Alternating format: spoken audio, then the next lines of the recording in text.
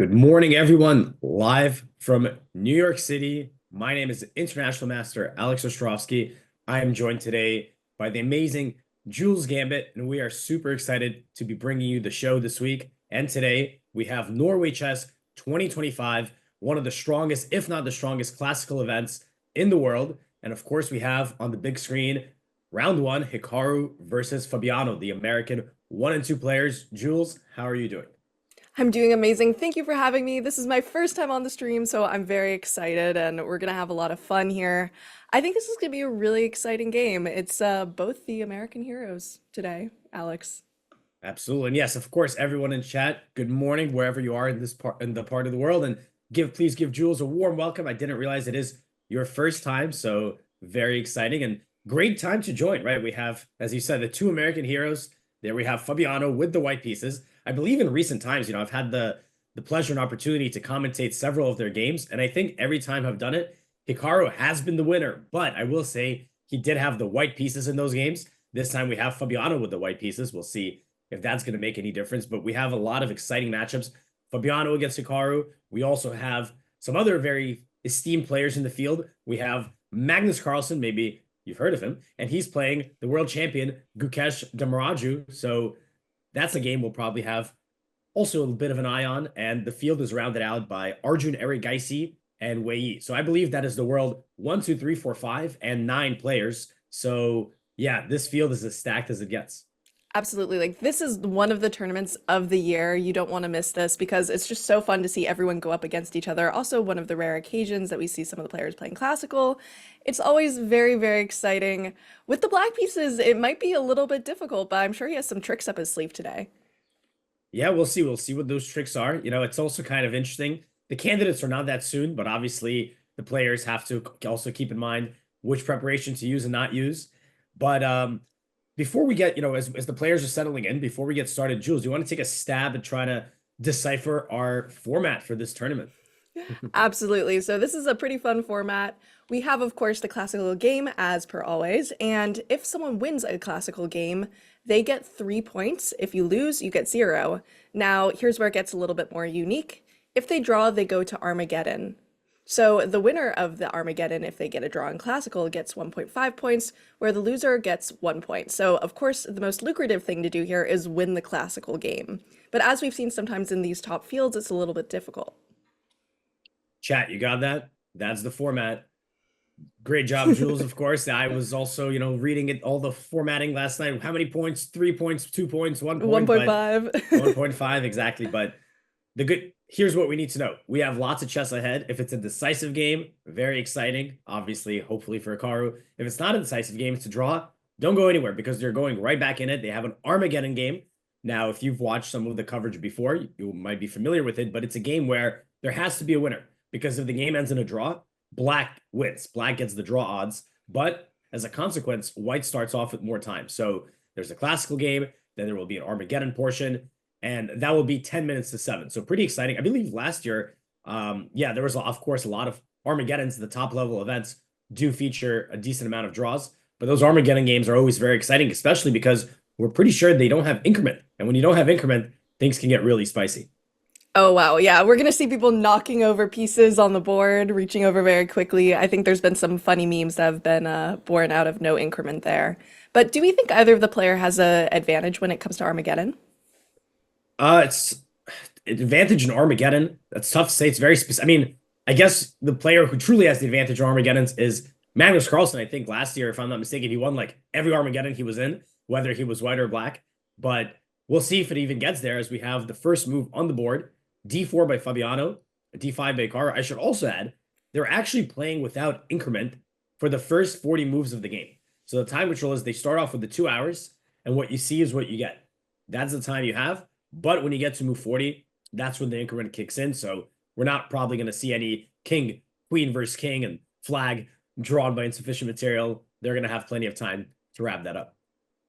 Yeah, absolutely. And looks like we're starting out here with a Slav defense. Do you think that maybe the best idea here is to do something solid, maybe hope for a draw and go to Armageddon, or do we think Hikaru is going to try to eke out a classical win in this kind of situation? Well, Might be one thing that I difficult just, here. yeah, it would be difficult. One thing I noticed, Hikaru, already got up. So Hikaru plays the Slav. We see, of course, Fabiano taking a little pause. So I think this is kind of, I've seen this happen when you play an opening and you expect this opening to be a bit of a surprise to your opponent. You're like, well, they're probably going to think for a bit here. So let me go get water, get coffee, look at another game. Well, I'm not sure which one Hikaru is doing right now, but he's definitely giving a bit of a pause to Fabiano. And I think, round one, of course, in any tournament, it's hard to truly know how these players are thinking.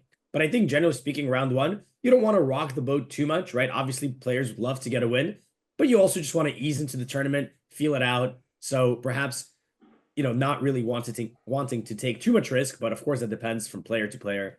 But I think with the black pieces against Fabiano here, Hikaru is definitely not adverse to a draw, but if there's chances to go for more, he will take them.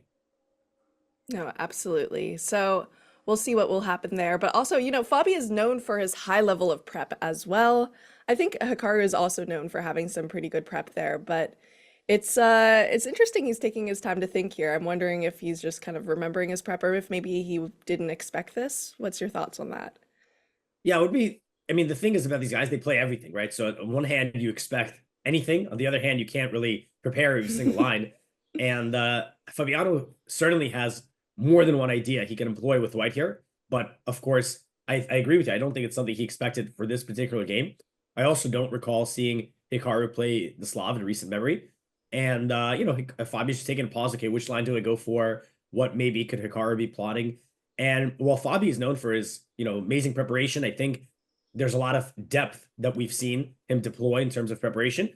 I think Hikaru in recent times, in my eyes, his preparation has been phenomenal in the sense that he goes into many different ideas. He has a wide sort of repertoire that he can try out. And he's got these very interesting ideas. Nowadays with the engines, so many things are getting revived and things are playable that maybe weren't in fashion before. And Hikaru, I think he's always digging up these ideas. Him and of course his second, I think Chris Littlejohn, and they're always coming up with these ideas to throw off some of these super well prepped opponents. They take them into territory where their prep may not be as strong. No, that makes a lot of sense, and it's fun to be able to experiment a little bit, especially at these top levels when you really do need to come up with new things if you don't want like a 30 move draw here. But you're right, I haven't really seen a Slav in his repertoire as of recent, so that might be why Fabi's thinking a little bit there. He looks very pensive today. Mhm. I feel like that my theory is that with the glasses and the hair, he's always looking very pensive. He does always look very pensive. Absolutely, but maybe especially so today. I'm not sure, but definitely interesting to see how this game is going to turn out here. But would you say that during these first games, the players tend to take less of a risk? I think that's fair to say, but again, I would also argue, maybe some players that are more, known for their more aggressive style. Let's take, for example, Faruja or Eric Geisy, who's in this tournament, right? These guys have a knack, these are the young up and coming players who are, young and carefree. Maybe they don't mind going for more of a risk profile, but in general, I would say I would lean towards a more cautious side. Now, as Fabiano is thinking here, what are his options? I think there's only really three moves that White could play here. One of them is the very solid but relatively boring exchange Slav, where you take on d5 and you have the symmetrical position, but since it's White to move, White can develop a little bit faster with their pieces. Don't think we'll get that, but it is possible.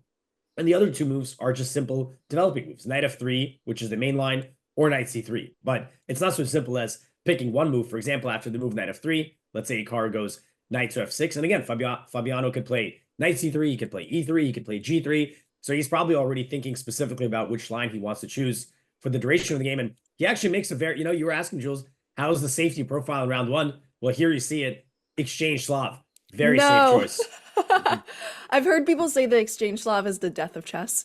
Um, but I think maybe he was like, you know what, if you want to go into this, I'll go into it with you, Hikaru. Let's see how we feel. But can you tell us a little bit more about exchange Slav for maybe me and some people who don't know as much about the opening? Yeah, my pleasure. Also, I just saw High Drop 2 in the chat gave a really interesting factoid here. He said Hikaru hasn't used the Slav in classical chess since 2015 when he played against Whew. Magnus. So it's been 10 years. So, for that reason, I think Fabi's like, hold on a second. This guy hasn't played Slav in years. He's got something special cooking. So let me just go into a safe territory. Okay, the players are now blitzing out their moves. Now Hikaru has a choice does he play a6 here, which is one of the main moves here, which serves the purpose of preventing any piece from going to a b5. He indeed plays that move. His other option was to immediately develop his bishop. Now, a6 here, well, actually, let me backtrack just a moment. Even though this opening, you said, the death of chess, right? The exchange Slav, because it's so boring and symmetrical looking, still there are some nuances to the game. And especially, Fabiano, when he plays the exchange Slav, he's not playing it because he's just like, okay, let's make a draw and I'm done. He's going to want to get a small but safe advantage. So white has some ideas that they can try to unbalance the game. So generally speaking, white will fight for the c file. White will look to get the bishop and knight out, presumably to f3 and d3. And for black, the big question in this opening is usually what to do with the bishop on c8. Because if you play bishop f5 very early, this is not a bad move, but you need to contend with the move queen b3. So the purpose of the move a6 for Hikaru is that he's waiting to see which square is better. If knight f3 is played by Fabiano, now he can play bishop g4 with the pin. So even in this like boring looking position, there are these small nuances that, the players are 1,000 times more familiar than I am, but it's not just like a very boring game. There's going to be these micro battles going on in the next several moves. It's really interesting, and it almost looks a little bit like a Jobava or Advanced London. I'm kind of wondering what the differences are. Maybe that there isn't that pawn on c2, so maybe it's a little bit better, but would that be kind of an accurate comparison, or maybe there are some very, very key differences there? Sorry, key difference in one more Between time? this Yeah. position and like a Jobava London, perhaps? Oh, I see. Yeah. Yeah. Do you play the Jabava London by I chance? do not, but I have had to prepare against it against some opponents before. I see. Yeah, I mean, there is a big difference with what seems like a small difference, but with the pawns on the c file, I think that increases the opportunities for white to long castle, right? Because the long castling, the queen side is a lot safer. I don't know if I've ever seen, I mean, it's definitely has happened, don't get me wrong, but it's quite rare that white castles long, I would say, in the exchange Slav. And Fabi is taking his time again, and I don't see Hikaru at his chair. He is vibing somewhere. There's a great snack counter, I'm sure. Some Hmm. amazing coffee there for to get them through this kind of later start time. So might be there, but also kind of shows that he's probably pretty deep in his prep. I wonder if it's an intimidation tactic as well. Being like, I don't even need to think. I'm so deep in my prep. I've looked at this all night. Hmm. Yeah, I mean, I also am wondering if they have this confessional booth again. I remember they had it last year, so I don't see why they wouldn't have it this year. And we never know. Maybe when the players are getting up, maybe they're ready to do some confessionals, especially Hikaru, who has been known to enjoy doing that. I do love our Mm-hmm. confessionals. I'm really excited to see what happens there because you get some of the best clips of all time there. They can be very, very sassy, which is a lot of fun. So Mm-hmm. I hope we get to see some of that. Yeah, I assume they have it, but when I was looking at the regulations, it wasn't explicitly stated, but hopefully they do. I don't see why not. I don't see why not, but I'm not the organizer either, so we'll see. We'll see. We'll take a look in that. Is there any way besides the Queenside Castle to make the Slav a little bit more spicy? Um, Spicy, let's think. Well, I remember I had a game where I was playing the black pieces in the exchange Slav, and I don't believe I played, actually, maybe I did play, yeah, I think I did play a6. And if I recall correctly, my game went, I'm going to try to remember, this game was played 5, 6 years ago, but I think it went like rook c1, bishop f5, knight f3, e6.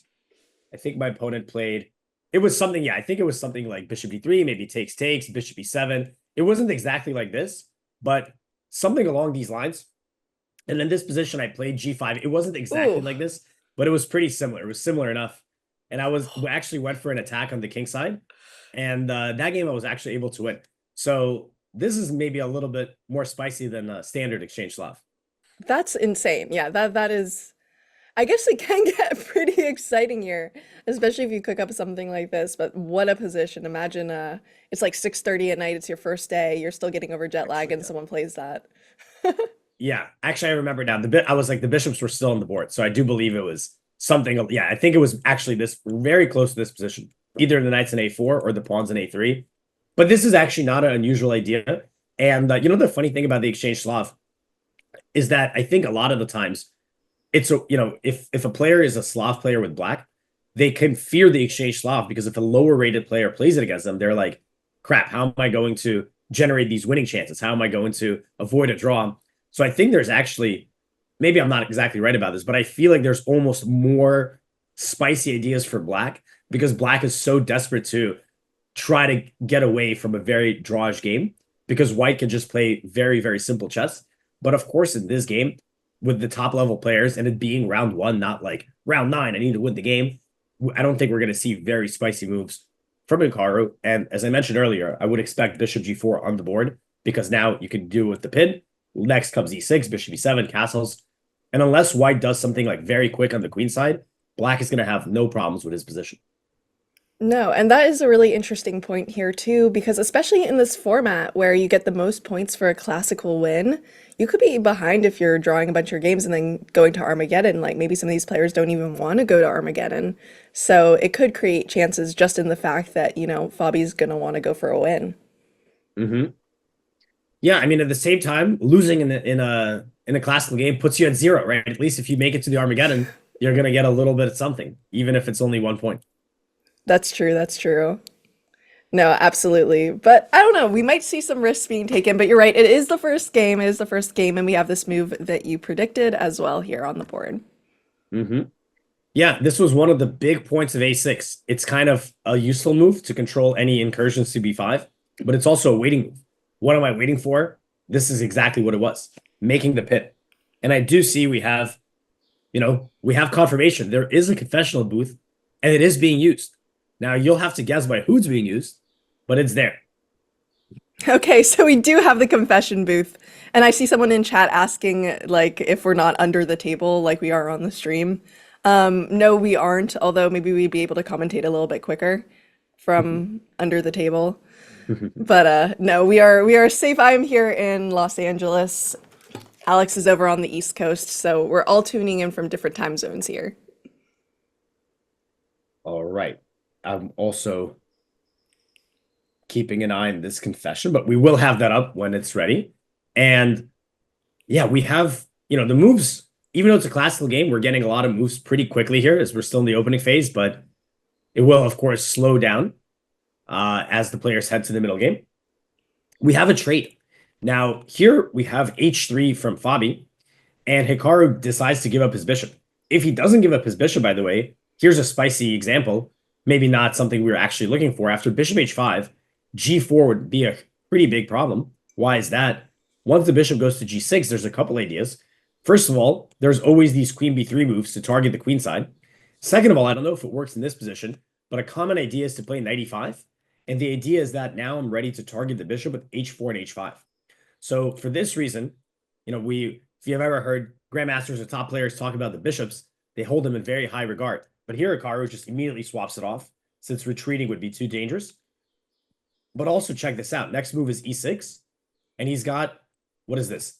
6 of his 7 pawns on the light squares. He says, I don't need that light square bishop. My pawns are doing a great job. And now I'm going to trade another pair of bishops off and get castled. That's interesting. Huh. I guess it does look like it could get it pretty spicy here. And if they follow mainline, is it just something? Can we look at what the mainline would look like a little bit? Well, one thing hopefully it doesn't look like is, I mean, not that this would make any sense, but Fabi going here and then them repeating. I don't see that happening. I believe in this tournament it is a 30 move rule for draws, so you can't offer or accept draws, but three folds are in play. And before we get any moves, we do have the confessional ready. So let's hear what Hikaru has to say about perhaps his opening choice. Well, hello everybody. So I guess this year we're doing a slightly different setup. Feels like just not last year, feels like yesterday that I was last here. So felt like coming in very early, primarily because my game is already extremely boring.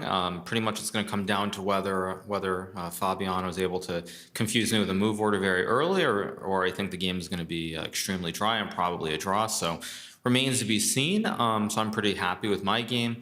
Magnus's game, of course, we have this classic like Jobava London system with this bishop f4, c5, e3, not too different from some stuff that I've had against Magnus from both sides, actually, in some of the recent Chess Champions Tour events. So that game looks pretty exciting. Wei Yi's game versus Arjun, I think, is the other one. Fairly boring, but Just felt like coming in early because either my game's going to peter out instantly, and in that case, I won't be back here, or I'll mess something up, and then I also won't be back here because I'll be thinking for a very long time. So it's all pretty normal, but it's good to be back here in Norway. It's good to see the general enthusiasm from the fans locally, and it's just a nice experience. So I'm sure I'll have more to say in the coming hours, maybe coming hours, maybe coming minutes. We'll see. But it's fun to be back, and just looking forward to the event. So it should be good. See you guys. Have a good one, as I say on YouTube. Bye. All right, so there's the thoughts of Hikaru. Funny to say, he said, hey, either I'll be not back here because the game is going to be a quick draw, or I won't be back here because I'm going to make some mistakes. But he did mention that forbidden word, the quick draw. Obviously, it's a very solid opening, but Fabiano, bishop pair, he might try to make some use of it in the long run. It's always really funny when players admit that their openings are boring. I always really enjoy that. But fun to get a confessional there. I wish more tournaments had that format. I think it's really interesting to hear the players and their inner thoughts.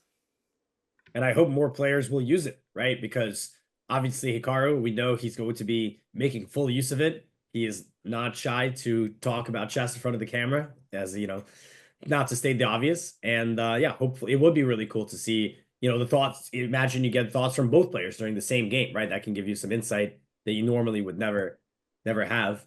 But, speaking of boring openings, it takes two to tango. The Slav, let's go back here for a second. Who knows what Hikaru had prepared? Maybe he had the semi-Slav prepared, and maybe in the semi-Slav, you had the Botvinnik variation prepared, which, looks something like this, just to throw some moves on the board involving all sorts of, okay, let's say 97 here and takes, and, you can have all sorts of crazy positions, with opposite side castling and crazy pawn majorities on both sides. So anyway, the point is the Slav itself is not really a boring opening, but when you play the exchange Slav, yeah, maybe it is. Maybe it is a boring opening in that case.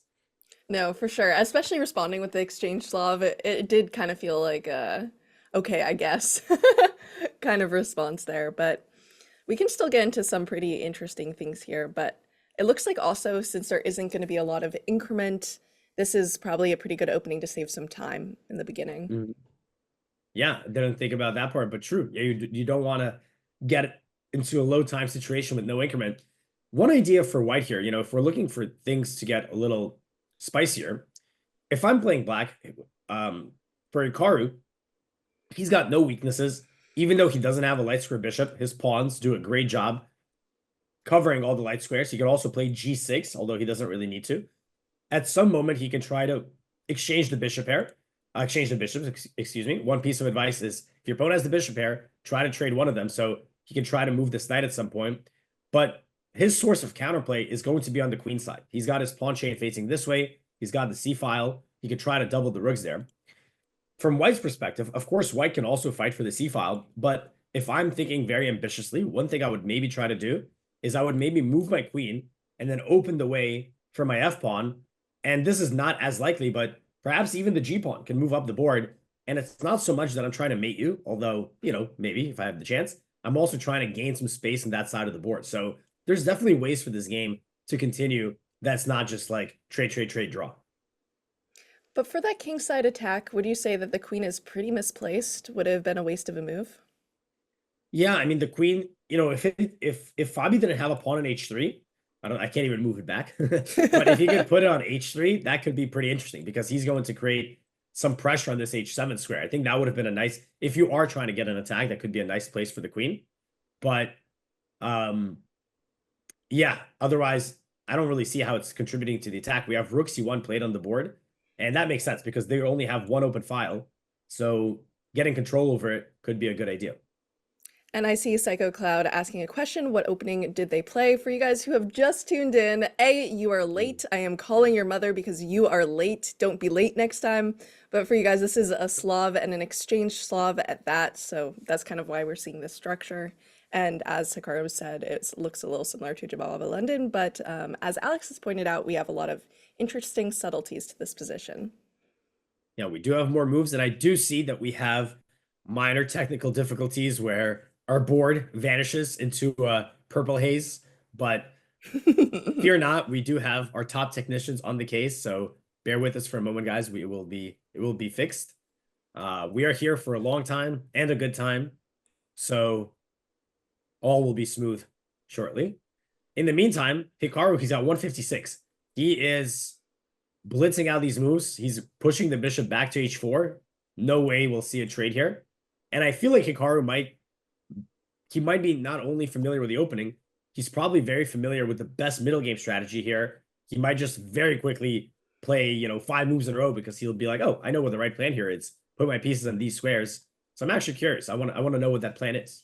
Yes, I do as well. And this is a position, even if you don't play the Slav or the exchange Slav, this is a position that you can get in a lot of different types of openings, of course, with some slight differences. But yeah, having the bishop on d3, the knight on c3 could look almost a little bit like a queen's gambit declined as well. So a lot of interesting things we can learn from this middle game position. Yeah, let's see. Well, I was going to say, let's see how Hikaru is going to play here, but he's not because he's not at the board. Maybe he's trying to sneak in another quick confessional. I'm looking here at one of the engine suggestions, and it's a move that I also quite like. It's the move knight e8.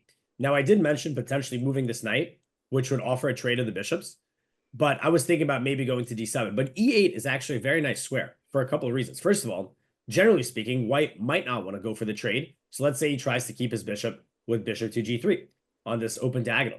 Well, now black can insist bishop to d6. Let's trade the bishops. And if you don't trade the, well, I mean, you can't avoid the trade. Let's say you do trade the bishops.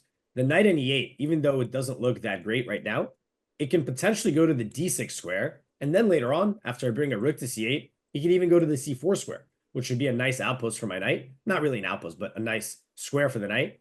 So I'm curious if Hikaru will do that. And he does. Knight e8. He obviously knows the right strategy to handle this position, which often is way more important than just knowing every single theoretical move. No, and that makes a lot of sense. That knight on d6 would be a lot more powerful than it was on f6, and the bishop pair will be kapush, as they say.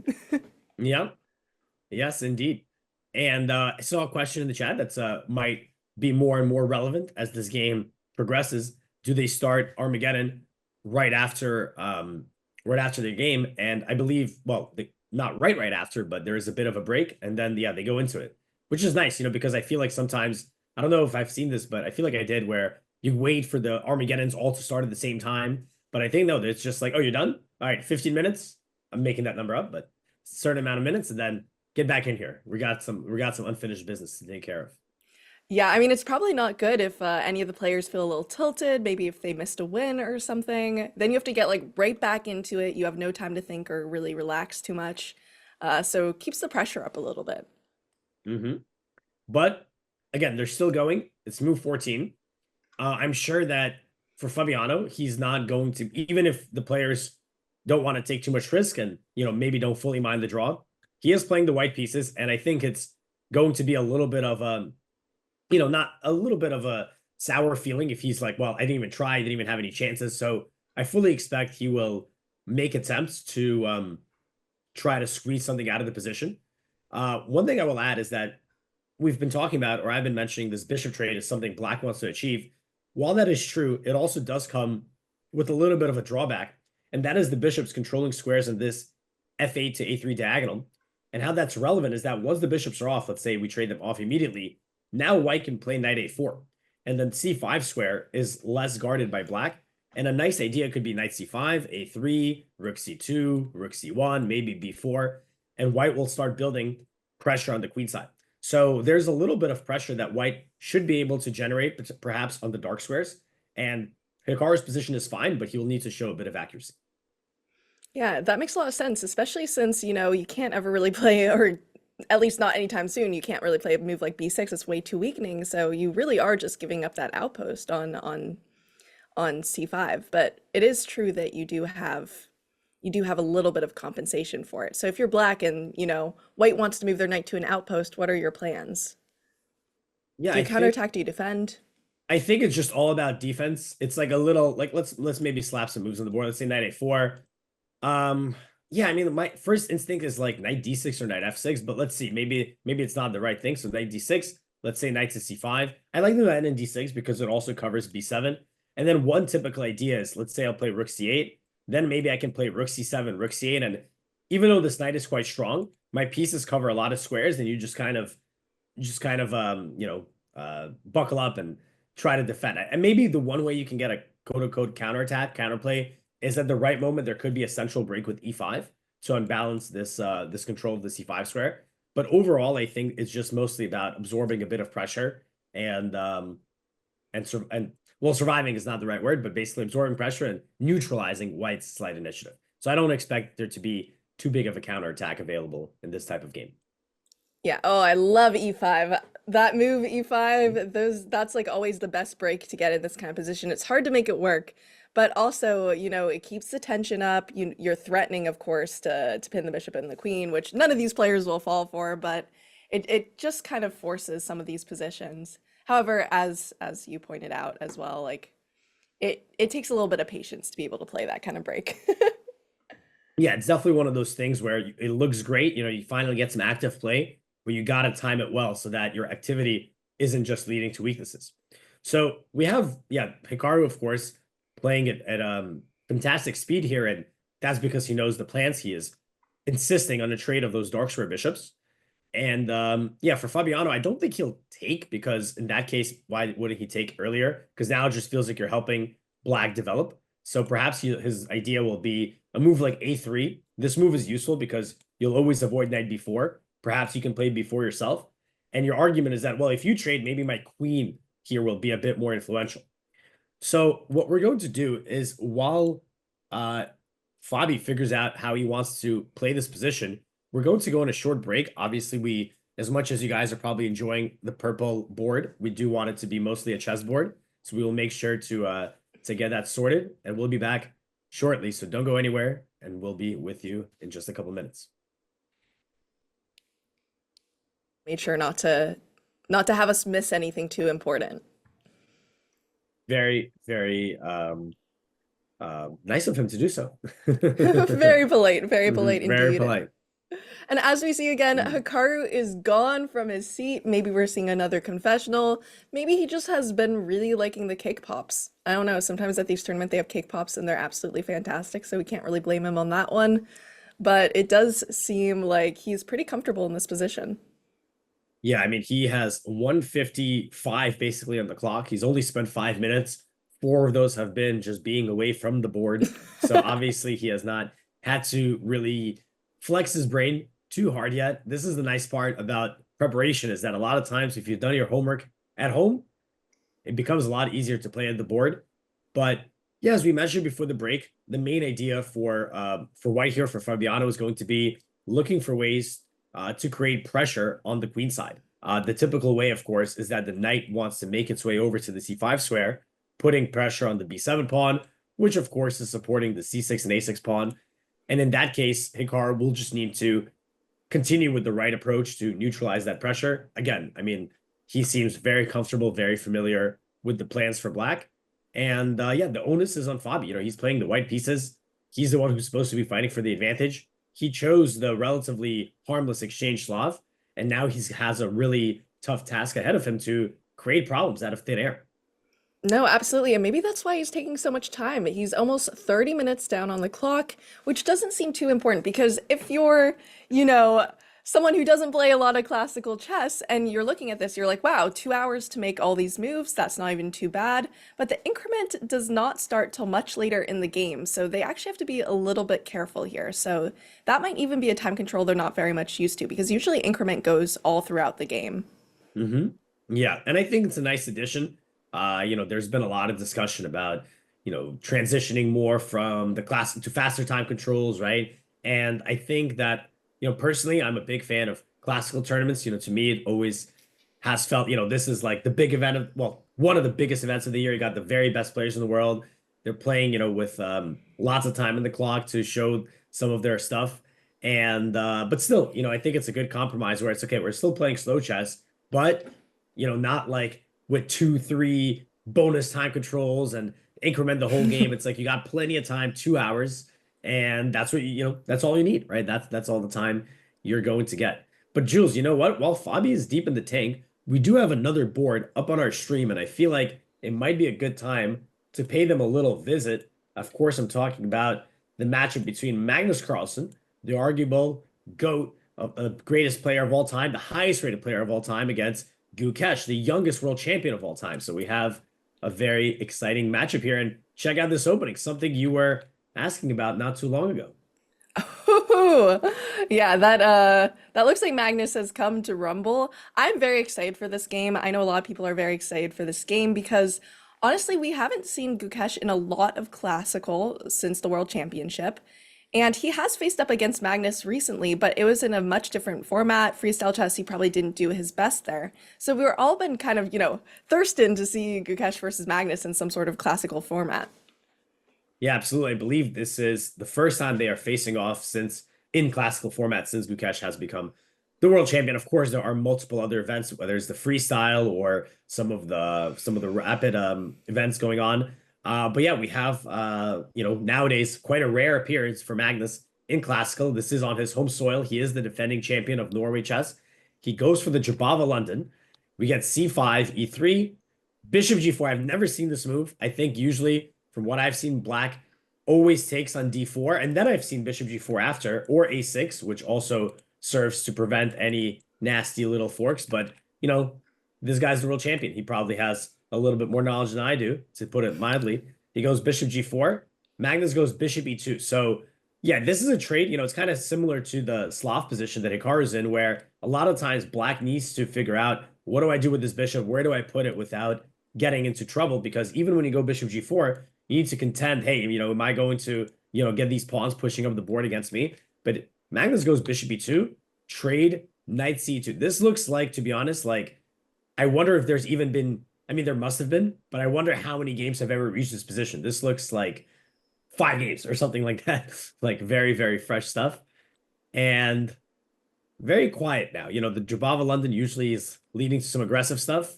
This looks a little bit more chill for now. What do you think, Jules? Is it going to be quiet or not?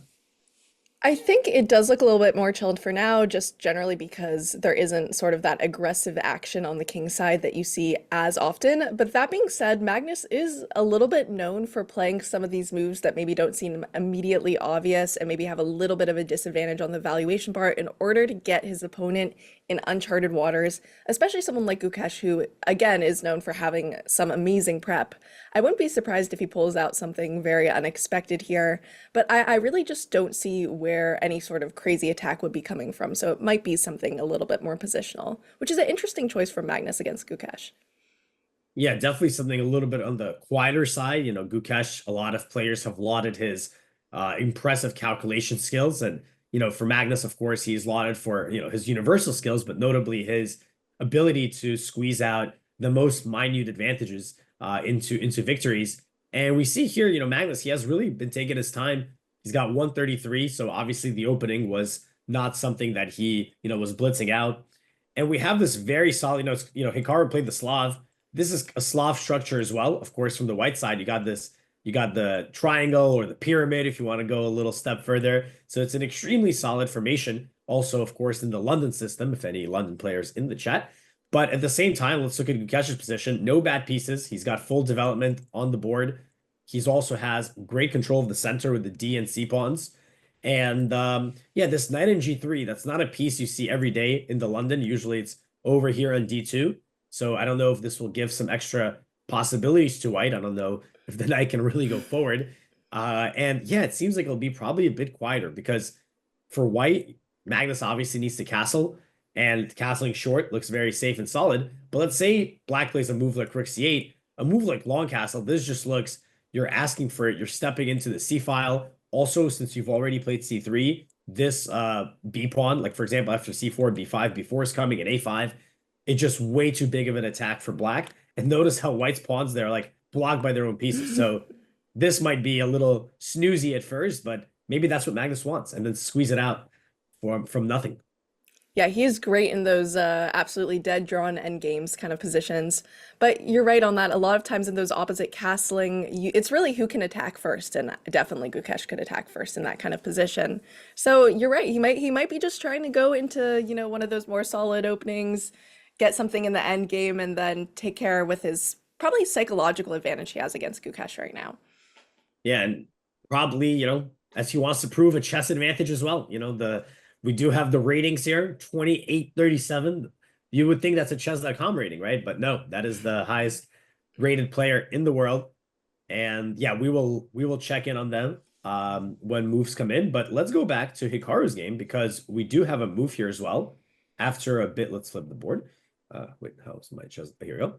All right. We do have a move from Fabi. He thought for 15 minutes and he settled on knight a4, which is, of course, a move we've discussed. The knight's going to c5.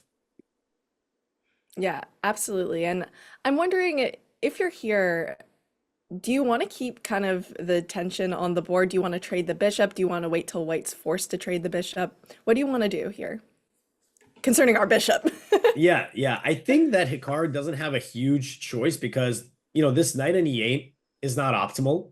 So to move it, like you don't really want to put it on c7 either because it's defending these pawns that are already well defended and it's got no future on the queen side. So the knight ideally will be on d6 where it will cover the b7 pawn and also cover some of these light squares.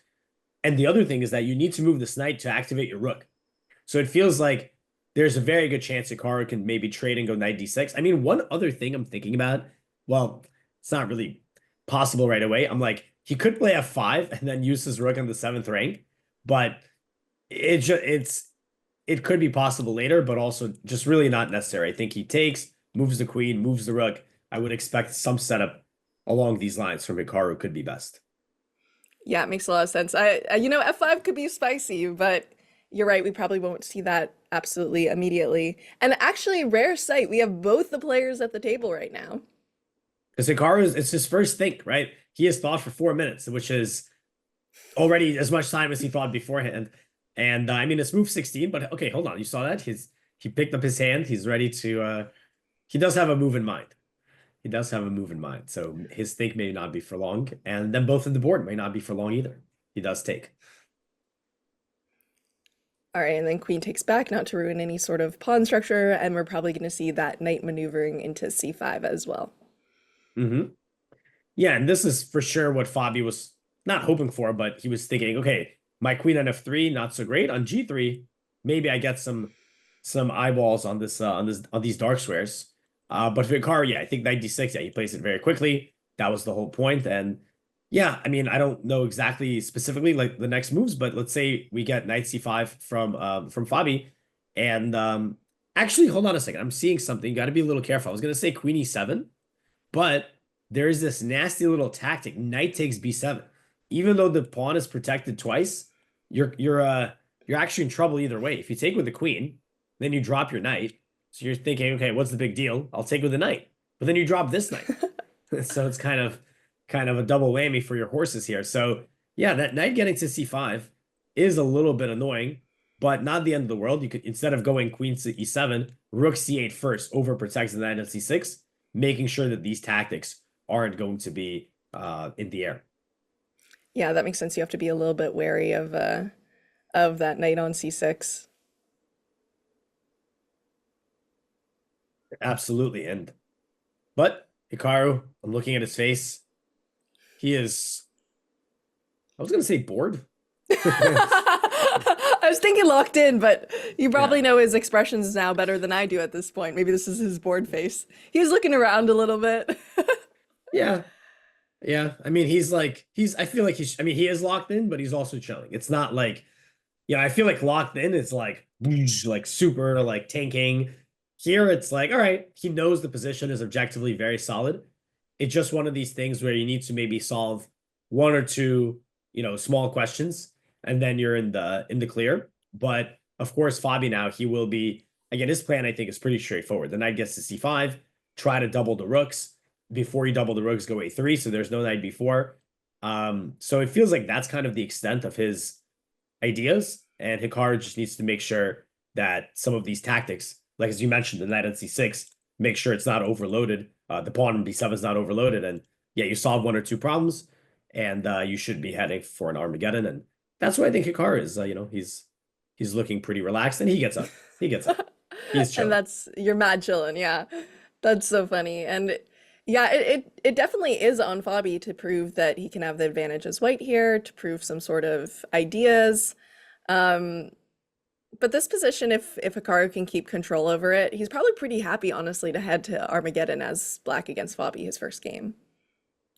Yeah, get a point, guaranteed, at least a point, right? And then and of course I think he'll be quite happy if he's able to equalize and draw this position without issues.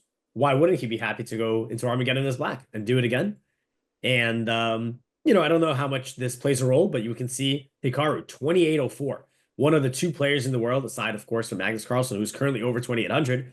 And Hikaru's been over 2800 several times. But it also could be nice to stay there. And the draw definitely keeps you there. Yeah, the draw does definitely keep you there. And it starts the tournament out on a decent footing as well, which honestly, we've all heard of people who've lost the first game and gone on to win the tournament, but that's never a position you want to be in because you're just like, why am I even here? Especially these games happen pretty late at night, which is amazing for all of us on our different time zones who are able to appreciate the games. But you have to think about it from the player's perspective. Starting a game at 6:30, you probably don't get done till pretty late, especially even later if there's Armageddon, and that can be a little bit rough if you're ending on a loss. Yeah, that's a good point. Yeah, so you're saying you rather if you're gonna lose, you might as well get it out of the way early in the day. Exactly, then you can go to the pool or the beach, or if you're in Norway, I don't know, what do people even do in Norway? Eat fish or Well, they're see currently in the Stavanger. stars? Yeah, which I think is let's see. I believe it's on the west coast of Norway, right? So yeah, I don't know. Maybe I was thinking how good of a view are you gonna get of the stars there? But I think from Norway you get good views all over.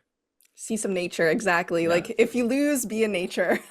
But we're seeing on the board the idea that we've been discussing for a little bit. Nice little knight on that outpost, and then probably we're gonna see, as you talked about, Hikaru bringing the rook into the c file to make sure there's no loose knight situations going on.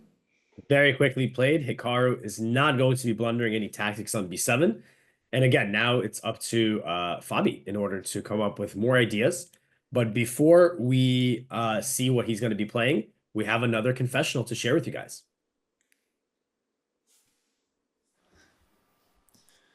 Well, I tried to surprise him, and I figured, since he's prepared for World Championship match, he'd kind of have a surprise everywhere. Maybe I should have known about this move, Bishop G4. Like usually it's played after C takes D4, and E takes D4. And he thought for a few minutes, played Bishop G4, and I just realized, well, I don't know anything. So I responded the way you often do, and especially in the first round, in the absolute kind of wussiest way possible, with bishop e2 and knight c takes e2. Now I just intend to set up a structure with c3, knight f3, maybe then h4, knight g3, and so on. But it's all completely equal. I'm not remotely better, but I was gonna say it's a game at least, but it's barely even that. It's just quite dull, to be honest.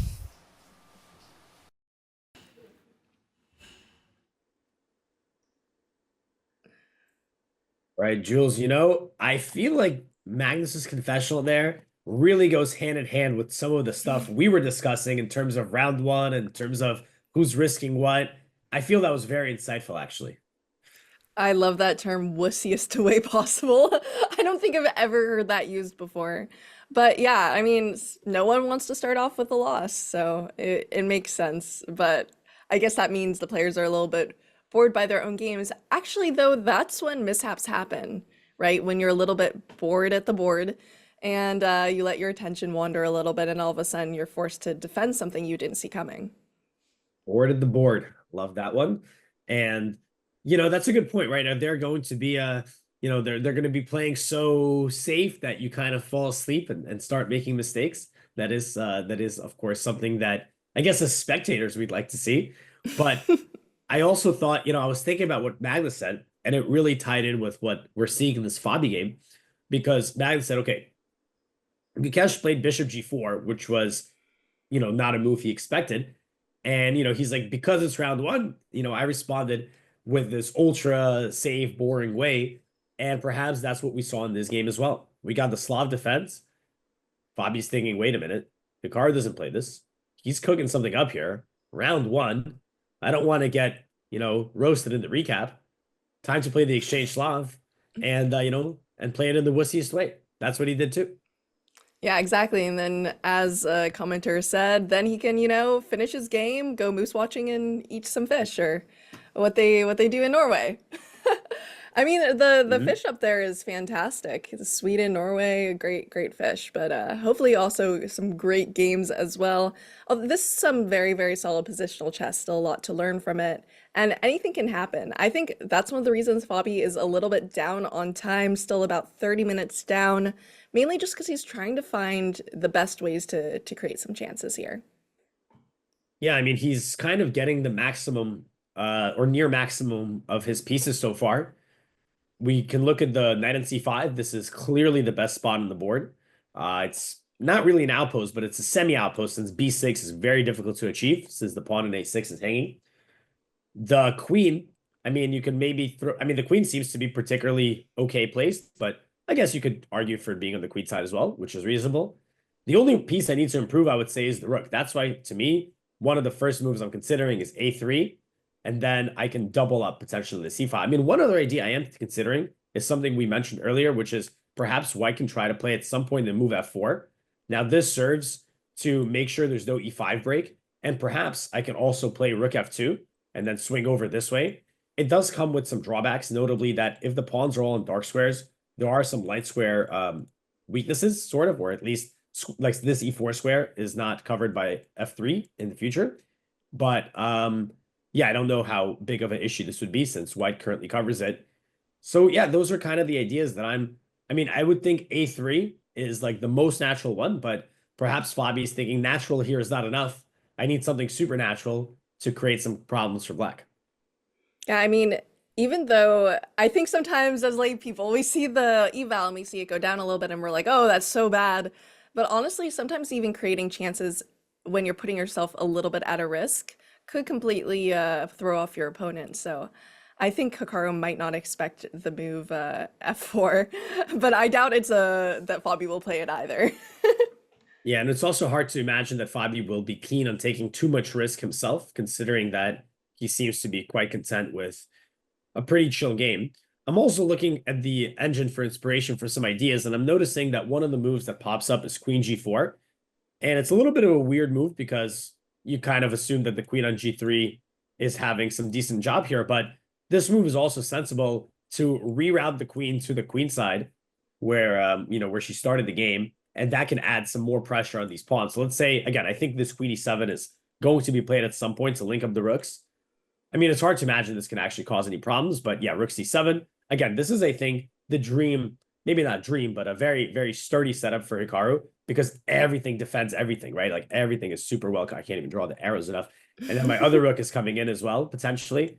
But yeah, perhaps, yeah, I feel like if Hikaru, I mean, he is going to get this, this looks like pretty much impenetrable. And maybe even at some point, a move like e5, as we mentioned, could be an idea because let me just make a random move like a3.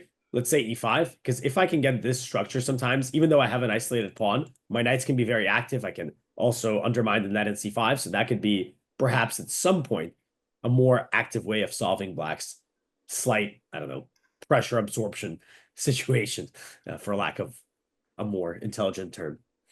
Yeah, and that does look like a slightly more dynamic or interesting position to be playing as well. So it could be something that we would see here. I think we also, honestly, Alex, need a second clock for the amount of time Hikaru is taking versus the amount of time he's off screen doing something else. Like actual time spent at board versus time Time thinking, spent eating yeah, cake pops. yeah. Well, we will, we will get those. It's day one, right? So we are trying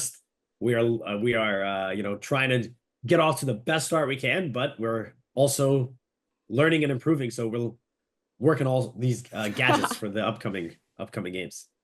That one would be very, very funny, but perhaps a little bit confusing there.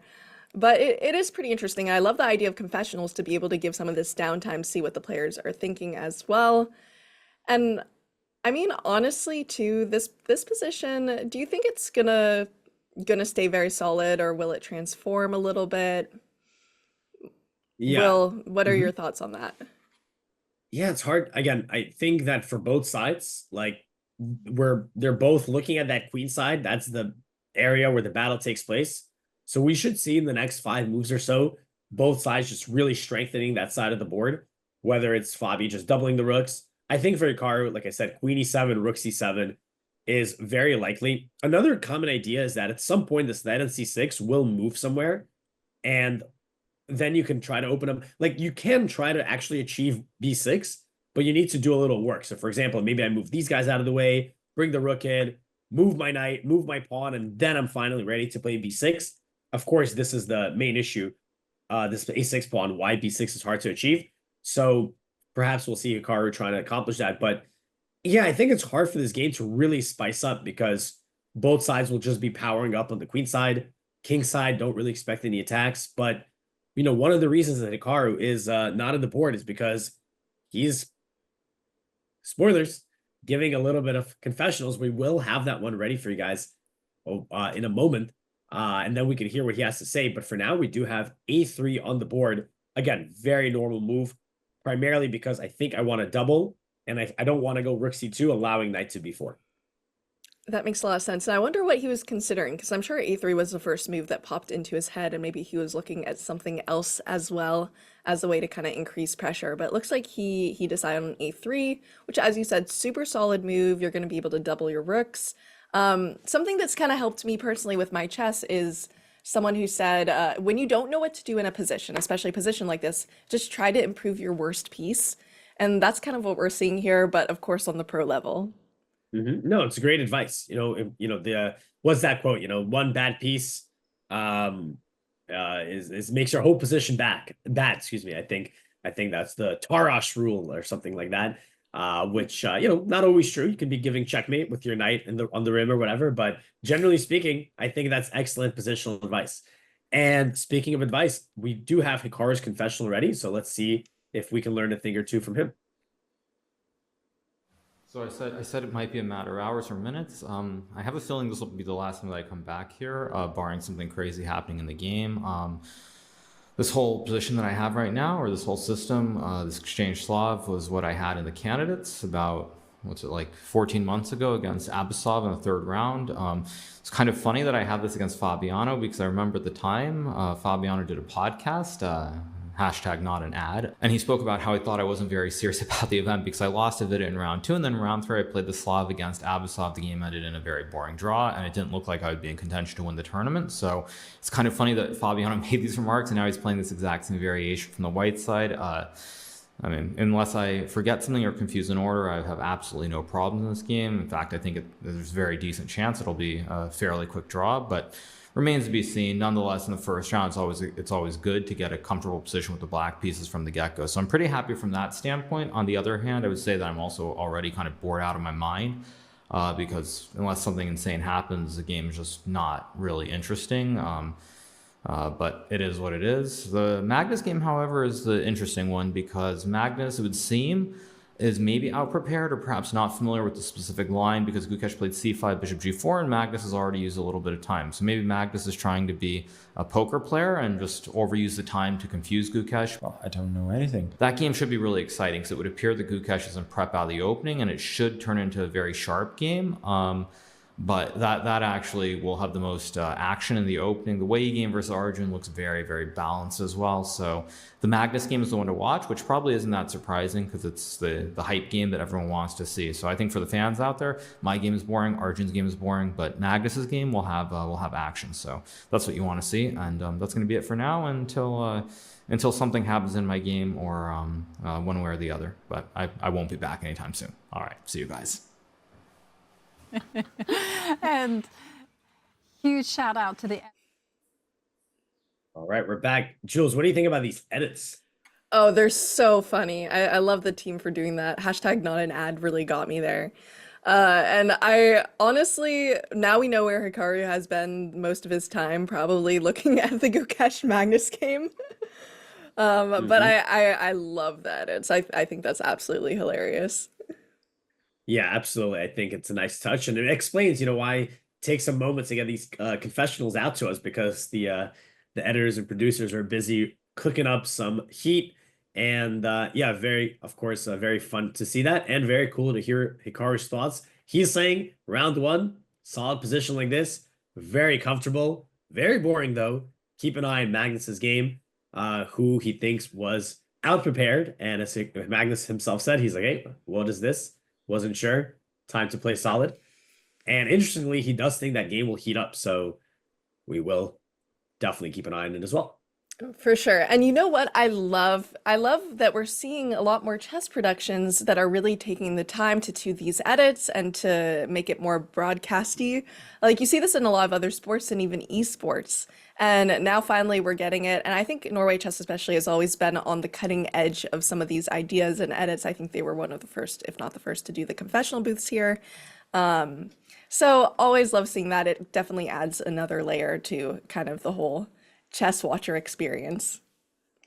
Absolutely. And I think one other thing we can add is that, you mentioned they're on the cutting edge of, production experience, but in general, another interesting thing about this tournament, I know we haven't given it a shout out yet, but not only do we have this open event with, of course, Hikaru, Magnus, and all the players are watching, there's also a world-class women's event going on at the same time. And one of the things that I believe is probably for the first time, one of the first times, is that the prize funds are also equivalent for the both sections. I was looking at the prize funds; they're pretty nice, actually. Hopefully, I can get an invite next year. You get 10 grand for last place, so 10 grand to show, 60 grand. I'm talking USD for the winner. So fantastic prizes for the players in both sections.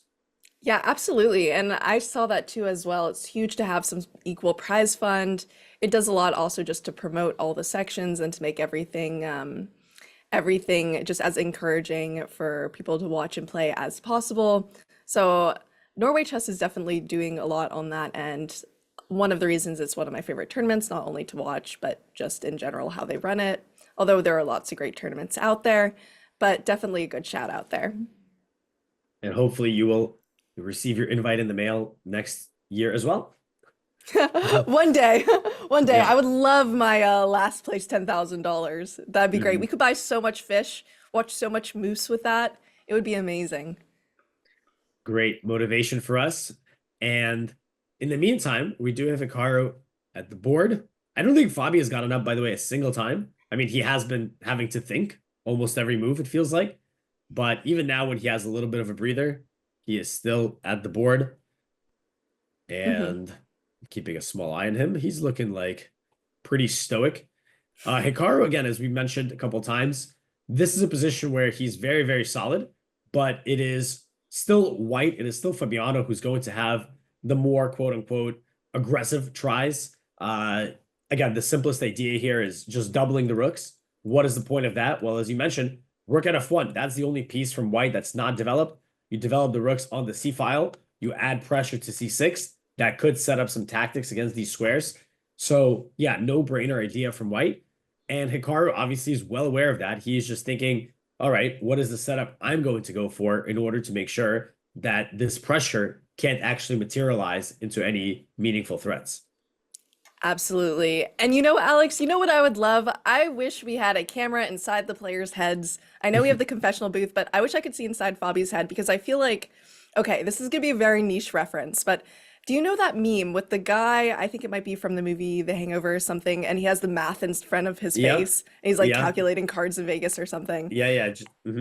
I feel like that's Fabi. Like when we see him thinking and so locked in like that, I bet it's just like all the different math, all the different calculations in his head going on right now. And then playing a move like A3, I just would like to see everything that happened to get there, basically. That's a good point. Yeah, I mean, I feel like if we did see something like that, I'm not sure we would be able to fully follow it, but it would be something, quite a sight to behold. Yeah, it's interesting in this position. Obviously, all these players have tremendous calculation abilities, and that is also another aspect of the game that Fabi has often been praised for. It's not really a position where there is that much brute force calculation going on because it is a quieter position, of course, for now. But still, you are considering what and then we have. Look at this. This is actually, Jules, you got your wish. Look at Fabi. He's got all the math, yep, there you go. You got the waves. This is what he's thinking about. in order to play the move like A3. That is the level of calculation and dedication you need. And yeah, I mean, again, it's one of these things where it is actually a good question. Like what, he knows, he can tell you about the move A3. It's not like a move he needs to look for. In 1 nanosecond, he has A3 in his mind, right? He sees that move. So what are the things in between seeing that move and playing that move that transpire in his mind's eye? Absolutely. And a very quick response there from the production team. So thank you for that one. But yeah, especially when we see them thinking a lot and then playing kind of a more normal or thematic move, there's got to be a bunch of different candidate moves that they're thinking of, maybe some on the more risky side, and then they're probably going over variations. Also, maybe not even in their mind is what is the best move, but also what move gives me the best chances. Should I be taking this risk? Can I analyze this? How deep they're calculating as well is something that probably we can't even fully comprehend because it just goes so quickly, as you said. We've even seen it in the confessional booths, right? When they just completely spurt out lines and you're like, okay, bud. Yeah, I follow you. And Yeah. it's amazing to see.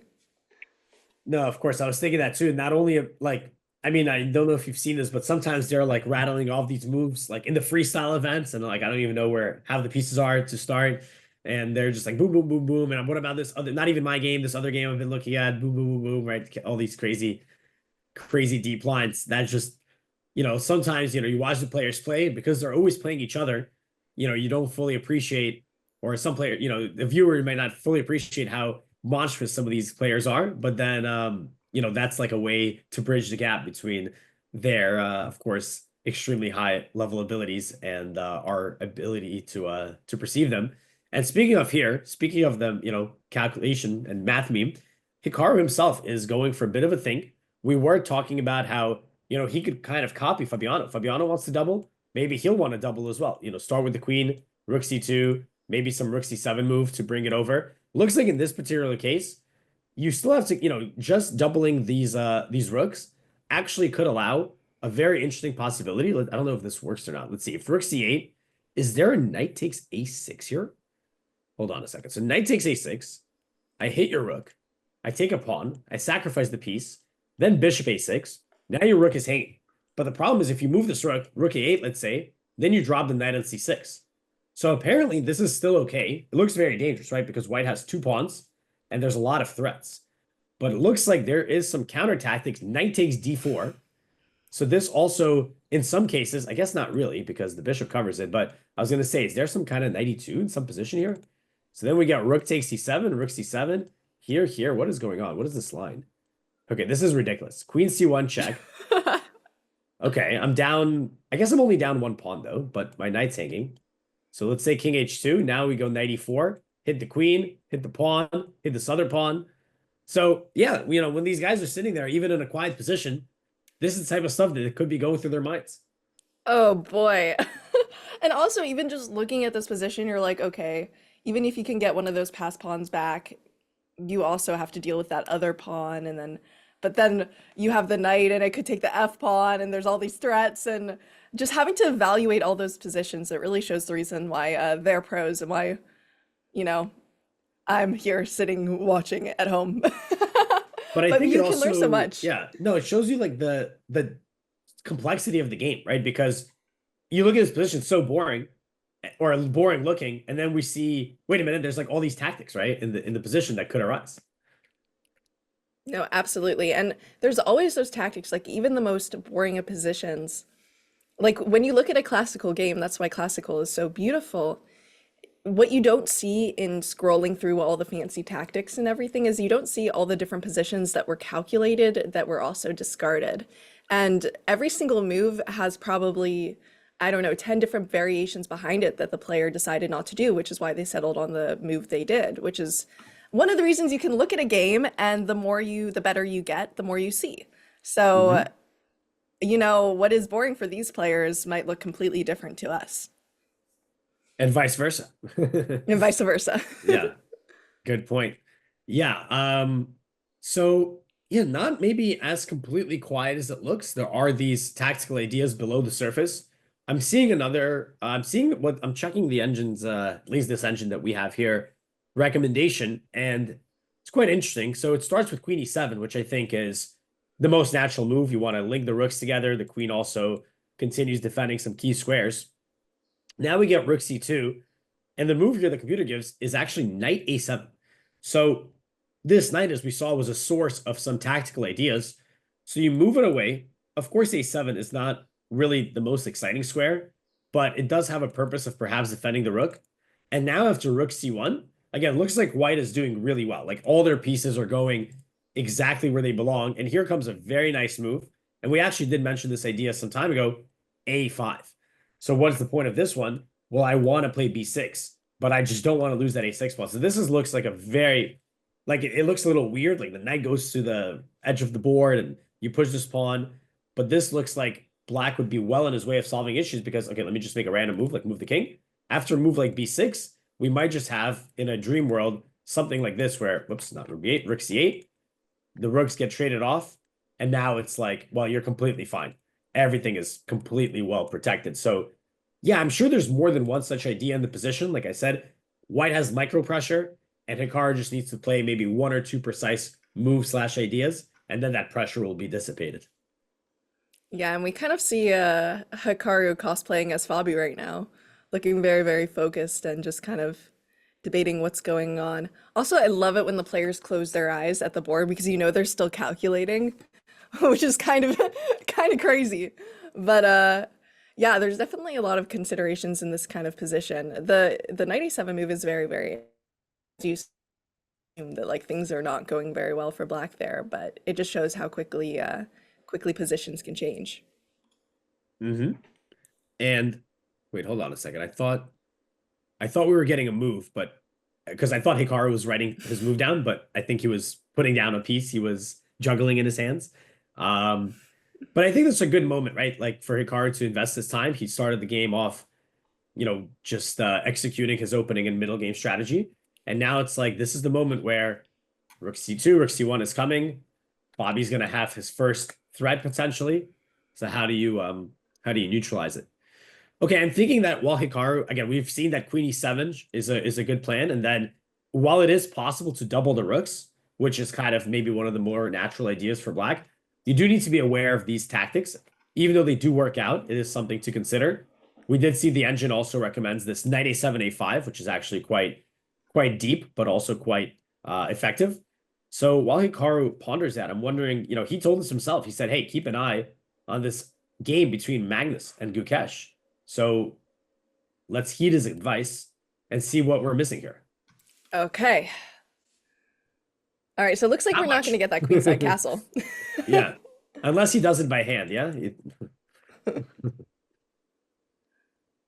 It's kind of an interesting position. I don't think I don't know. It does look like it's still pretty solid and slow, but also kind of seems like the knights are a little bit, or at least one of the knights are a little bit misplaced here. Yeah, and particularly, excuse me, the knight on g3, strange spot for it in these London structures where it will often, I guess the nice thing about this, quote unquote nice, is that you don't have to worry about knight h5, but I can hardly imagine this knight being on g3 for a very long time. It just feels like you have no way forward and you're not really controlling too many important squares. Magnus plays rook d1. So, on the surface, it makes sense. Perhaps he's hoping to just take and play e4 potentially. Like, let's throw in a random move for black, like rook c8. I don't know if this is exactly an idea here, but could be a way to make use of this rook on d1. Of course, he is not going to castle long, as we suspected. This is going to be way too dangerous. Short castling is on the cards. But look at, wow, I'm looking at this idea that the engine gives, and it's quite nice. And I'm also trying to fully understand it. It says queen a5. Okay, I understand that. You're attacking my pawn. You cannot have it.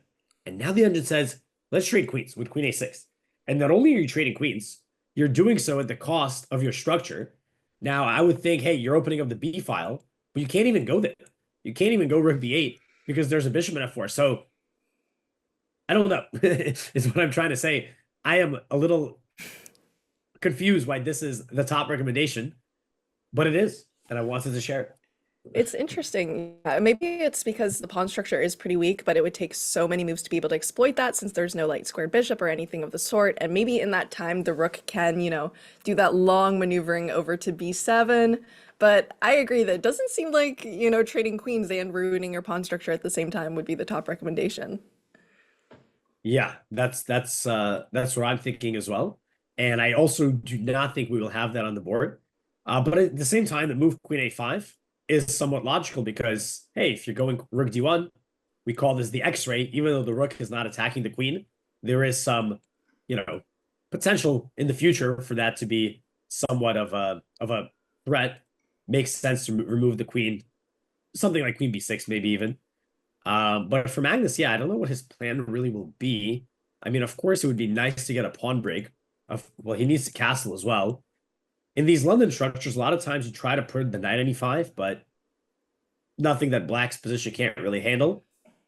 Definitely feels easier to play for black here. We do see that Magnus spent 15 minutes on rook d1.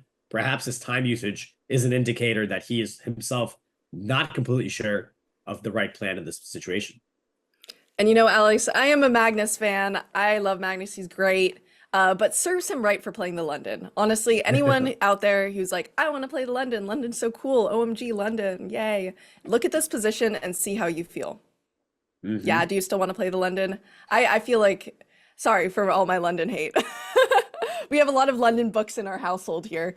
But just, I don't know. Sometimes you get some really fun aggressive positions. Other times it can end up like this. Yeah, this is definitely not a poster child position for going for the London.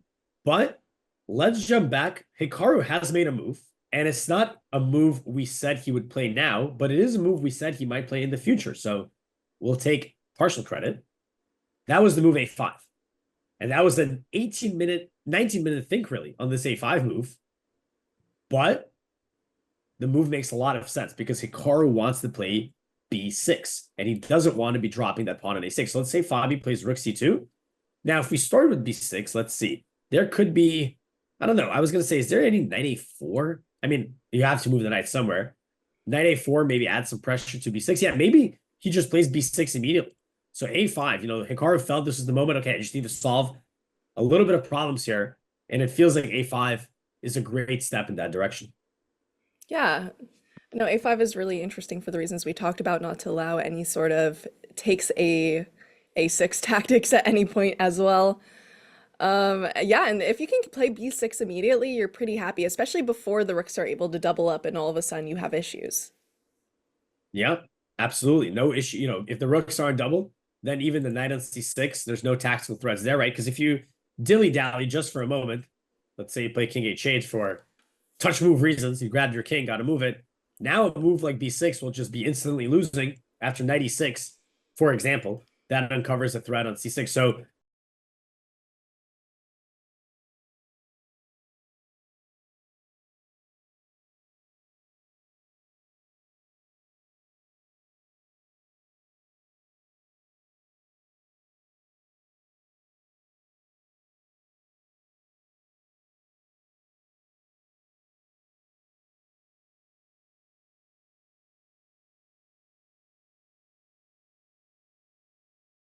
Positional geniuses when it comes to long classical games. looks like we had a little F in the chat. I think we turned into rainbow dots for a little bit. We got a little too excited and or our volume. Well, either our way. face. Our face. Okay. I see. We wouldn't want to have that. But I think we're all nice and solid here. Yeah, we were just so excited about a5. One of the stream couldn't handle. It overloaded with joy and praise. Yeah, absolutely. The position got so exciting that it just completely turned us into rainbows. Yeah. But it happens sometimes. It does. And yeah, this is the part of the game where, both players in the opening phase, they're very familiar with things. Bing, bang, boom, they play their moves. And then you get to the middle game, and that's when you start seeing sometimes these 10, 15, even 20-minute thinks, because the position turns a bit critical, where it's like not necessarily advantageous to one side or the other, but the moves you play at this point, at this junction, are going to influence the next 10 moves significantly. So these are these critical moments the players will invest time. And then once we get past a couple of these moves, we're going to get back to boom, boom, boom, boom, and the players will be playing faster as the game clears up. But this is like the meat and potatoes when they're really racking their brains for the best ideas they can come up with. Absolutely. It sort of feels like, do you know when you're starting the beginning of the day and you have a choice. You like, oh, I can eat eggs and spinach, or I can eat the Sour Patch Kids I had by my bedside last night. And one of them is a lot more tempting. The other one is a lot quicker when you don't have to cook, but then you're going to be suffering the rest of the day for it because you're going to have low energy and you're going to kind of feel like crap. This is kind of like the middle game. You can take a lot of time and you can make sure you're setting yourself up for really a clean, smooth end game, or you can play quickly and then all of a sudden you're defending for the rest of your life. So it makes sense to take a lot of time here in this kind of position. Yeah, and I like how you said for the rest of your life, not even the rest of the game. You're just, that's it. You know, once you've gone down that dark road, you are not coming back. But no, I agree. That's a interesting but pretty accurate analogy here, right? You better eat your spinach and start the game off right. Otherwise, you're gonna be you know, for life you're going to For be, life. yeah, in a sugar crash situation.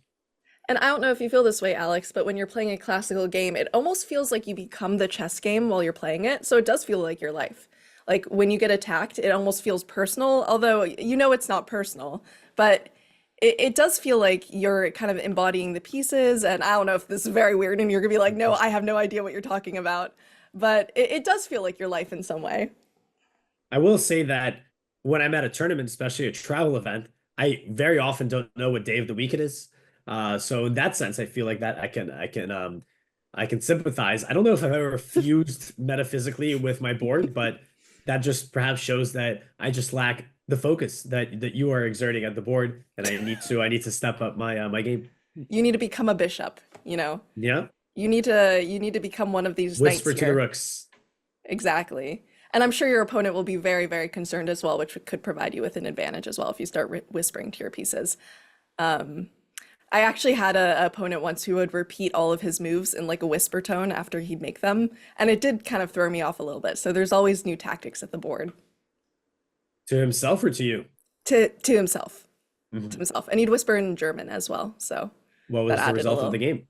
I actually lost that game. So Yeah. this It worked. obviously works. Exactly. It did work. Exactly. Well, Become it's the good to know. pieces. My German is not so good, but you know, I can do it in some other languages as well, and we'll see if if it'll work out. But I have faith.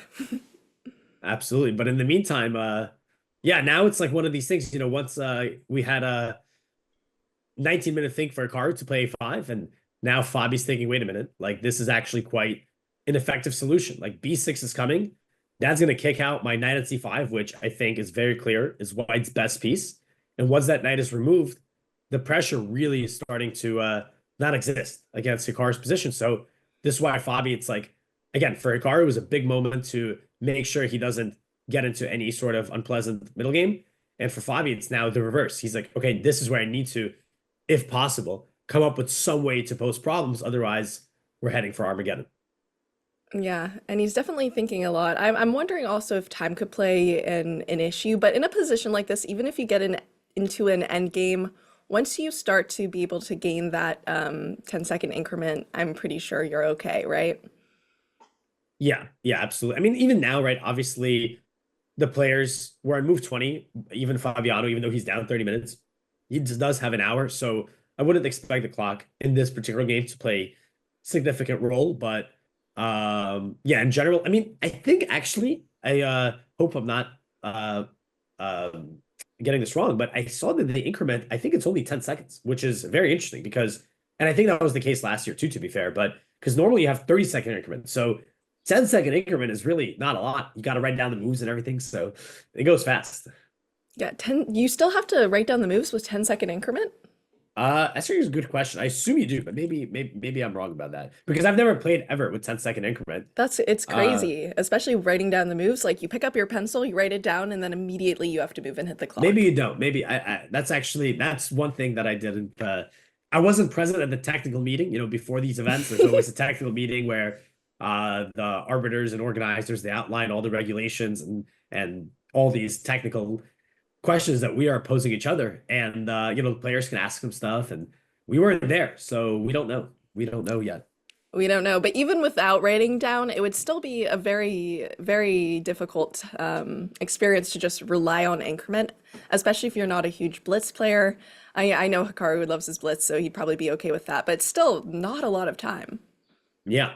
And I'm trying to, there these games and tournaments are slightly fusing in my brain, but I think last year, I'm pretty sure when I was in commentary as well, there was a game that in the classical portion that Magnus was able to win against Fabiano with the black pieces in the Italian game. And that game was this like queen end game. And it was like, oh, this is a draw. But okay, of course it's Magnus, so never really a draw. But it's like, oh, it's a draw in end game, 0-0. They're gonna draw. And it got down to that increment portion where both players were playing with the lowest of the low times.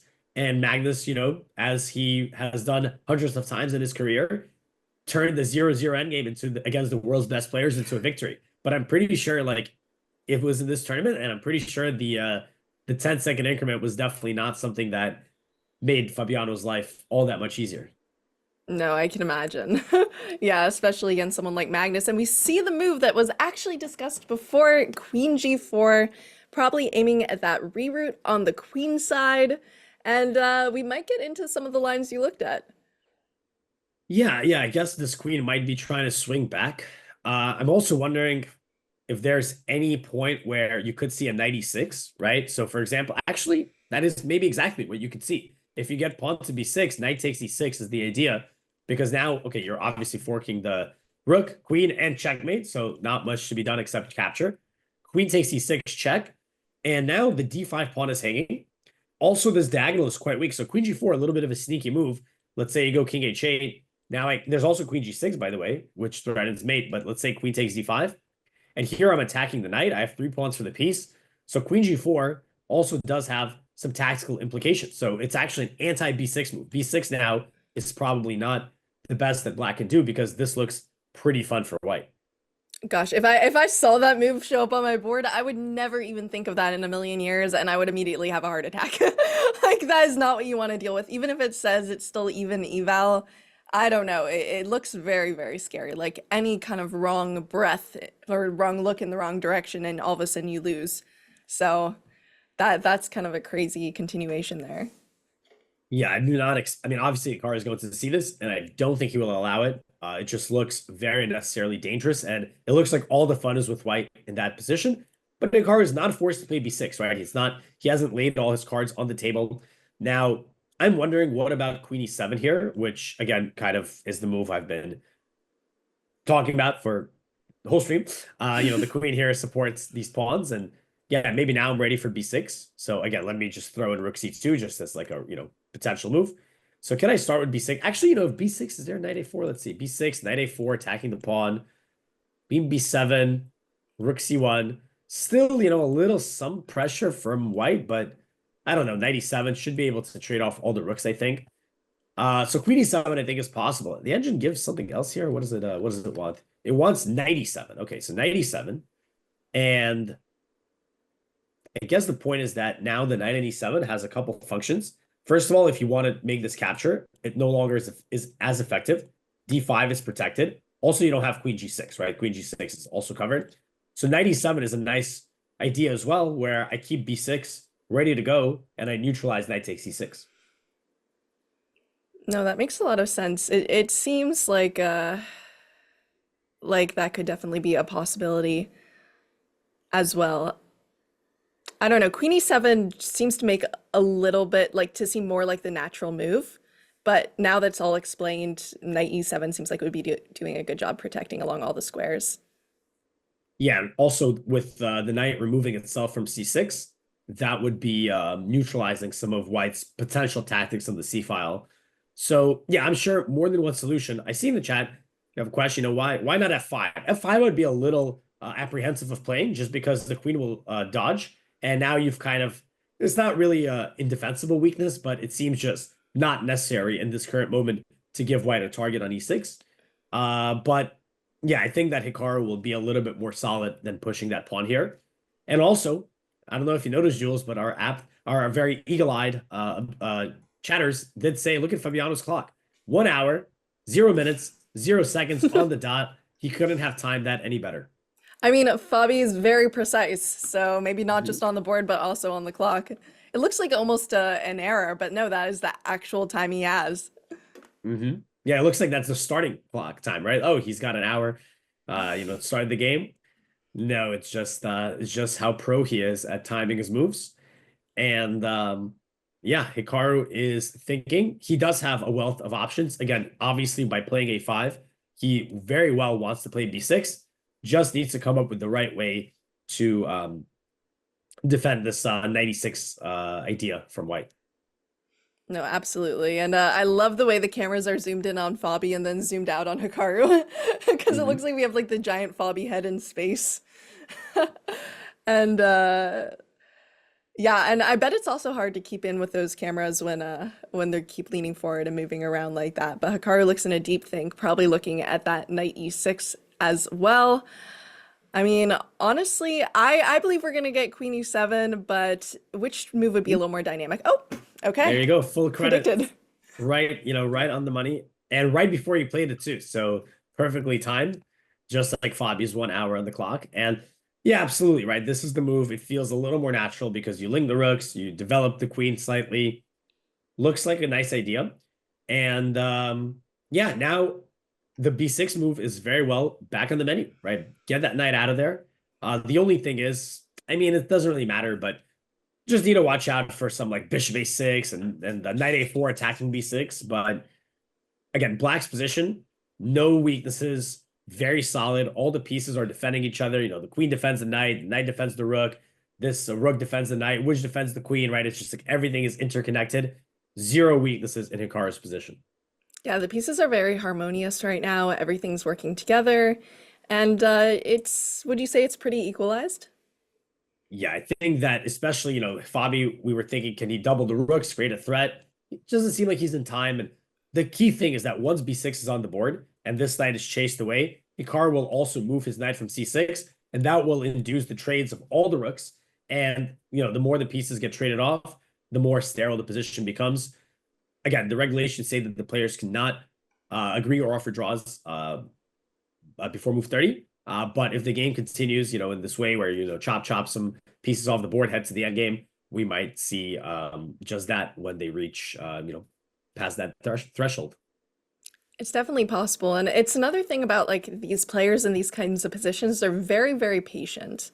Like a lot of other players, myself included, would be looking for some sort of win and maybe rushing, pushing something like f5 like we talked about, or just trying for something. But these players are very, very satisfied just to be patient, play nice positional moves, and see what unfolds. And yeah, still, you can see that on the previous move. We were saying, hey, Fabi's turn to come up with these threats, right? So he comes up with a clever little move, queen g4, which is directly aimed against b6. So I'm wondering if he might do that again. And in this position, maybe a move like knight a4. So the point of this move is that, hey, you want to play b6? Well, I won't let you, although it's kind of counterintuitive because, well, I'm retreating the knight from this active square.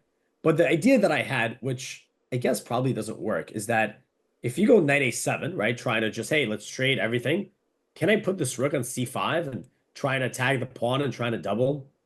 So, and if you take, then I'll take with the pawn. And then I'm thinking, hey, this is nice for me. I might be able to play b4 and make use of this queenside chain. Apparently this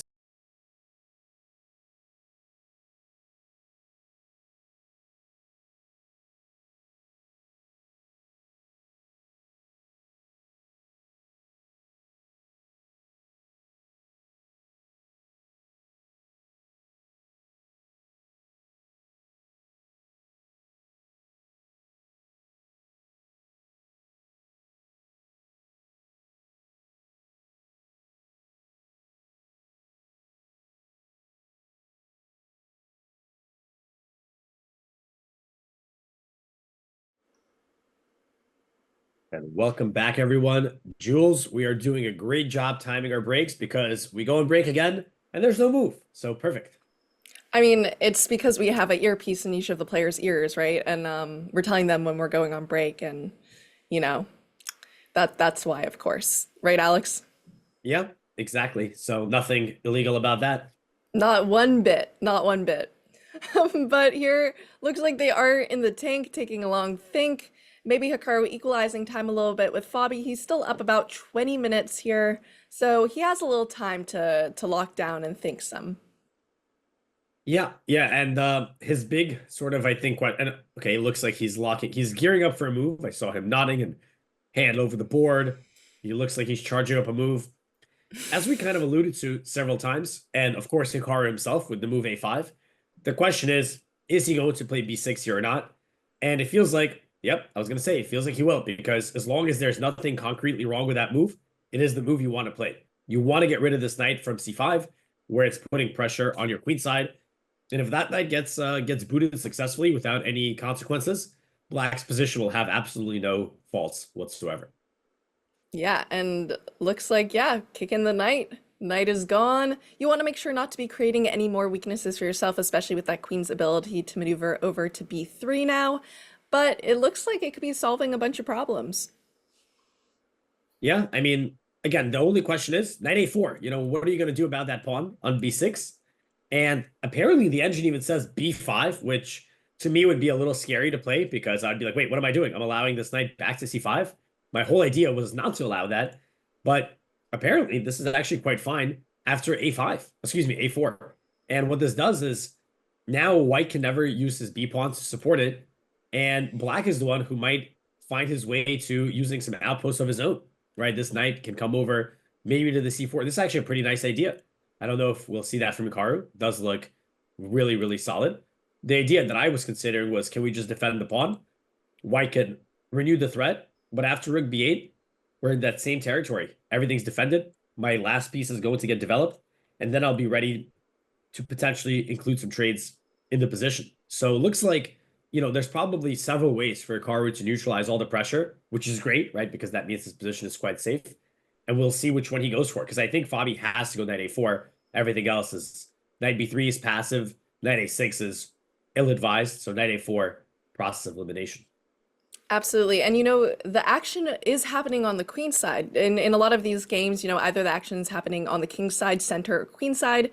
In the center, things are actually pretty locked up because Fabi can't really go for any sort of pawn break to open things up himself with any sort of e4 move, because you always have issues with that d4 pawn, as well as the knights kind of controlling that center very, very strongly. So really his only option is to go for some of these queenside attacks, which means, as you said, if Hikaru is able to just completely stabilize, lock it all up, there's nothing Fabi can really do.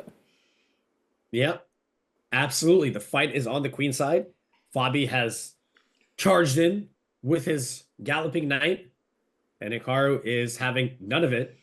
So yeah, again, it's one of these, I would probably think this is maybe one of the last critical moments of the game where perhaps the players will spend a good chunk of time on this decision. And because it really feels like, and Fabi's is also spending a lot of time with this queen. Like, he has just gone queen g4, queen b3. There's a good chance the queen moves again to b3 or something. So he's spending 3 moves with that queen. And provided that doesn't lead anywhere, Hikaru will have no reason not to just have a completely safe position where he's ready to start trading down on the c-file. Well, you know what they say, Alex, you have to give your queen a lot of space, let her roam free a little bit and maybe she'll come back home. So it looks like that's what Fabi's doing a little bit over here. And yeah, we are getting a lot of reroutes, but also the position's pretty closed up, so it makes a lot of sense. And pieces are very, very well coordinated here for Hikaru. Yeah, I mean, again, he has done everything right, so no reason to be too upset. But he did have to spend a little time to make sure, some of these very, like a5, that's the move. A game like this, let me kind of go back from start to finish while we're waiting for Fabi to make a move. It looks very boring. It's, they just traded and then they developed. I could do that. Anyone could do that. Anyone could take that knight, right? It doesn't look like any of these moves are necessarily grandmaster level moves, but there's what is that expression? The devil's in the details. There's a lot of these decisions, like 98. Like, that's a move here that was very precise, offering the bishop trade, and that opened up the way for the knight to come to d6, which was very important. Now the knight overprotects the b7 pawn. At the same time, later on, Hikaru plays this move a5. I think that was a really excellent decision because it opened the way to create this idea of b6. If you dilly-dally and let white build up all the pressure on the queen side, then you're going to actually have some trouble. So my point is that it looks like a very boring game where not much is happening, but there are these small nuanced decisions that are being taken, that are being taken place by the players that really kind of, show the intricacies of the board. And we do have what move from Fabi, which is knight a4, very intricately attacking the pawn on b6. Yeah, and that's kind of what we looked at. And then you went through that really cool line of b5, which just seems crazy. It's like we went through all this effort, right, to be able to push b6. And we're like, yay, outpost gone. And now we're just giving him the outpost again. But it really does create a lot of interesting positions. I mean, if you do ever want to go for the win, which in this position, but this probably would be the right way to do it, right?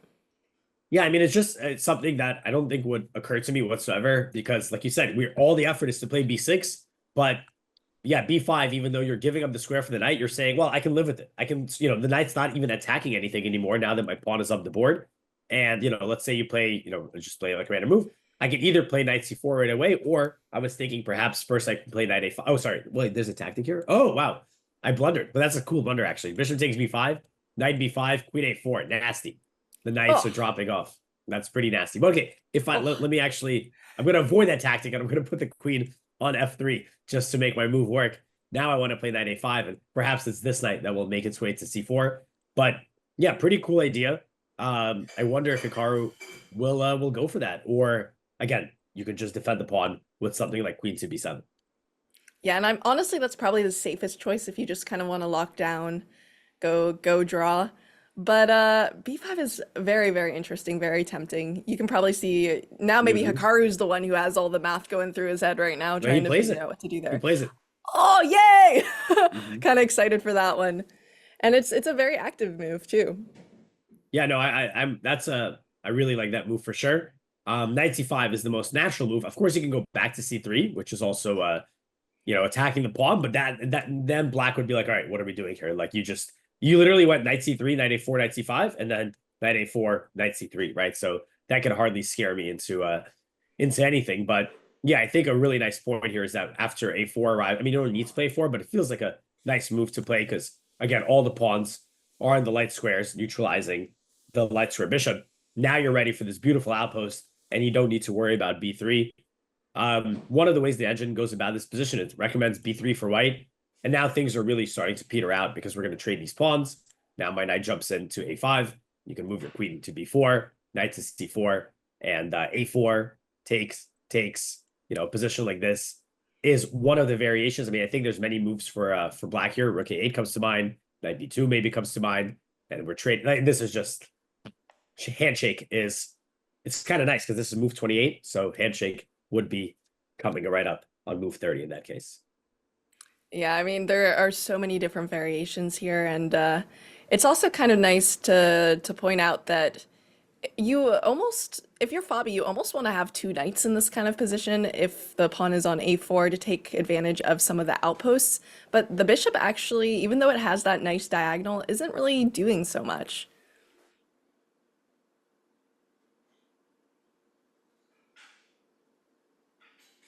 Yeah, and also just like looking at this position a little more as well, I'm wondering if the bishop could ever go back to b1, kind of do its action and have the queen coming in and threatening anything on h7 as well. But you do always have that last second like f5 idea or moving the knights over, so you're not really scared of anything like that. Yeah, sorry, Jill. I cut out there for a second, but I came right back into here. I believe you were talking about trying to checkmate me. Is that right? Yeah, just going for the quick mate. Yeah. Yeah, I did hear. Sorry, I was like, wait a minute. I hope this, no technical difficulties, but that was probably my cat tripping over the Wi-Fi box. But now I'm back in action. No worries. You heard me trying to checkmate Hikaru with Queen H7 just in time.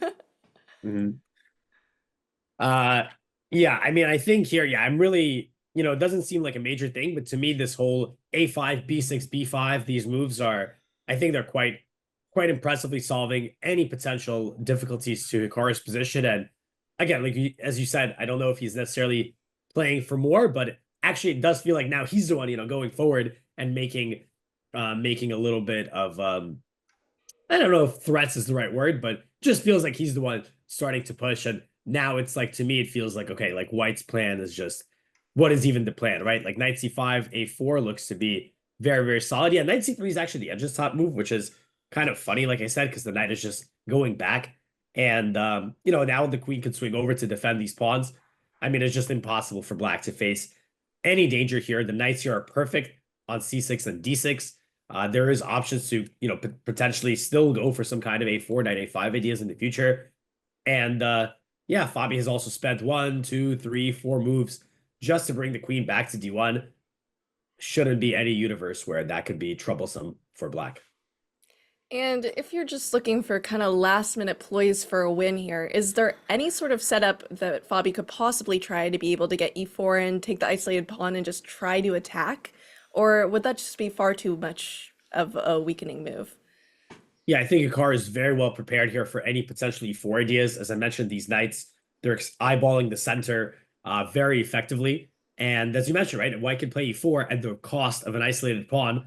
And unless you get some attack, unless you get some active play, then that isolated pawn will just be a major target. We do have a move from Fabiano, and it is knight to c3. So he goes back. He recognizes that the knight is c5. It looks pretty, but might not be as good looking as it seems. So he goes back to c3. But I mean, yeah, queen b7 here feels like very natural to defend the pawn. Also, the queen adds a little bit of defense to the queen side overall. And yeah, it just feels like now there's really no significant pressure on Hikaru's queen side. I think he has basically solved the any potential sort of pitfalls of the position at this point. Right, exactly. And when we're talking about activity, when even if you're going for a draw, being active is a great way to do it. A lot of people think just sitting back and just trying to stop all threats is the best way for a draw. I know when I'm playing a tiny child and they like come up to their board with their gum and their little backpack, and I just kind of want to lock up my position and play as passively as possible, kind of hide behind my pawns. But a lot of times what happens there is you're just giving your opponent as much time as they possibly need to create their attack and to move their pieces. So this kind of strategy more where you're creating issues, you're making your opponent stop and pause, even if you're not exactly going for the win, is exactly what should be done, in my opinion. Yeah, I will also say that in this position, I'm like having these thoughts like, okay, let me put this on the board. Let's imagine that I want to get the queens off actually for just to illustrate this. So let me do something like this is not going to happen, but let me do this. This is going to happen in the end. So I'm trying to get to a certain position. Okay, so something like this. I was going to say there is like this is not going to happen in this game, but I was actually thinking about this position like as a whole, and you brought up playing some kids in the tournament. I'm thinking if I see this position in like an open tournament, here of course we're in the States. We got plenty of tournaments here. Like, I would actually think that there are situations where black could be the one actually going for a potential, advantage in these positions. Because the reason I also wanted to get the queens off the board is because if I'm playing black here, I'm thinking about pushing my pawns on the king side, expanding, getting my knight to c4. And it's actually black that could slowly try to take over the position, provided that white, I mean, of course, it just made a bunch of gibberish moves, but provided that white doesn't have any sort of if white just kind of does nothing, it is actually possible, I think, for black to try to slowly take over. In fact, Jules, I'm sure you've played these open events, in the States here, where you have, round one, you have this like the low rated players playing the high rated players, and sometimes those high rated players, they got to grind down those low rated opponents into these boring positions. And this looks like one of those positions you'll see in one of the top boards as the master grinds down the poor backpack kid.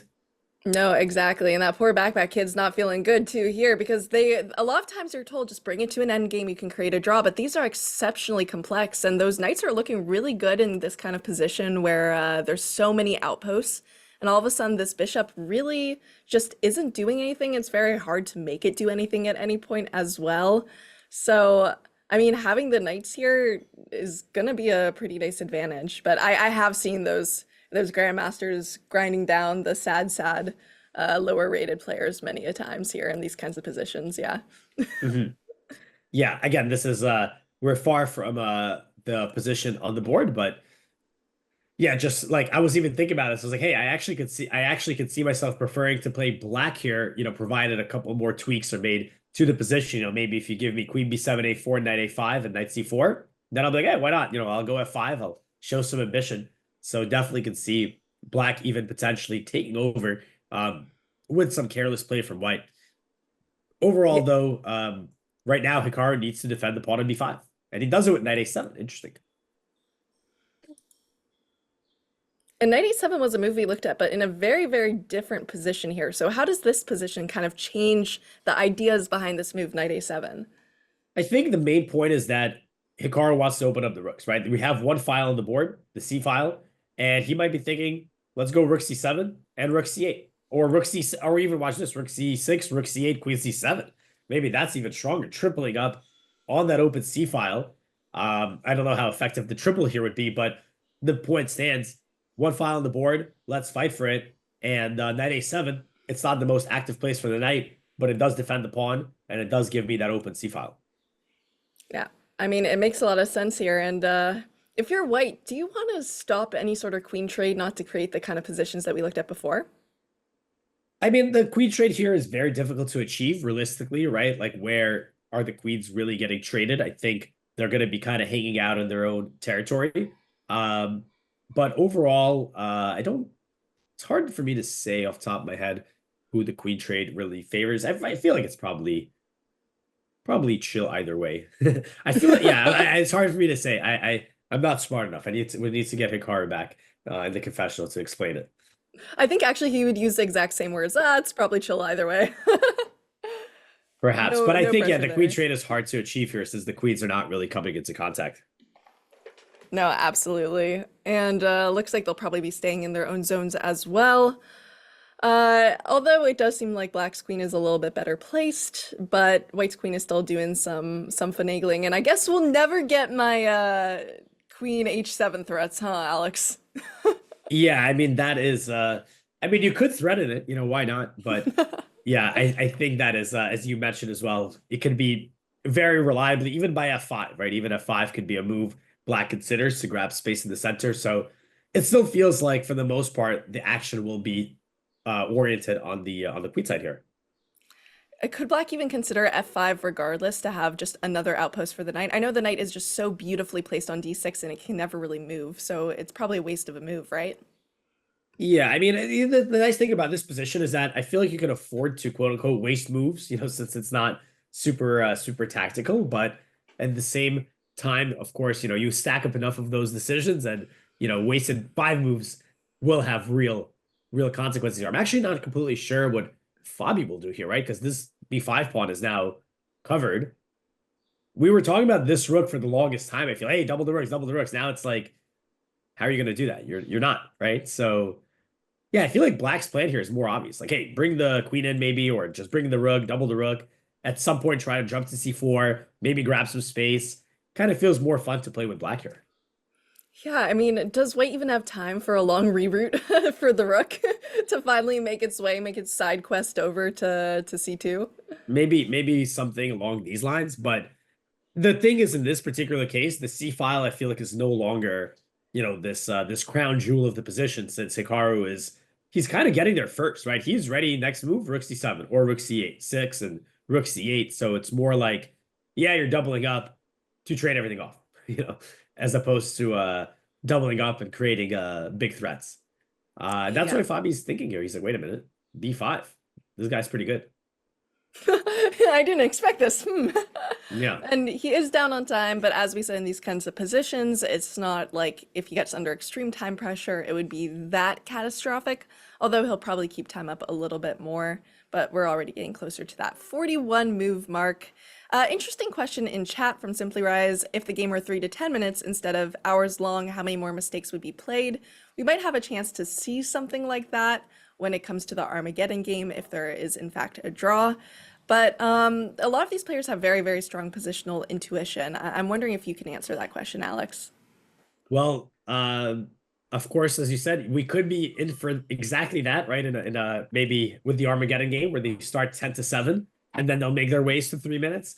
But yeah, of course, any player with starting with 10 minutes as opposed to 2 hours will make more mistakes. But another thing is that the strategy is a bit different when you're playing the shorter time controls. The players also induce more mistakes for both themselves and their opponents, because with lower time in the clock, I feel like they're willing to take more risk. It's like, if I played this opening and my opponent has 2 hours, and this opening is a little, maybe dubious, Sus. yeah, a little sus, that's a great way to put it, then they could, figure out a way to exploit that. However, if I have my opponent down to 3 minutes and I hit them with the sus gambit, good luck figuring out who's venting. No, exactly. And that's why it's the worst thing in Blitz when you've got your Sicilian down, you're feeling good, okay, you're like, I'm ready to play, and they hit you with like the Grob or something because you're like, I know this is terrible, but like, why? Not that any of these players will play the Grob, but it definitely does open up a little bit more room for creativity when it comes to tactics and playing moves that perhaps the evaluation bar does not like very much, but creates a lot of difficulties. Yeah, and this is one of the reasons why, several reasons why faster time controls, whether they're blitz or rapid, are preferred sometimes by spectators and players alike, because compared to some of the classical games where theory plays a very massive role, and the game can often peter out. In these faster time controls, you can have a lot more mistakes and blunders, and obviously that's very exciting and very decisive in many cases. Yes, absolutely. And we see again on screen Fabiano's tough battle against the chair. Looks like a very comfy chair there. But also down to 38 minutes now versus an hour and 6, really just taking his time to try to create any sort of complication, or just maybe even using this time to decide if creating a complication is even what he should do. And we see a move Queen E2 here. Yeah, so the queen continues flip-flopping around the board, attacking b5. And Hikaru's not in the chair because he was in the confessional booth, and we're going to bring that right up and see what he has to say. Well, I made it back here. I did not actually expect this to happen. It's strange. I think earlier I said that my game was probably the most boring, alongside Arjun's game against Wei, and Magnus's game would be the one that would be critical. But it feels to me like my game has now become the interesting one, because at Fabiano, basically, it felt to me like he refused to make a draw. He could have, of course, done a bunch of simple moves, just made the draw. But now the game's going to get very sharp, because he kind of forced me to go for this b6, b5, and after knight c5, e5, I'm not really sure what's going on necessarily. I don't really think I can be worse though, so I figure if I can't be worse, I might as well just play on. So I actually have some pretty high hopes for this game now, because it's going to get very sharp, and I have a big advantage on the clock. So things are looking exciting in my game, whereas an hour ago I thought it would just be Armageddon. So that's pretty much it. I think my game's the one to watch, and the other two are now very boring. So we'll see what happens, but I feel kind of excited because at least there's some life to it now. So we'll see. All right, see you guys later. Hikaru Nakamura saying that. Hello, everybody. Welcome back. Welcome back. As we saw in Hikaru's own words, I mean, now maybe he's enjoying his game a little bit more. Yeah, I want to go to that moment he singled out, and he was talking about, hey, Fabi, he could play more drawishly, but he's saying, hey, he forced me to go for this b5. And what Hikaru was saying was that he expected knight c5, or at least at the time of the commentary, probably before he had seen Fabi play knight c3, he was expecting knight c5 as a critical move.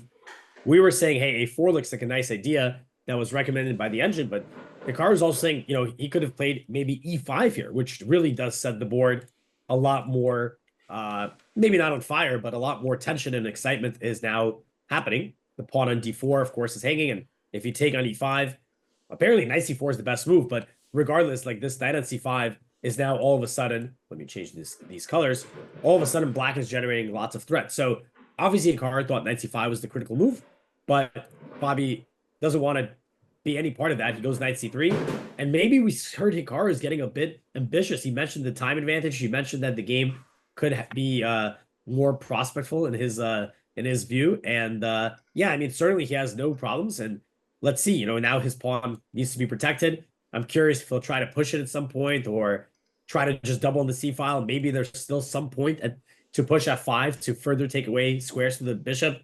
Do you think Hikaru's already starting to think about more than just a draw here? It could be possible. I mean, that's the way to keep your head in the game, honestly. If you're just hoping for a draw, then it could get very boring very quickly. But yeah, I mean, it's equalized, and I forget who it was. He said like the best way to win a game as black is to equalize first. It was somebody you probably know better than me, but this is the position where you can think about those sorts of things.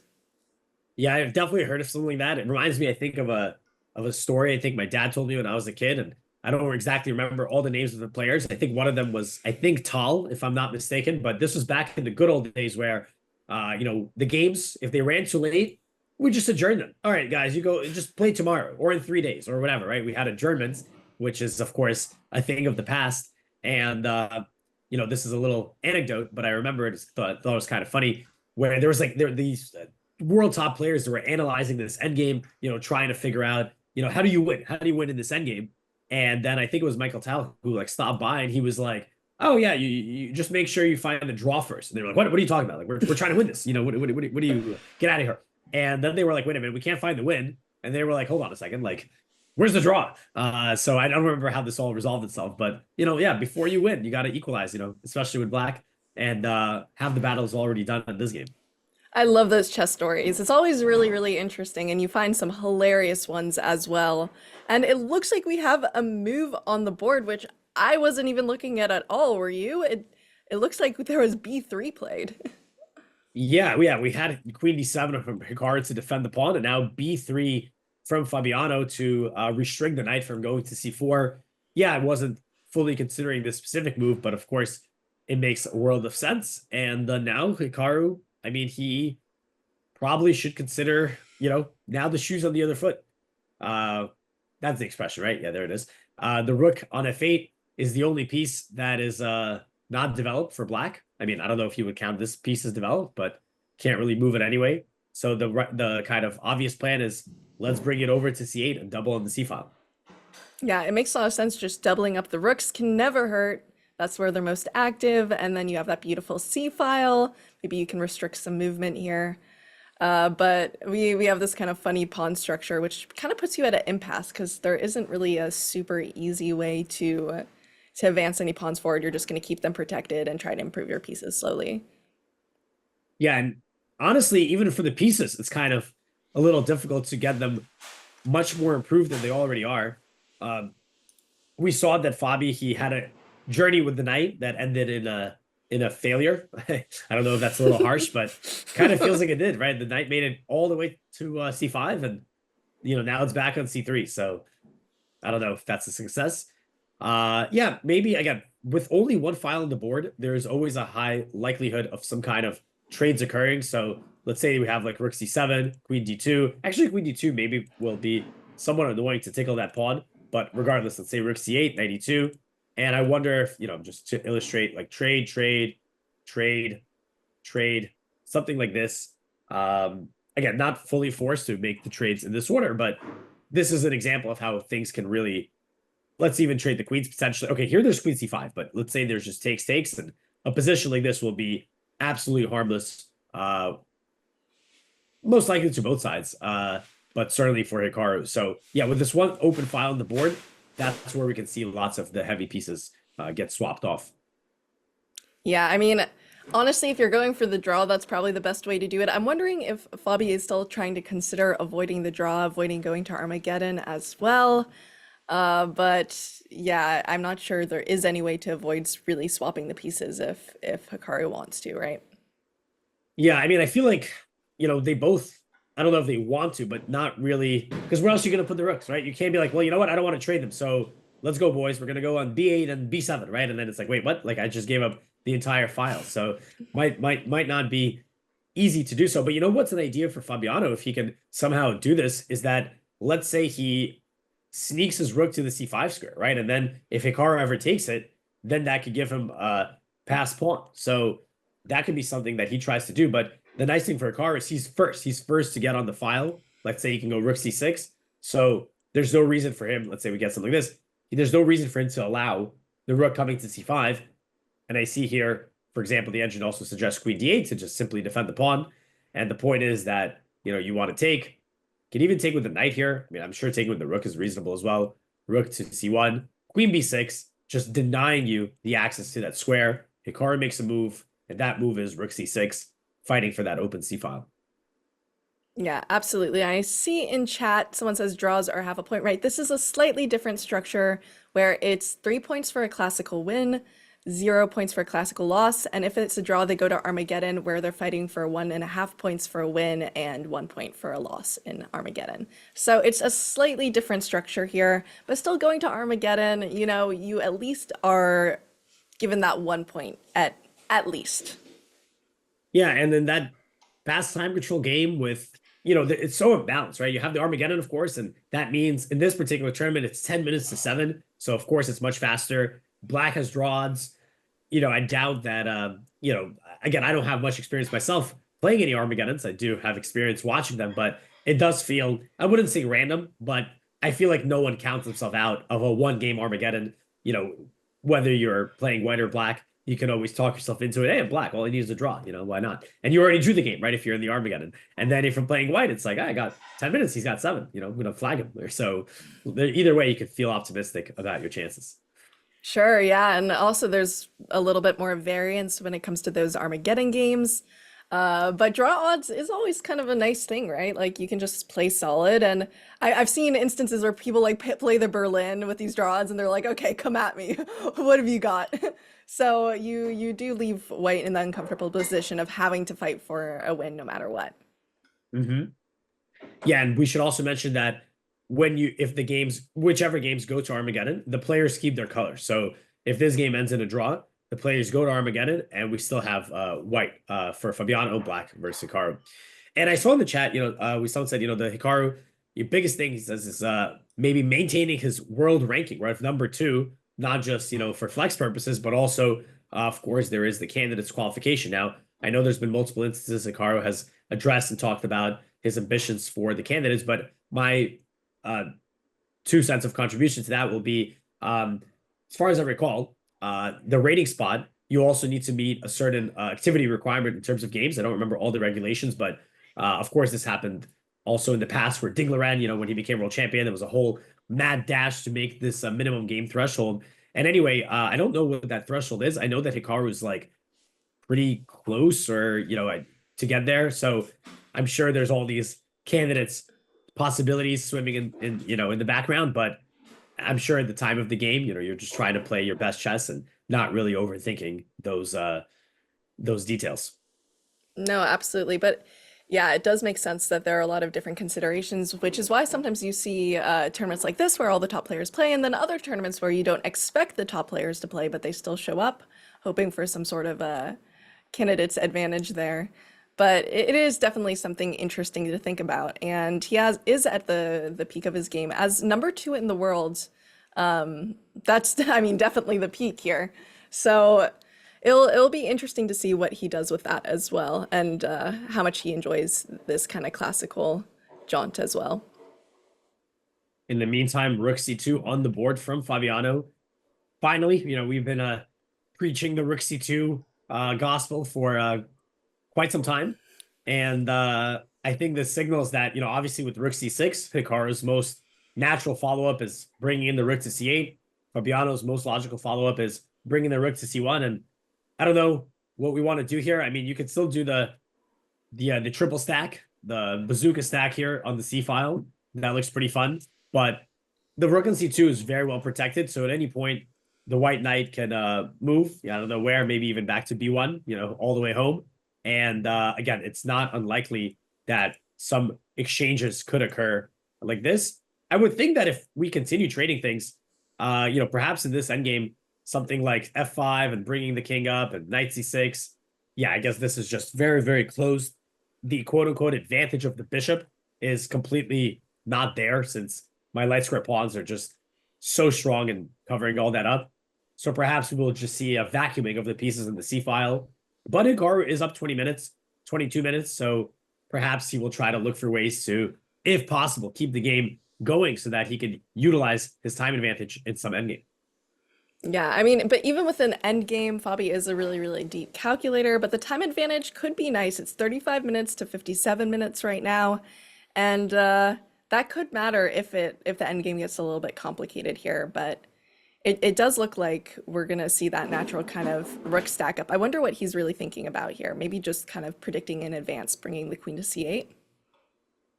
Yeah, I mean, that's maybe, you know, what he's thinking about. He sees rook fc8, which is, of course, probably the idea behind rook c6, but he's also having that consideration like, okay, hold on a second. We might get a lot of trades. Can I do something either after that or before that to try to get a more unbalanced, but not even unbalanced, but just a more kind of a fighting game, but at the same time, not so easy, right? Because there's just one C file. Makes sense that both sides are clamoring for it. No, absolutely. And that's where all the action is gonna happen. I mean, we keep talking about like E5, E4, any sort of ideas like that, and you know, you just can't really do it. So, and there's no kingside push really that can be done either because none of the pieces are really aiming towards it. So you really have all this action here on the C file. It's like the cute girl at a club, you know, it's getting getting all the action here. I don't know if I'll get in trouble for saying that. But you know, the C file does look very, very nice right now. Yeah, the C file is getting all the attention in the club. We've all been there. And Absolutely. yeah, we'll see if Hikaru will continue giving it attention. Rook c8. I'm trying to think of any other moves, by the way, in the meantime. I mean, also, by the way, there is like this pawn on b5 that's under fire, but not really because, I mean, let's say I play like a random move. Like if you go knight b5, you're going to have to get your pieces deflected from defending b5, and that loses material. So that's not really a worry, but yeah, what else can he do? Let's see what he's cooking, because rook fc8, you know, if this is you know, some title Tuesday game, some blitz game, it's on the board already. Here you got 55 minutes. You might as well use them to see if you can come up with something a little bit more snazzy.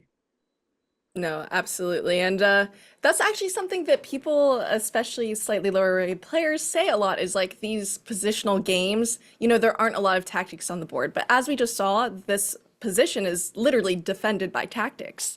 Like it's defended by ideas that cannot exist because there are tactical defenses making sure that you can keep your positional dominance on the board. So very interesting there. Yeah, and you know, this is why people say chess is 99% tactics, right? We've heard that quote, and it's even because the most sort of random positions that are not tactical at all still feature these tactical things, right? If you are a, you know, player who's just starting out, you might be thinking, hey, my opponent just grabbed the, you know, just gave me this pawn, let me grab it. But then you're in for a rude awakening, excuse me, after rook takes c2. So yeah, tactics lurk in all corners of the chessboard, even in the most boring positions, but very often you just don't see them because the experienced players oftentimes will not allow them. Absolutely. And it stops you from having to make kind of like a positionally absolutely disgusting move like a rook b8 or something to defend because, yeah, you know, it's just all covered. And instead you can continue with your plan of doubling up.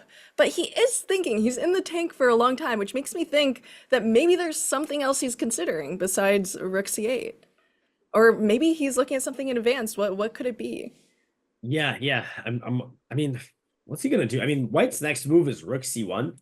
Well, here's the thing, right? One move you could consider is maybe b4, which is like, you know, forward and active. But I would be concerned about that pawn because if I go b4 takes, okay, there's two things. First of all, the knight can go back to a4, which we definitely don't want. And another thing I was thinking about is that this pawn could even be a target. So b4 seems to be too much. You know, you're trying to create some active play for yourself, but you're actually only helping your opponent. Yeah, certainly knight a4 is not what you want to allow, and this pawn is still going to be potentially a weakness. So, yeah, b4 is not a move. What is a move here? I mean, yeah, rook fc8. It's the best move as well. We can mention, obviously, we can also check the eval, and I mean, it's a no-brainer. What else? I mean, f5 is something. It doesn't have a threat. It just takes some space, but still, you know, even in this position, once White plays rook fc1. You're going to need to bring your rook to contest the file. So I would think that it's the latter of what you mentioned. I think he's looking for something after this rook fc8 idea, like trying to maybe, once he plays rook c8 and Fabi was going to play quickly rook c1, then Hikaru is going to be able to respond, you know, very quickly to put the pressure on him. That makes a lot of sense, and maybe even try to that might be actually a psychological aspect of the game as well, when to respond, when to think. But yeah, even after that follow-up, yeah, you could look at tripling. Maybe then you could look at some sort of f5, although again, that doesn't seem very necessary right now. It's interesting. And he does it rook c8 here on the board. Yeah, I mean, we did think this was going to be the move. The question is Is he gonna rattle out? See, Fabi instantly rook c1. He's like, okay, obviously that's why I played rook c2. Will we see some instantaneous decision making from Hikaru as well? He doesn't have to. He's got oodles and oodles of time.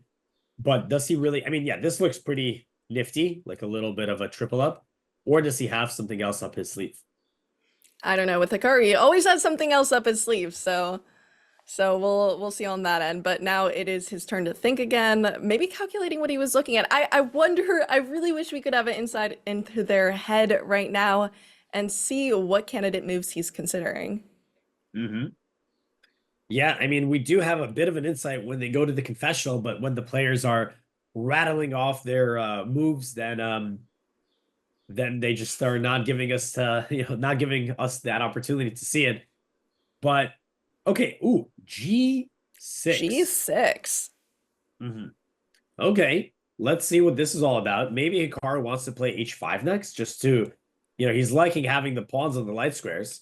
So he's thinking maybe time to do more of that. Maybe some King G7, some H5, and maybe he wants to kind of slowly, minutely improve his position on the king side. And more importantly, maybe just kind of make Fabi have to think and make decisions. That makes a lot of sense. Maybe even just improving the pawn structure. So if it does go to endgame, he doesn't have to waste any time making those moves in advance. Could be an idea there. Mm-hmm. Yeah, I mean, I think it's just kind of like pass the move. Like, hey, Fabi, what do you want to play? I see we have blunder alert, but where's the blunder? Yeah, where is the blunder? Is it in this game? Is the blunder here in the room with us? I mean, maybe they saw the eval adjust slightly over. Yeah, But from point 1 to point 2. Yeah. Blunder. big blunder. That's like my mom. Whenever she's watching my chess games, my mom doesn't play chess. She'll like call me after the game and she'll be like, I had a heart attack, honey. I was watching your game and you had like plus 0.5 and then you moved and then it was plus 0.2 and you should really look at what you did wrong. I'm like, okay, mom. All right. So those eval bars can be kind of misleading sometimes. Yeah, absolutely. I mean, yeah, I have many students who are, whose parents are very supportive and well-meaning, but don't play any chess. So they'll just be like, oh, this happened and this happened and this happened in the game. I'm like, how would you know? Like, you don't know how the pieces move. Like, how can you tell me what happened in this game? But of course, we all want to be part of the wonderful world of chess. And yeah, no, I think this G6 move is just kind of like clock move. I think I saw someone write that in the chat where Hikaru is just like, okay, my position's good. Everything's solid. Not really any amazing ways to improve it. So let me just see if Fabi wants to maybe either give me an opportunity to have a new idea, or maybe he will make a mistake, right, in a dream world. And I wonder if these top chess players, if their parents are also watching and do that sometimes. Like, I wonder if like Fabi's mom calls him and is like, honey, I saw you made a move. And it's like, your eval went down 0.1, like what'd you do? So I'm wondering if they deal with that as well. Although a lot of top players, I feel like their parents also have played at a pretty decent level. But I'm sure there's one that has to deal with that every now and then. Yeah, you would imagine at least one, right? Like in so many players, so many DGT boards, so many live games, so many easy accesses to the eval bar. Someone's getting, I mean, hey, you don't have to look too far. I know this is not apparent, but in Hikaru's chat, lots of advice comes his way, I'm sure, every day from players watching his games and watching the eval bar, of course. So yeah, it's all possible. Our favorite backseat drivers there. But yeah, and I'm sure you get some of that too on your stream as well. Oh, always. And at that point, you just gotta still do what you're gonna do and consult the eval yourself later. But here in this position, Fabi is definitely taking his time here. I mean, what even are his possibilities? You could try to trade off all the pieces, but I know he doesn't really want to do that. Like, that's kind of akin to giving up and declaring a draw, yeah. He can go G3. I'm just like, he can just do the same thing, right? We can go, we can go band for band, right? Just you do, I'm gonna copy everything you're doing, and at some point, someone has to do something different. But I'm just, I mean, this looks very reasonable for White. Just like, I don't know if it's the best moves, but regular moves. But at some point, yeah, like the rooks, the four rooks here are ready to stare at each other. I just saw Hikaru spin a little bit around in his chair, maybe looking at a game behind him or maybe some The commotion. ceiling. Yeah, now it's in the ceiling. Before I feel like he was looking behind himself. Um, yeah, well, I'm actually curious. Well, Fabi thinks here. It's been a bit of a moment since I checked this Magnus game, so I'm kind of curious myself. So I'm gonna sneak over there because I think Fabi's about to burn some clock. What's happening here? Something's happening. Something's happening. Oh. Hold on a second. Let's see what it was. Let's go back for a moment. We left right here. Queen A4 was on the board from Gukesh. 95 from Magnus. Takes. And that knight on G3, no queen trade. So actually, it's funny. We do have this idea from Gukesh offering the queen trade. So I guess the point is that if the queens are off the board, your king is super safe because Magnus played the move H4. And H4 is definitely signaling some kind of kingside situation. So Magnus keeps the queens on. By the way, now he can't castle. So he's going to have to figure that out. Bishop D6, knight H5. So the knight finally finds a nice square. And maybe we'll see some rook lifts. So it looks like in this situation, this position, I'm actually starting to like this for Magnus. All of a sudden, his kingside coordination is looking a lot better. And there's even very aggressive ideas that don't seem completely out of pocket. Like attacking on the kingside here looks very legit. Do you even rook lift, bro?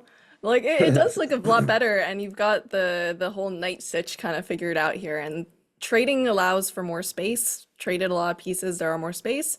So yeah, it looks like the control that Gukesh had over the position has kind of subsided a little bit. Mm-hmm.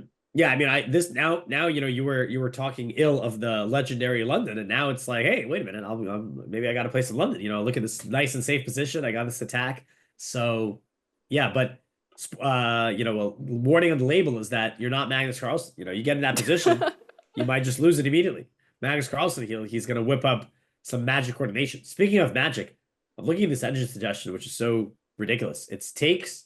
Hey, mate is hanging. Yeah, that's fine. Just give me the pawn, and now you develop your rook. What? You just give up the pawn, and yeah, equal. So I don't know what that is, but that's we'll have these guys figure that out. And also, one game we haven't had a look at yet is there's 3 games in this section, and the other one is Wei Yi against Arjun Erigaisi. So check this game out. It's move 46. These guys are deep in the endgame with an extra exchange for black, but just looks like a total fortress. Total fortress here. So that one might be going to Armageddon pretty quickly as well. And always interesting to see examples of fortresses because it's easy to be like, oh, it's a fortress, and then you try to hold it yourself. But this looks like it's Armageddon City. Yeah, let's really quickly see how French. Okay, so by the way, remember we were saying round 1? I mean, the French defense, that is maybe could be considered a bit more of a fighting weapon compared to something like the Berlin or the Petrov or these other top level openings. So let's just quickly go through. Okay, so they had some trades. Okay, so Wei Yi was very solid. He's trading everything C4. I think this line is maybe a little bit better for white, but very, very solid for black. Okay, so trades, more trades. So this game had a lot of trades. Okay. So some endgame activity for Wei Yi was neutralized, and brilliant move. Rook takes B4. Again, not the only move, but I think on chess.com, whenever you give up any material, as long as you're not blundering it, you tend to get this brilliant sign. And the point is that this endgame with all the pawns on one side of the board should be an easy draw for the bishop. And Arjun is like, well, is it easy? Let me see. And Wei Yi is like, yeah, it's easy. So easy that I'm just going to go here and here and here and here. And then you feel pretty happy and there's nothing you can really do about it. But I mean, I kind of feel like I can mate you, right? I'm almost mating you. So close, but not really. So close, but not really. But you can try. I mean, but it makes sense as a strategy against Arjun, who is known, I think they call him the madman of chess because he's known for his just complete crazy positions where you're forced to outcalculate everything, and he just like feels right at home in it. So makes sense that he plays the French, and Wei Yi responds, he's like, nope, not today, sir, and just completely trades everything off. Yeah, Wei Yi, of course, played very, very solid. they will draw here. It's a stalemate, but I can just move my bishop, which he does. And yeah, I have, even though it looks quite passive for white, black just lacks the resources to make any further progress. And yeah, it's interesting. Argentina guys, I think 2782, one of the top 5 players by ranking in the world, was over 2800. This is, I think, his second or third invitation to a top level super tournament. He just played in Waikenzay, I believe, in earlier this year. And that tournament was not a successful outing for him. So he'll definitely be looking to prove that, he's not just farming, these open tournaments or these B tier, round robins or whatever. He is there to hang with the best. And of course, he's a super strong player. So he'll be out for blood. Okay, this game will definitely be a draw, and we will maybe be able to see them battle in the Armageddon. Let's jump back to Hikaru. I don't think we have a move there. So at the very least, I've actually had this thought process in my game where sometimes I'll make a move and I'm not sure if that was the best decision, but then my opponent will think. So at this point, Fabi's thinking for 10 minutes.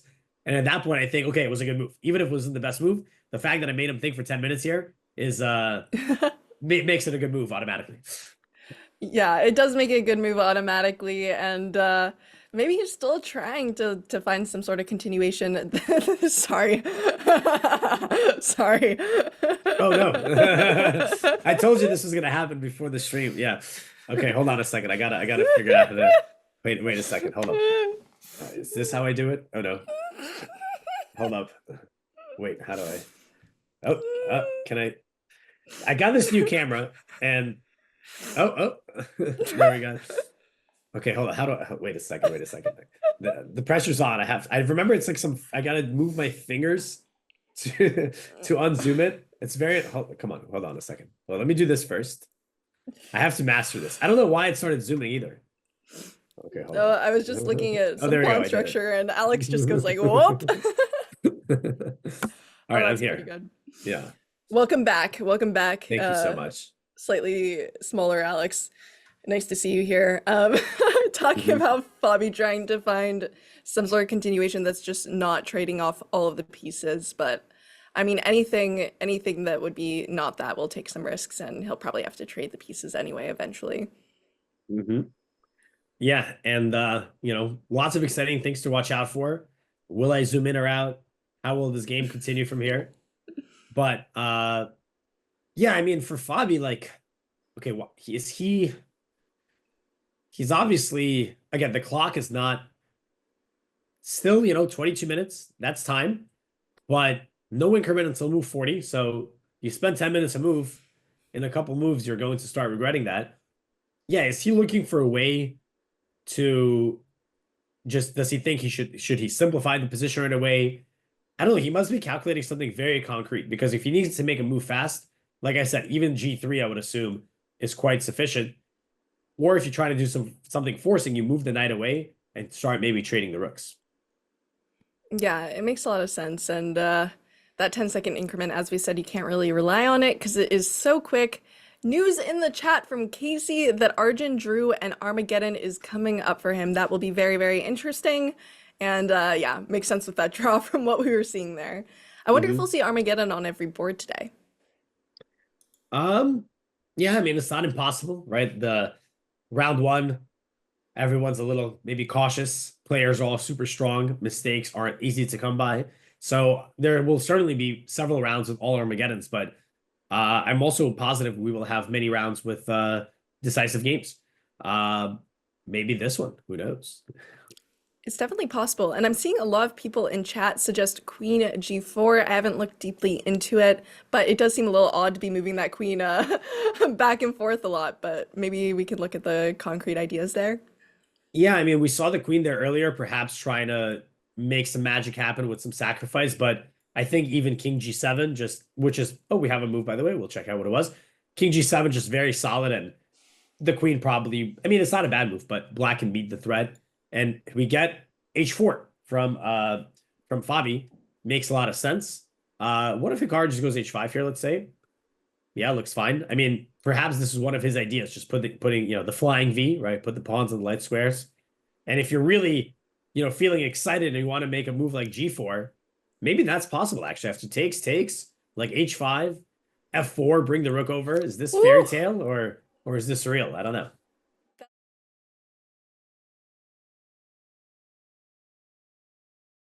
probably exactly what you want to go for if you're trying to go for the win. But then again, you also go like whenever you're creating imbalances, it's also imbalances for you. So it would be a risk, no?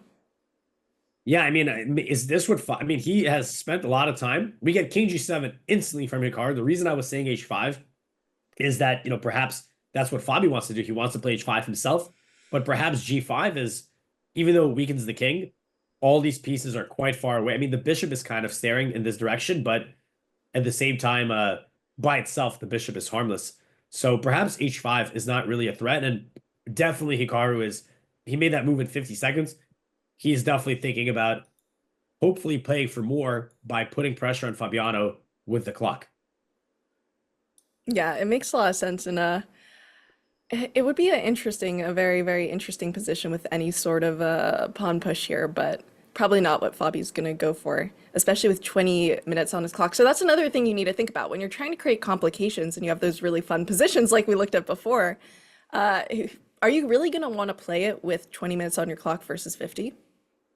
Yeah, absolutely, right. Like if Fabi wants to make a responsible decision, like going for, this attack, not only do you not, I mean, you will get increment, like the players will make it to move 40, but there's no extra time. So you will not be playing with a lot of clock time. By the way, I saw in the chat, someone brought up a very good point, is that the move Queen G4 actually has a sneaky threat. Like in this position, it's not just Bishop G6, there's actually a Knight takes D5 threat, which I missed, pinning this pawn. And I actually accidentally stopped this threat because when I played King G7, not only did I defend against Bishop G6, I also got out of the way of any forks. So now Knight D5 actually doesn't work because after I take, let's say you take with the rook, and I take back and Bishop takes, I think there's several ways for me to go about this. I thought just maybe Queen C6 is possible since I'm double attacking and stepping out. So, otherwise I wouldn't have had this move because there's 97 checks. So that was, I accidentally stopped both these threats, but I did miss Knight takes D5. So no wonder Queen G4 had some popularity with our wonderful viewers because it's kind of tricky, right? Setting up some sneaky tactics. But anyway, that's not what happened in the game so far. Yeah, that was kind of cool too. A little bit of some sneaky moves over there, and you have to figure out how to defend. But we've got this H4 here. So the most aggressive continuation here would be some sort of queen maneuvering pawn push idea, or now is that kind of out of the woodwork? The which pawn push specifically again? Well, we looked at Mhm. H5, but perhaps Yeah. that just kind of helps Hikaru solidify. Is there any other aggressive tries he can do here? Tough, right? Look at this structure. Very, very sturdy. Yeah, I mean, H5 is kind of like the logical follow-up to H4. And it's not a bad move by any stretch of the imagination. But I guess you could maybe argue, like, maybe it's some endgame, like, whoopsie, coming after the pawn, right? Or something like that. But it feels like even though you force these pawns into dark squares, which opens up the light squares, it's still not enough, right? Like, remember, you were trying to maybe sneak this one in. That's like almost impossible to set up now. So I feel like this would be very solid for Hikaru. And hey, remember we said, hey, G6 made Fabi think for 10 minutes. It's a good move. Well, now he's thinking for like another 6. So he's really in the tank. Yeah, he's definitely thinking. It's 18 minutes now to 50 minutes, and that is quite the time advantage, and probably also honestly stops Fabi from going for a win in one of these positions. I think probably his idea here is that, even if he gets slow on time, he can trade off all the pieces and then it won't be so difficult to play. But as we talked about, there are still chances in that endgame. Yeah, I mean, he could trade all the rooks if he moves the knight, or he can introduce the option of trading the rooks, but you're not trading the minor pieces anytime soon, right? So Hikaru, even if the position will be objectively quite equal, if he has a 50-minute to 10-minute time advantage with no risk, of course he will play it. Why not, right? See if Fabi will be able to maintain his composure with potentially just a few minutes on the clock. Yeah, absolutely. And it makes a lot of sense here to try to put a little bit of pressure on Fabi, especially since I know we've talked about this, but I also know you guys are cycling in and out, probably eating your pizza rolls, going to work, doing your chores, whatever y'all have to do. But if you don't know, if you weren't here earlier, A, shame on you, and B, a classical win is worth more than an Armageddon win. So if you can win in classical, you want to do it. This is your chance, basically. If you can get an early classical win, you're eating good for the rest of the tournament. Absolutely. 3 points for the classical win. Armageddon, so excuse me, a draw heading to Armageddon. That splits a point between each player, but then an extra half point is up for grabs in the Armageddon. And it's pretty nice because this tournament, they're trying to have a situation where you want more decisive games. Because let's say I make 2 draws, and then let's say I even win both Armageddons. So actually, well, no, I'm wrong. My math was not mathing. I was like, oh, you win both Armageddons, you get 3 points, and then a classical win. Wait a minute, that's also 3 points. So okay, but let's say you don't win both Armageddons, right? Because that's not so easy. Let's say you win one, you lose the other. Now you're stuck with 2.5 points. But I've won my classical game, then I lost one, and I have 3, so I'm ahead of you. So in that case, getting the classical win is much better than 2 draws. Yeah, it definitely incentivizes risk, and it kind of also stops positions where maybe someone who's very, very good in these Armageddon formats are just kind of forcing draws and eking out wins that way. So it's a very interesting way to incentivize classical wins while still having a format where you just don't see draw after draw. So I love any format that incentivizes risk taking. That's the goal. But easier said than done because these players, of course, are impeccable most of the time in their skill. So getting them to trip up and make mistakes is not so easy. We do see Fabi playing a bit more restrained here, G3, which is very sensible. Why is it sensible? Well, he's pushing these pawns. He gets his own flying V. Hikaru can decide if he wants to join the party with H5. And these pawns in the dark squares work well together with the light square bishop, just controlling both color complexes. But overall, these are pawn moves that don't actually weaken his position. They pass the move back to Hikaru. And next move, if Fabi needs a quick move and Hikaru doesn't threaten anything, something like King to G2 is very logical. But again, the question is, will Fabi just stand on the position as it currently is? Or will he move the knight to offer the rook trades? And in either case, can Hikaru try to improve his position any more than he already has? Absolutely. And chat, you may be thinking, how do I know about pawn structure? Look at what all these guys are doing with their pawn structure. How do I learn about pawn structure? And here it shows you, you don't need to know anything about pawn structure. Just create geometric shapes with your pawns and you will be fine. Because we've got a lot of, we almost have a full diamond here going with our pawn structure.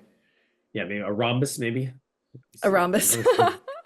I actually got, it was the only C I ever got in school was in geometry. So maybe I should review my shapes a little bit here, looking at some of these pawn structures. Do you feel like your pawn play is, how is it in chess? So there's a beautiful book, I think it's by Grandmaster Mauricio Flores. I forget what it's called, but it's about pawn structures, different structures. And it's been super, super helpful just looking at openings and what the common pawn structures are and how that affects the openings and general plans, which is great because a lot of times in a position, you don't know what to do. You're out of opening prep, but sometimes you can look at the pawn structure and be like, okay, this is something I've seen before. Now I kind of have a general idea of how to move forward. So not my best work, but something we're working on as well. And definitely something I recommend to people who are trying to get better at chess too, to focus on pawn structures. Yeah, that is an excellent book talking about lots of different pawn structures and also characterizes them by opening. So if you play a certain opening, you can just go to that chapter and learn about that structure. But that's good to hear because I was worried. You're saying, you had some trouble with geometry class and you got to just make your pawns into geometry shapes. I was worried that your geometry shapes weren't aligning, but sounds like you've got it all covered. And now Hikaru, he needs to figure out what shape he wants to make on the board. Someone also recommended Pawn Power in Chess. That sounds very, very familiar. I feel like I might have looked at that. But yeah, it is Hikaru's chance to see what he wants to do, if he wants to make it more symmetrical, how he wants to probably put pressure on Fabi here. Like, if you can create any sort of complication, what would you do? Because if he just passes the move to Fabi now, as you said, Fabi might just kind of repeat and go King G2.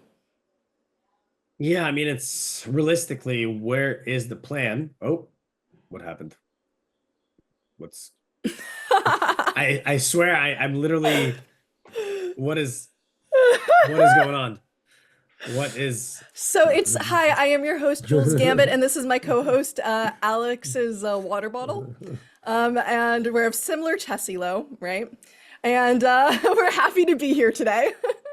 So love when the camera kind of has a mind of its own there. This has literally never happened, I have to say. So I'm like, wait a minute, what am I supposed to do? Give me a second here.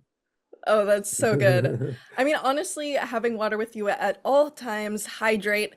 I never drink so much water as when I'm playing a classical chess game. I don't know what it is about classical chess that makes you drink water, but I always go through like 2 or 3 water bottles during classical chess games, especially during difficult positions like this. But as we're talking about, you know, it looks like Hikaru is going to want to create some pressure in the situation, make Fabi think for longer, but Fabi does kind of have this autopilot move of King G2. So maybe just trying to find a way to improve your position. I mean, we talked a little bit earlier about Rook C7 and the potential of a triple up. You could still go for that here. Alex did not blunder the stream, but he did definitely have a water bottle incident there. Forget about pawn structure. We need to know about Alex's structure. I mean, pawn structure is the heart of chess, or the soul. Who said pawns are the soul of chess? That's another one of your quotes that we have there. And it looks like we have it. We were literally just talking about that. Rook C7 with the potential of tripling up, which makes sense, just completely improving, having some threats here. And still, I think Hikaru is happy to trade down all of his pieces. Maybe even he can get that endgame that is a little bit crunched for space, and he has the knights. So couldn't hurt too much there. Honestly, also, I'm not sure. It's very hard for Fabi to figure out what to do here, because if you look at Engine's suggestion, it's probably going to just say trade all of your pieces, but he wants to go for that win because of what we talked about. Basically, this structure in of this tournament kind of favoring wins over Armageddon. And we have Alex back too. And we don't even see his water bottle anymore. Kind of miss it as our co-host. Just had to unplug and plug it back in, you know, which is usually the first step towards fixing these camera. But yeah, that was a exciting adventure. That has first time that happened. So I'm gonna learn all sorts of interesting things this thing can do as the stream goes on, I'm sure. But I'm back, and well, we're happy to have you. And you didn't miss much, except we're kind of going for that earlier plan that we looked at with Rook C7 here. That is all we kind of saw in the moment. And maybe the idea of tripling up and still leaving it to Fabi to decide how to follow up. Yeah, Rook C7, of course, potentially preparing Queen to C8. I think the most important thing for Hikaru here is, aside from the plan he chooses, is get Fabi lower and lower on the clock. Honestly, that is a tactic in and of itself.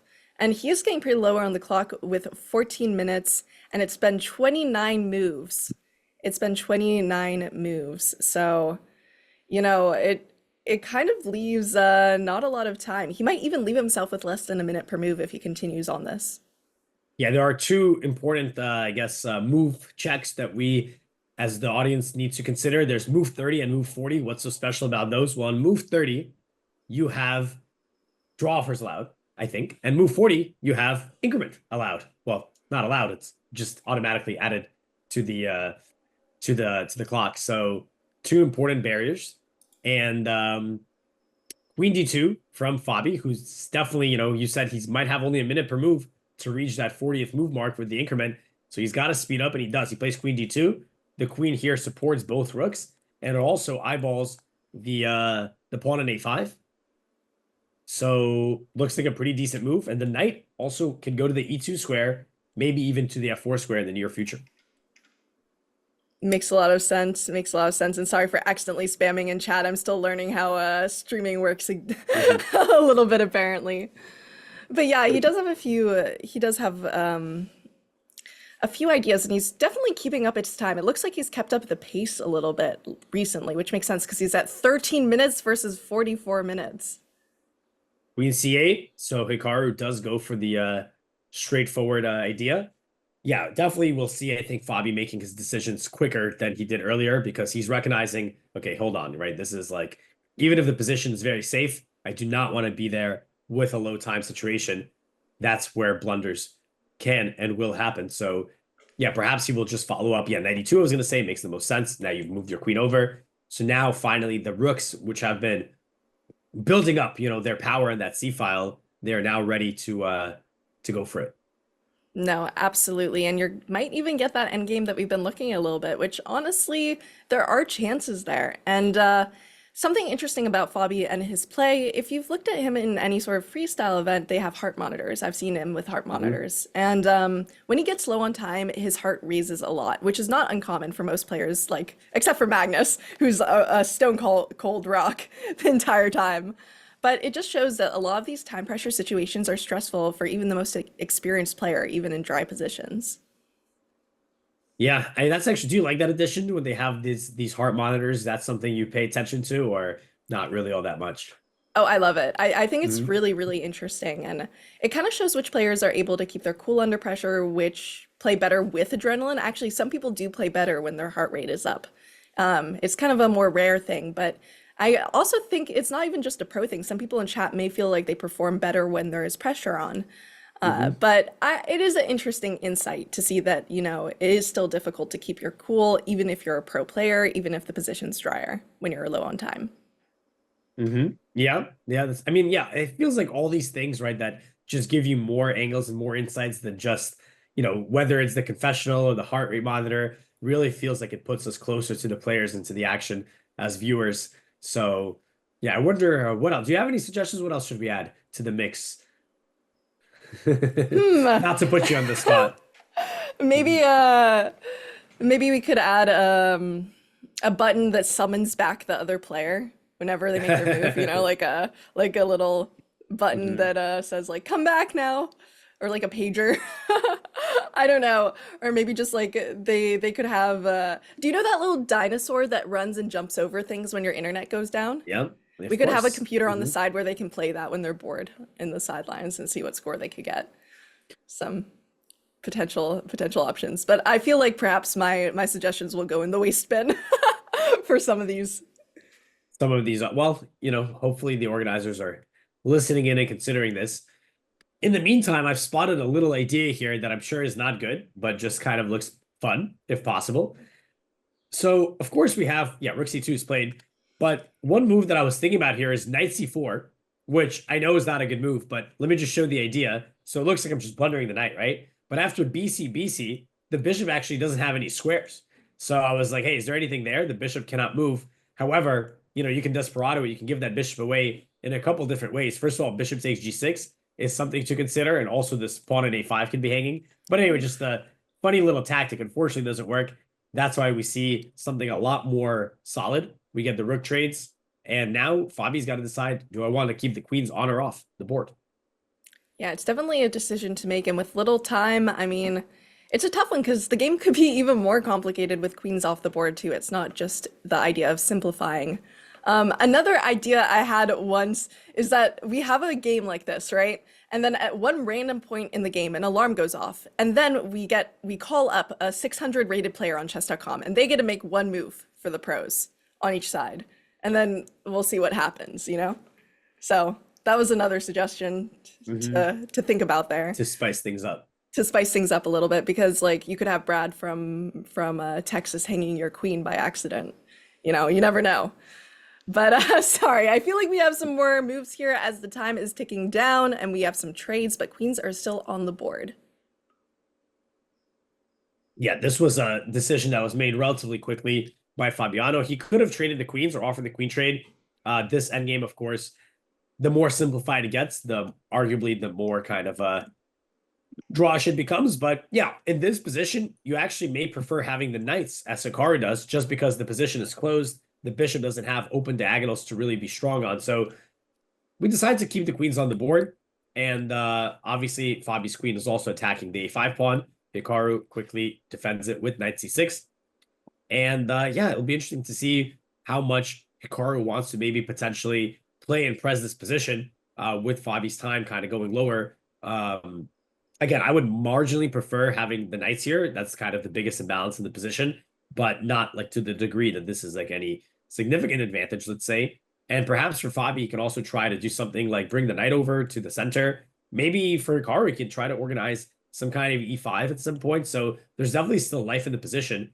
And I think with Hikaru having 40 minutes to 11, not really being in much risk of anything, he might try to keep the game going. But I will also add, when you brought up this alarm idea, I was actually thinking about one time I was playing a tournament, and me and my opponent were both in time trouble.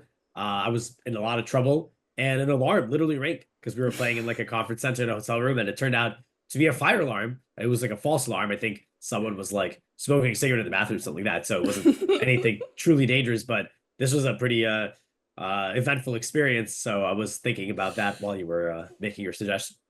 Rough moments there. I feel like, okay, love chess players, love you guys chat, but chess players do not have the best survival instincts, I will say, because a fire alarm did go off in my last chess tournament as well, and everyone just sat there because no one wanted to leave their game before they could like get permission to pause the clock or anything. So if there was an actual fire, we all would have been sitting ducks because we all just sat there. We did nothing. Everyone was so concerned about their game.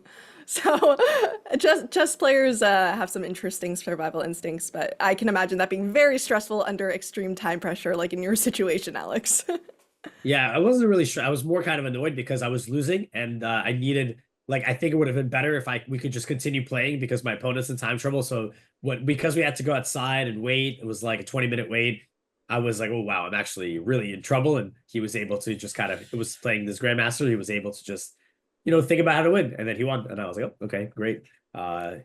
But anyway, yeah, I mean, I wouldn't get up from my board either. You think I care about a fire when my 5 rating points are at stake? You're out of your mind. Of course I'm sitting there. I mean, with the low K factor, 5 rating points is a lot, guys. And Yeah. honestly, we've seen these players go for more, which is why we're talking about like Hikaru like pushing in a situation where even it's dead even. We see a lot of very, very strong players. One of the things that differentiates them from slightly less strong players is just their ability to keep going, grind out for any even possibility of anything other than a draw, when the majority of us would like go to the beach and offer a draw and get out of here, you know?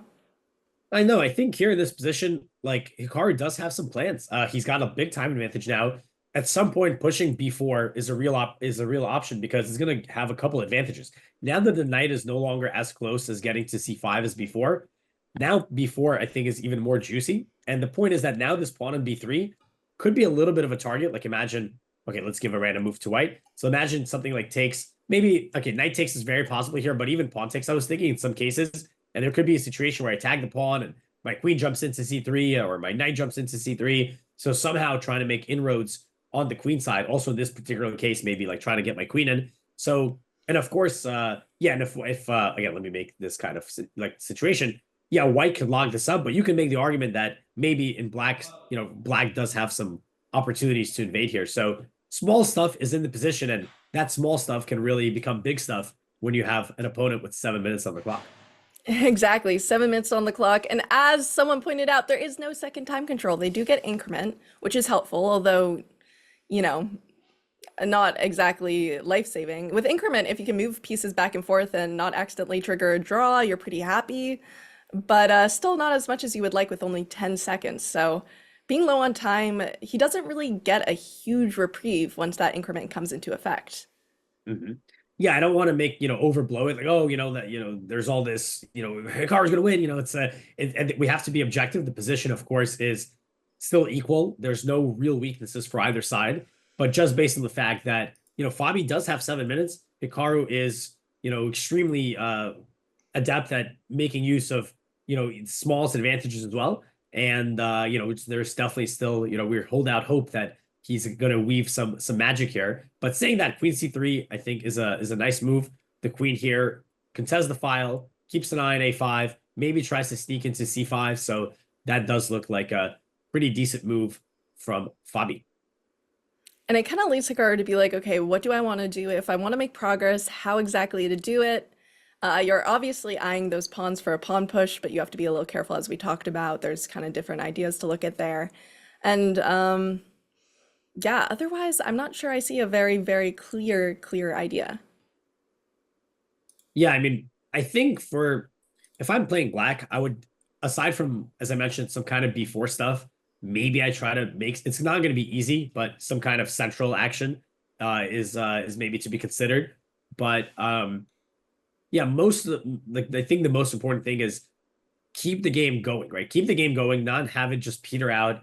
And because, as we said time and time again, yeah, you get increment move 40, 10-second increment.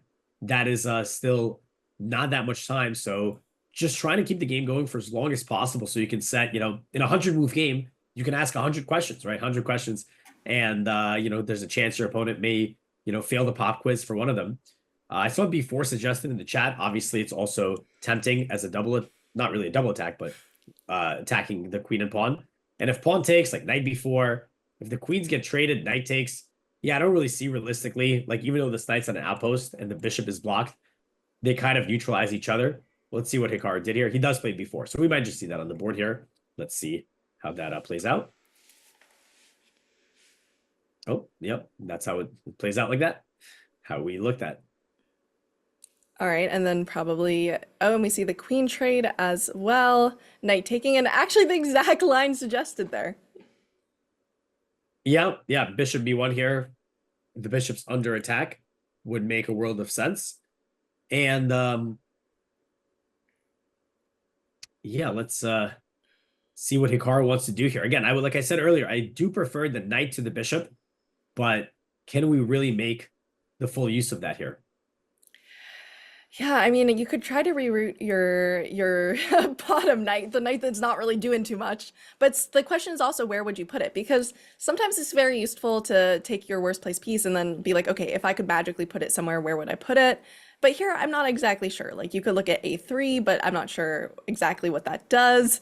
Is there any other places that you would really put that knight if you could? I mean, a3 would be pretty magical because that bishop on b1 all of a sudden would be trapped, although you would still have knight c3 in that case. But yeah, that is definitely an idea, right? You can play knight d6, and then I think white would probably just play knight c3 to make sure that doesn't happen. Yeah, I mean, one idea is, we need to get the king involved, especially in the endgame. So perhaps we can try to do that, but not so simple, right? There's no inroads. You can't like go up the board. So you can maybe try to make inroads, like try to put pressure on this d4 pawn.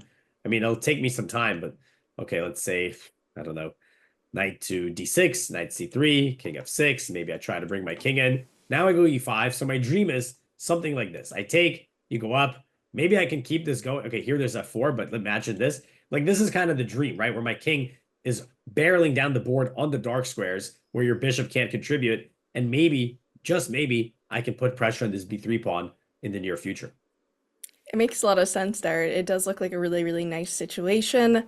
Interestingly enough, it looks like Fabi is off screen right now. So I'm wondering if he's just lurking nearby, and the second Hikaru makes a move, he's going to run over because he is still a little low on time and he has a few moves till increment.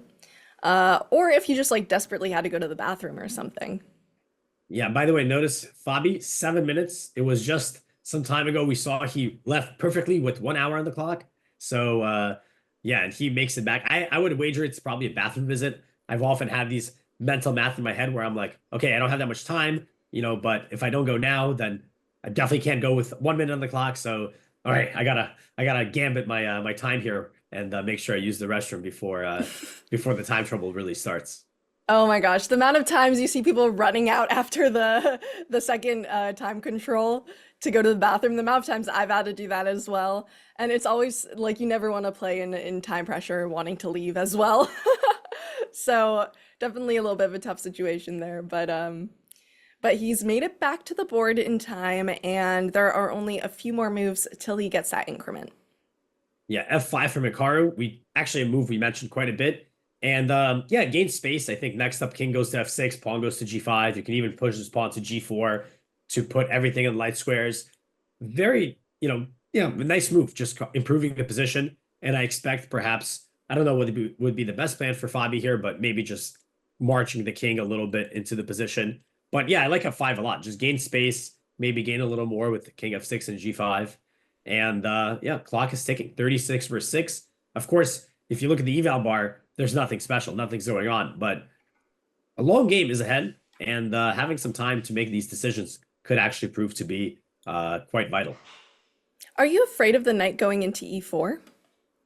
Yeah, I mean, it's definitely an idea at some point, right? Like maybe, let's just make a hypothetical, king g2, knight e4, and now it's like, what are you going to take with, right? If you take with the knight, well, now you've left yourself maybe with a really passive bishop, literally stuck here. I mean, you have f3, of course, but still the bishop doesn't look so great. On the other hand, if you take with the bishop, then I take with the pawn. Now maybe I can be like, ooh, I have an outpost. The knight jumps in, knight jumps in. So I don't think you want to rush that move, but it doesn't hurt to have that option. Yeah, it's probably what Fabi's thinking about right now. I think the only way to actually prevent it, if you even want to prevent it, as you said, there may be reasons not to prevent it, would be f3. But then again, like, marching the king over makes a lot of sense as well. Getting it active, right? Kings should be active in the endgame. Yeah, absolutely. I mean, f3, I think, makes a lot of sense as well. That's why Fabi is thinking. But, but this is great. Hikaru, he plays f5. That move, he's got to make Fabi think, hey, am I going to go knight e4? Am I not going to go knight e4? You got 5 minutes. Think about it. So it's a great move, great decision, and it's just a useful move overall. So going under 5 minutes here for Fabi now, still, has enough time to make moves, but this is exactly what Hikaru wants to happen. And we notice Hikaru not leaving now. Very early in the game, he was up every couple seconds, going to the confessional a lot. But even though he has enough time, he's not leaving because he doesn't want to let Fabi off with, a few extra minutes to think. He's really leaving him with nothing there. Yeah, I mean, no use getting up now, right? You want to actually put that pressure, psychological and clock and board pressure, right? Combine as many of those things as you can until real mistakes start to occur. Again, pawns never move backwards. F3 here, it's logical. It stops at E4, gets the edge's approval, but, you got to make sure you're making the right decision, because what if you're worried, oh no, I played F3 now, like he does play F3 after all, but maybe, oh, what if I allow some kind of F4 and then like my pawn on D4 becomes weak, right? It's just like you can see a ghost very easily when you don't have a lot of time, and you also can't undo your move. Okay, now Hikaru, I expect he will probably play something relatively quickly, like King F6, or he goes G5, and yeah, maybe there could be a real idea at some point to try to undermine this pawn chain so that you can perhaps get the D4 pawn. And it feels, Alex, sometimes like endgames are a completely different game of chess. Like it feels like it's almost a variant sometimes, because endgames are incredibly complicated. A lot of people just be like, okay, I'll simplify and then I'll get an endgame, it'll be a draw. But this is arguably more complicated than the position we had a few moves ago. Yeah, I mean, even though there's less pieces on the board, doesn't mean it's going to be less exciting. And sometimes the paths are even more narrow, right? As you're saying, like, there's only like a couple good moves to hold the fort. So yeah, it becomes very, very intricate. And still doing, oh, actually it's move 40. So now we finally get the increment, the 10 seconds. By the way, I'm gonna keep an eye. I want to look at the camera to see if they have to notate, because we were thinking about that. And yeah, Fabi is notating. I feel like you do need to notate, but okay, maybe not. Who knows? Maybe you don't need to notate sometimes it's until you have under, like 1 minute. yeah. Yeah. But having to notate and having them like blitz it out would be hilarious. I wonder, like, okay, Alex, you know what? I was playing a classical chess game. I was under time pressure. I was notating. Maybe my notating wasn't the best. Maybe I was scribbling a little bit. I had my opponent stop the clock and call the TD over and say I wasn't notated correctly. Like you weren't notating, but he was saying you're just scribbling. It's not real notation. Yeah, I was notating. Yeah, he was being like, she's just scribbling. She's not notating. Okay, maybe it was a little bit unreadable, but it was still notating. And the TD made me on my own time, like correct it and move and write in. I was like, just because my handwriting is bad doesn't mean anything. But it is true that it's very hard to multitask when you're under time pressure of being able to notate and then also play. I've definitely seen that, by the way. Like some players, once they get into time trouble, they just like, they literally scribble. They're not actually notating. Actually, some players, they scribble the whole game.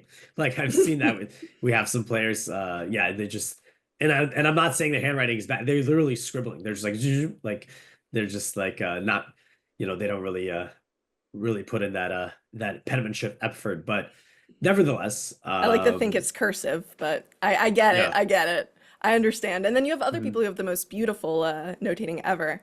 Okay, we see an interesting move here, knight c6.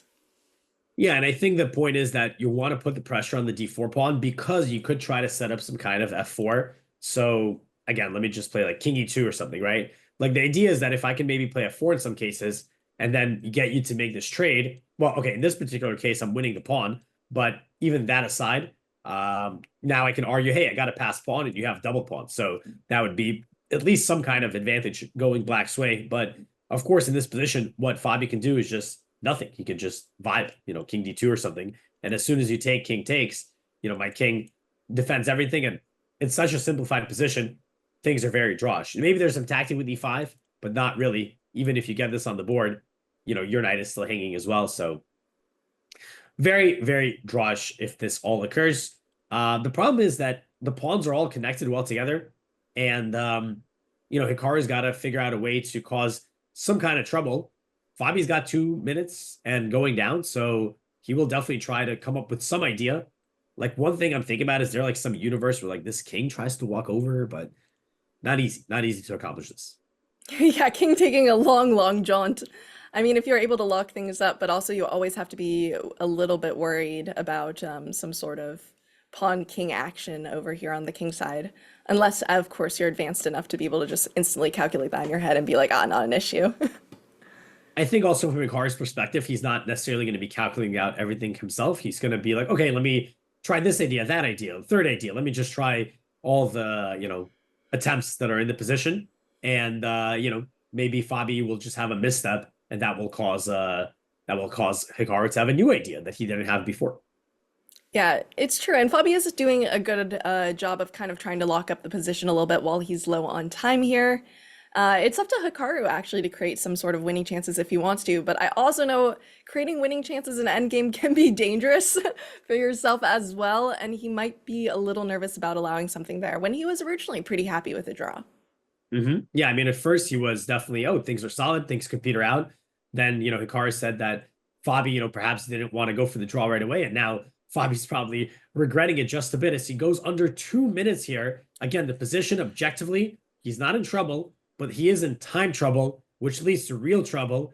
And shout out to all 10,000 plus viewers that are live with us right now watching. This is definitely one of the most exciting moments of the game. Can Hikaru get it done? But huge shout out to everyone, tuning in and send your support and spam your flowers to give Hikaru power as he aims to get it done. Fabi going down maybe to 1 minute here. Yeah, this is the moment. Like, if he can get it done, this would be great for Hikaru because not only would he be starting the tournament with a victory, he'd be starting the tournament with a victory in Classical, which, as we said, is worth 3 points. And he would be probably one of the only players doing that. It could even put him in the lead if he's able to do this. Yeah, we do have, a result, right, in the Classical portion between Arjun Regaisi and Wei Yi. We saw they ended in a draw. We will, of course, tune in to see how some of those guys are doing in the other boards, but our attention is locked and loaded. Fabiano Caruana, 50 seconds on the clock, only 10-second increment. He goes F4, so that's why he was thinking he makes a big decision. He says, you can't go F4, you can't go E5, but I will weaken all the light squares in my position. Oh, that's it is a really interesting move to make. He has so little time on his clock, but still making those important moves. And now it's Hikaru who has to make a difficult decision here, but he has 34 minutes on his clock. He can take his time. Although in a moment like this, you might ask, is it better to move quickly and put pressure on your opponent?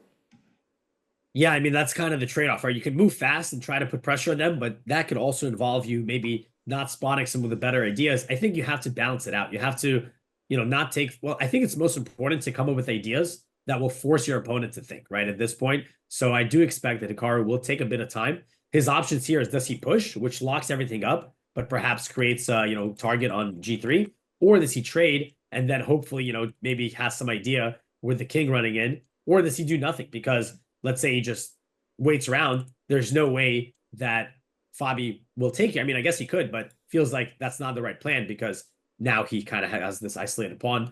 Again, the margin of safety here is very real. Objectively, the position is within drawing margins, but the thinner those margins get, the more you are going to suffer from having 59 seconds on the clock. Absolutely, and I think that's what Fabi is hoping for here is that G4, yeah, locks up the position. There are some weaknesses on his end, but at least it's locked up enough that he can kind of autopilot, get some increment. Although it's very, very difficult to make that kind of decision. And I think Hikaru right now is deciding what gives me the best possibilities. What's the most complicated to figure out in 59 seconds? So this is where it's not just chess, it's also psychology. He's not just looking for the best objective move. He's looking for the move that is most challenging. Yeah, it's a great point, right? It's not even objectively like, oh, this is the top edge move, I got to play it. It's like, what move will give my opponent the most problems to solve? And yeah, that's what Hikaru is looking for here. Yeah, I mean, if the position really closes up, Fabi's going to get a lot of easy moves. Like perhaps, if we get G4, maybe he'll just start running his king to the queen side to make sure that's all secured. And yeah, basically Fabi has two pawns that maybe need a little bit of attention, but they're both kind of difficult to attack. I mean, I'm thinking like, how do I even get my knight there? I'm trying to, yeah, like something like this could be an option, but obviously white will be able to react in time. So yeah, I mean, the eval bar is slightly moving in Hikaru's favor after, for example, G4, but still after King E2, I wonder what's the right plan. Maybe we need to shuffle these knights somewhere.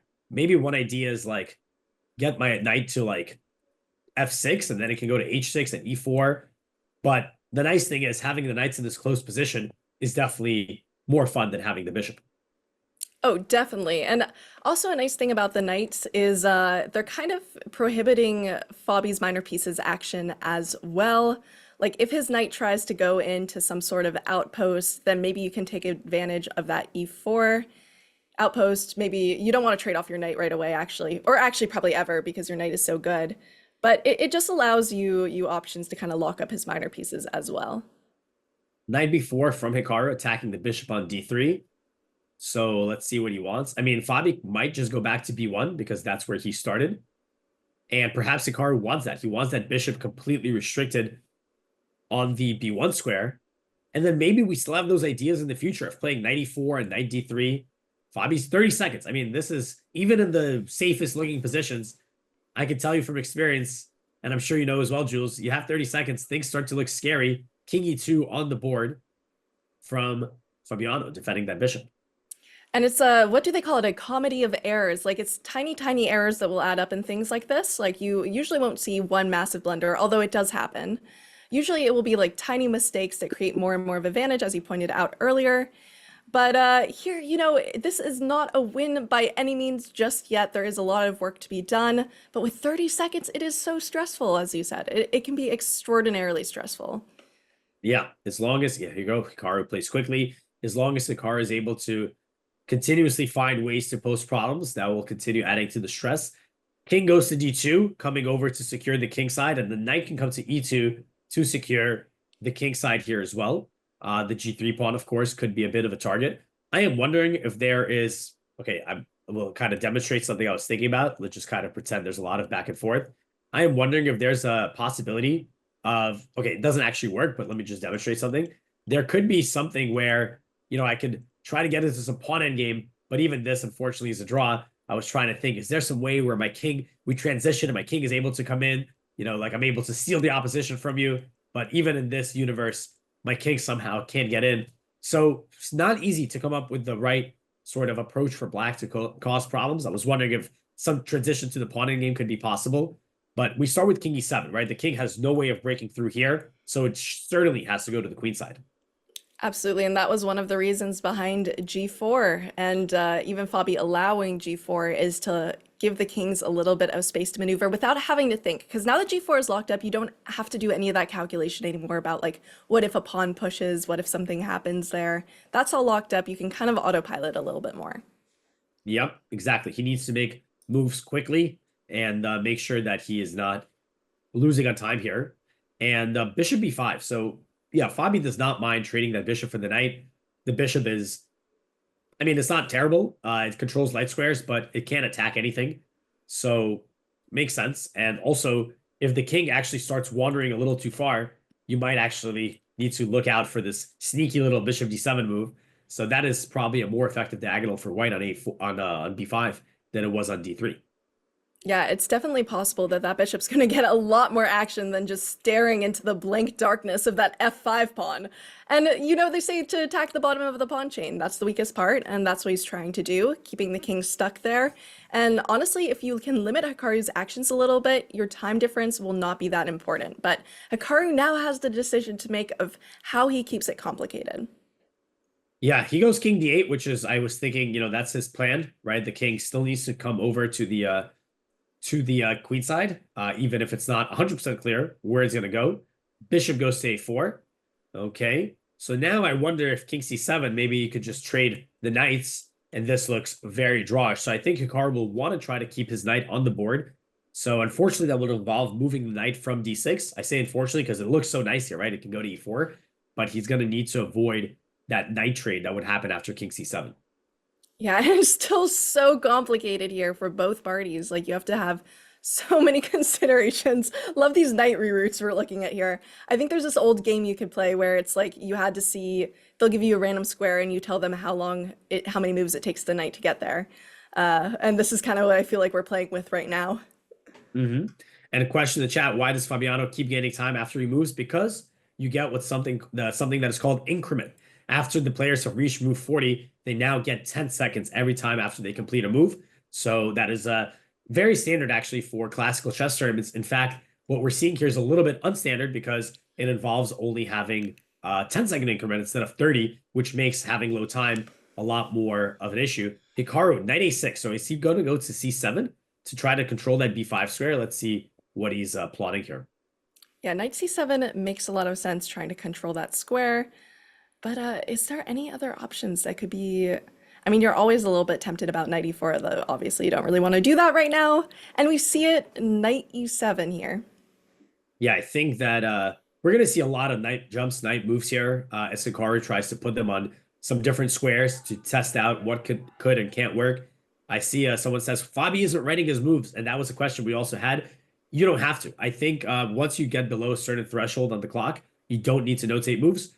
Usually in a classical tournament, because you have the 30-second increment, notation is important. The notation is required. But having the 10-second increment, they do not require notation. I don't know what the time limit is. Maybe it's 2 minutes or something like that, if I had to guess. But in either way, he's not breaking any rules, I'm sure. No, especially he has 30 seconds on his clock with only 10-second increment.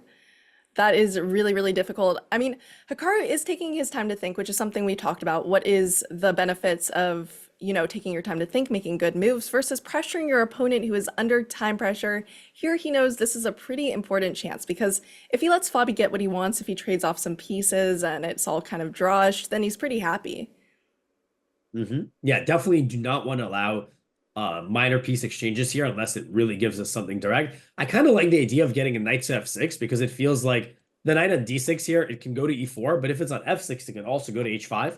I wonder if like, okay, let me just kind of demonstrate this. Let's say I get to go here, and I get to go here, and then I get to go here. Like in a world where I can get both my knight, yeah, this is the dream. Like somehow getting, then okay, I also put this bishop on the terrible square. Let me put on b5 instead. But even something like this, I was wondering, let's say putting the knight on d6, like white is like stuck. Like the knight can't move, the bishop can't move. But the question is there any way to improve the position? Maybe not, like because the king can't even break through, but I would still try it. I think this is the name of the game here. Just trying lots of different things, seeing if white will mess it up. And it's also interesting to note if the bishop exchanging for the knight will be an idea in any of those positions, or if not, or if the king can even move without that pawn chain weakness. But so many considerations here to make and so little time. Immediately, we see king e2.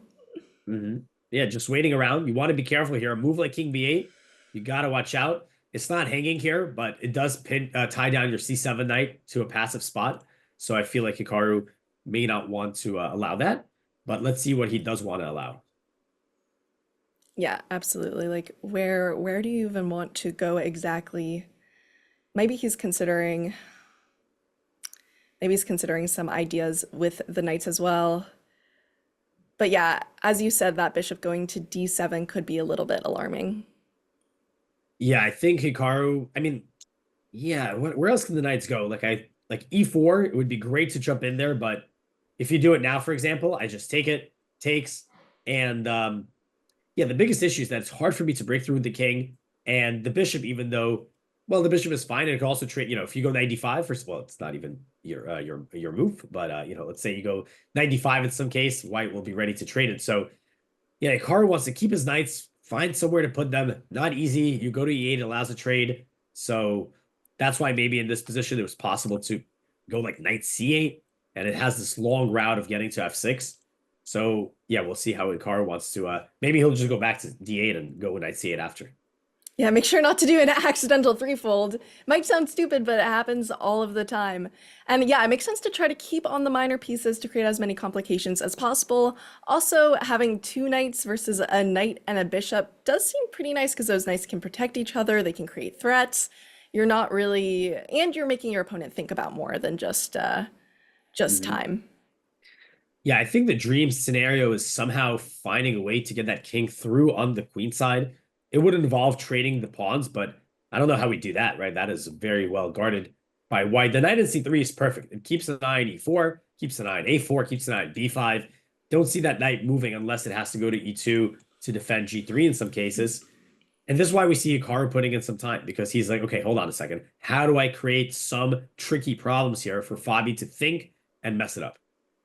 Yeah, which, I mean, it will be difficult, but some of those knight reroutings aren't a bad idea there.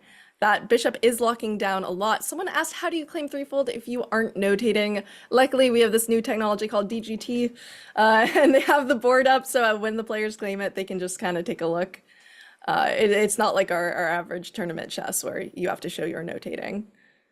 Yeah, I'm sure if he makes a claim with my next move, I have a threefold repetition, the arbiter will be able to instantly verify it through the the live notation. That is obviously that's how we're seeing the game. We're not seeing the game. Oh, Fabi stopped notating. Where's the moves? We don't know what they are, right? It's live. It's we got tech, we got Chat GPT giving us the moves here, so everything is flowing well.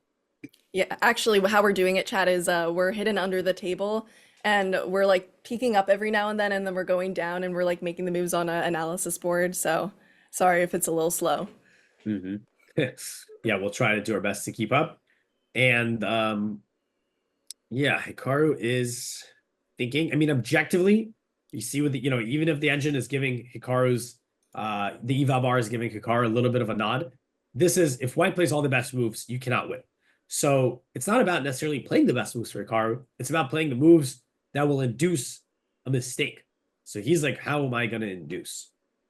How am I going to induce the most complications possible? Also, you want to bring every single piece into action here in this endgame, but the king is also a little bit locked down because of what we talked about. The bishop could go to d7. So you have so many considerations here, and it's very difficult to know how to advance because usually you'd want to maybe, I don't know, try to move your king, but you can't really do too much on that. So again, yeah, we might see like a repetition like once or twice as you talked about. Mm-hmm. Yeah, I mean, sometimes you need to repeat just to, okay, I mean, that was the wrong plan. Let me change my plan, right? And then you go back to the other plan. Yeah, just don't do it too much. Have you ever had that happen where you're at a tournament and you accidentally make a threefold? I certainly have accidentally threefolded, and I've seen it. And it's been done against me. I've also had some threefolds that my opponents failed to claim, and then which was pretty good. So a bit around the block for the threefold adventures. Also, important thing about threefold, which is a common misconception, a lot of people think that threefold has to be every single move in a row, but threefold could also be just reaching the same position 3 times, and that's where people get caught because they don't really expect it as long as you're not moving back and forth. But it does happen where you maneuver a bunch and you're trying to gain time or put pressure on your opponent, and then all of a sudden, boom, you're in the same position for the 3rd time. Yeah, absolutely. That's a good point. It's 3-time repetition. Doesn't mean 3 times in a row. It means, like you said, same position 3 times. I've definitely seen that happen, and people argue, oh, what? No, it's not. What are you talking about? It's not 3 times in a row. It's like, yeah, you're right, but you're also wrong. So yeah, definitely something that has taken place. Hikaru is thinking, look at it now, he's locked in. Look at that camera. He's so locked in. And not only because he wants this win in classical, which of course would be amazing for him, but also there is another advantage we haven't talked about yet, which is if he can create pressure, kind of stress Fabi out a little bit, even if it's still a draw, Fabi might be a little tired when the Armageddon comes in, say, 15, 20 minutes. So I didn't consider slight that advantage. Of it. Yeah. It's hard when you're adrenaline. Also, one of the places people make mistakes the most is on the move where you get second time control. And that is because you have so much adrenaline coming up to first time control. You're very locked in. And the second time control hits, boom, like you feel relaxed and everything relaxes. And that's when people make errors. So if he can create a lot of adrenaline in Fabi here, then the relaxation going to a new game, it is kind of hard to adjust. Although these people are pros and they have a lot of experience with these kinds of situations. Yeah, I mean, these are interesting things to also keep in mind, right? The game inside the game. But yeah, that could be an interesting thing. Just like try to create stressful, induce more stress and tire them out. And yeah, of course, of course, we are hoping to see those strategies in play here. Yeah, I'm really curious to see what Hikaru, the master chef, cooks up here because he is putting. This is kind of like the 10-minute think is for like, let me find that one, not necessarily last, but just like that one big try. And it kind of feels like if that strategy doesn't work, then Fabi will most likely be able to defend it. And yeah, Hikaru's, yeah, but it's hard. We discussed it. Like, what are we, like realistically, we can move the king over here, but we can put the knights anywhere we want, basically, right? And it feels like, you have that b4 square. Hikaru was already there. you have that f6 and h5 square. That was my first idea. He hasn't tried that yet, but maybe even if he does, white can defend. And outside of that, I don't know what else there is. Hikaru will have to show us. Yeah, he definitely will have to show us. And these are all kind of meta considerations that he's thinking about right now and why he's taking his time instead of trying to pressure his opponent. Because this is absolutely what he needs to do. Fabi is a great player. And, you know, if he doesn't come up with a very difficult try, Fabi will just know what to do instantly and the time won't really matter. Actually, fun fact for any of my college students in chat. One thing about my college is you could create your own class when you're a senior. So I created a class on chess. And it was a little bit of an excuse to study chess and call it academics, but for part of it, it did have to be kind of academic. So I did a lot of reading on sports psychology and the kind of psychology that pro players can use to stress out their opponents a little bit, which there's actually literature on that. You wouldn't think so, but it is kind of interesting portion of the game. I think it comes less into effect than in some other games, but sports psychology is very important in chess. That's really cool. So you created this class, and it is just like something you take on your own, or is it something that you had other people also join in? So I had it's kind of like an independent study, but you need a professor to create Approving it, oversight for yeah. it. So I got there was a sports leadership professor who was willing to take it on for me, which is very nice because a lot of professors, if they don't understand chess, they don't really want to take it on too much. But we had to create a whole syllabus, all these academics for it, and that was pretty fun. So I had a whole list of books that I was reading as assigned reading, and my final project was a tournament. So we got to have a little bit fun with that. If you're in college, consider trying that. Yeah, starting your own chess class, but definitely sports psychology is a very, not just chess psychology, but sports psychology is a huge sort of market. And I know I even know chess players who had hired sports psychologists to help them with some performance stuff. And that actually, I remember I actually went to even a session on this, and it was pretty interesting because this particular psychologist was also a psychologist for a pro sports team, and he was helping them out with some stuff. So it's a real industry. Maybe you study that class, maybe you'll be a performance sports psychologist yourself for chess and beyond. You never know. And it is very important. There's also I know that there's a huge focus on sports psychology now that's really emerging. One of my favorite coaches, Grandmaster Ramesh, he is the coach of Prague, just amazing guy, lots of great books. I remember he was talking in class about the importance of just keeping your cool in these situations for professionals and how that can make the difference between a top player and a world champion. And just some very interesting things here. So it's all about keeping your cool. And we see that repeat of King D8 and the king moving over. Will Fabi be able to keep his cool? Does Hikaru have anything to move on with this? Yeah, I think knight c8, right? Because he needs to, that's why he moved the king back. He's opening up that square. Does give Fabi an easy move to gain 10 seconds, but it's not, of course the clock plays a major role here, but it's more important to actually be able to come up with something for black that will put pressure on white. So, okay, Hikaru is back to shuffling. Now he's wait a minute, let's put maybe that knight back on b4, right? Or maybe I don't think he'd put on b8 here. So let's see what he's doing. Let's see. He probably doesn't want to allow for a trade of any minor pieces, just making it easier. But where exactly do you go? Yeah, let's see. King e7. Okay, this move, I think he's just shuffling to kind of bore Fabi. Oh, I'm not doing anything. Don't mind me. Just kidding. Here's my big idea. La-di-da. What is that big idea? I don't know, but I think that's kind of the strat. And again, this is where you have to be a little bit wary of threefold repetitions in positions, but the king is in a completely new place. Not that the king can really maneuver anywhere too much kingside. Yeah, I'm not sure what there is on the king side since it's completely blocked up, but I think it's more of Hikaru just shuffling a little bit before embarking on his main idea.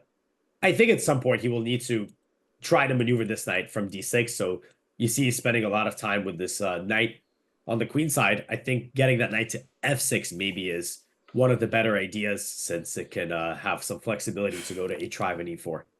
You've been shouting f6 since the beginning of this endgame. I think it's gonna happen, honestly. It's just As one we of the see this only... reroute.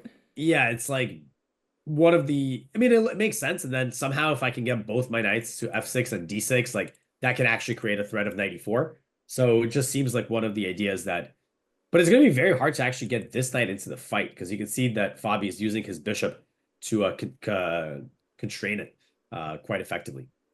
Yeah, and to completely lock it down.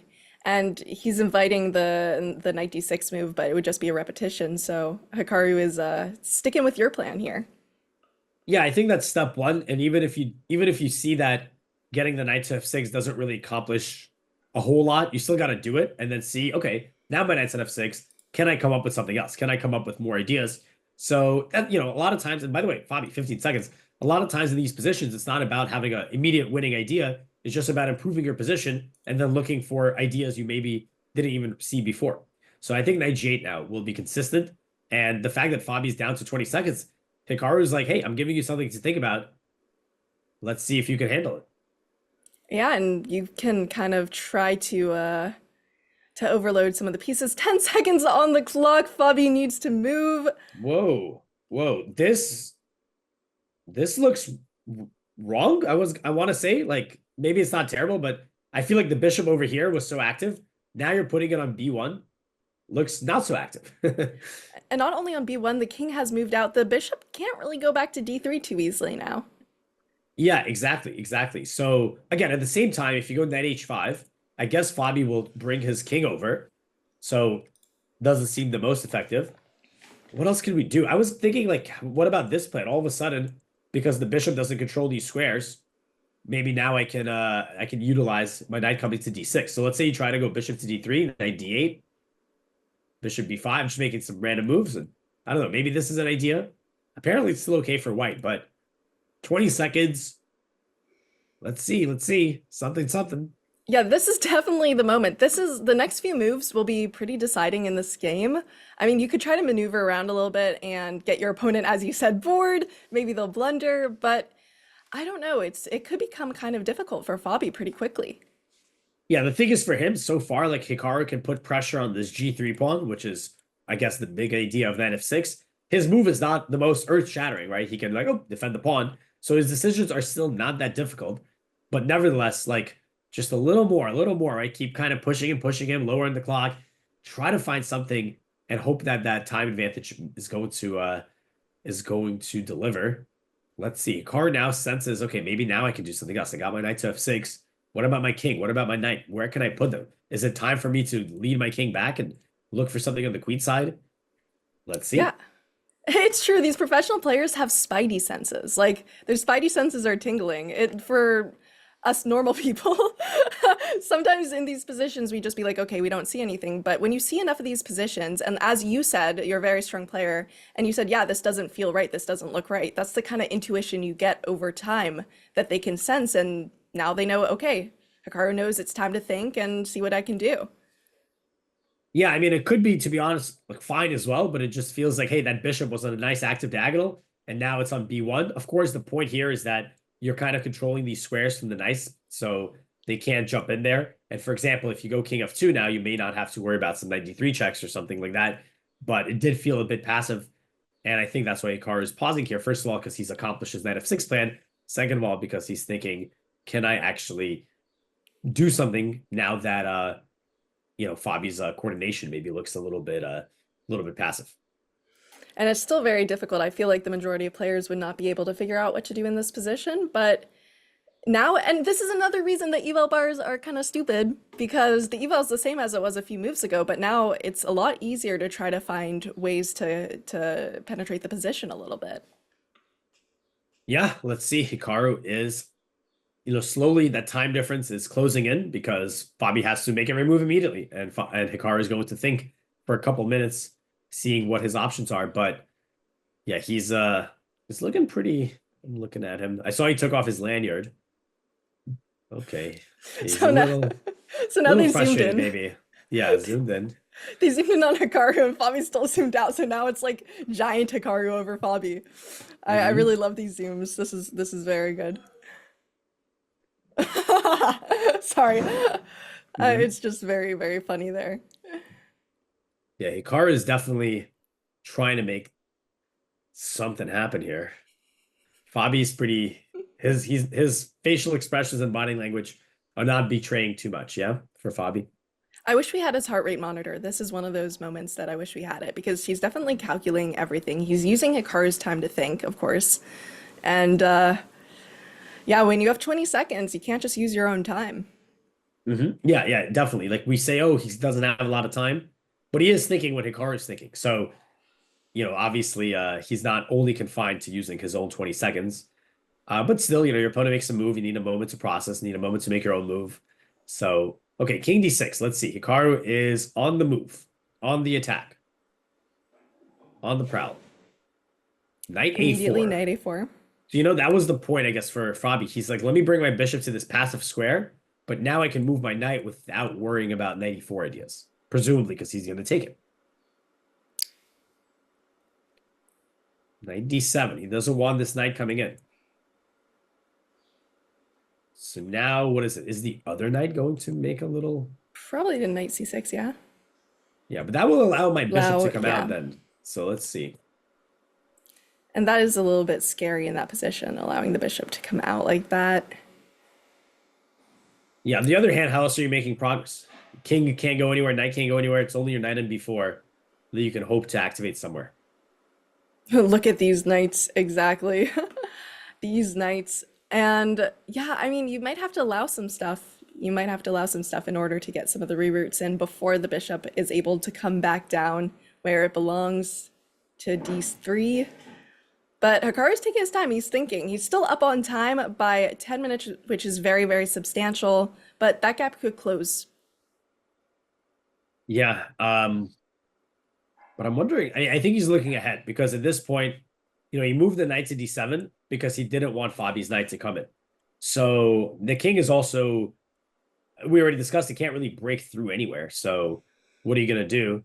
And this knight looks pretty good on b4 since it corrals the bishop, but that's not progress. So yeah, like I'm still just trying to jump in somewhere, but hard to come up with another plan. Let's see if Hikaru can sniff something out in the position that is beyond our view. It's like a new variant where the knight can magically teleport to any position in the game. It's like Bug House kind of. Well, the funny thing is in this position, if I could teleport my knight, I would teleport it to h1. Because now I'm attacking g3 and I'm not allowing king f2. Because if I teleport to h5, you go king f2. So funnily enough, knight h1 is actually the best square for this knight since I'm going to win that pawn by force. Unfortunately, the reroute will not allow that, which is one thing that light squared bishop is doing pretty well, is tampering down on some of those squares.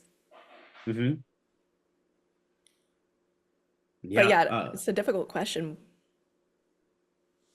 Yeah, king c6 on the board, but I'm not sure where that king is going. Because now you've kind of blocked your... I mean, you could use this knight to go to a6 now, and then you could say, hey, I stopped this idea. So how's this knight maneuvering? You can go to c7, e8. Maybe he wants this. Maybe this is what he wants. That makes sense.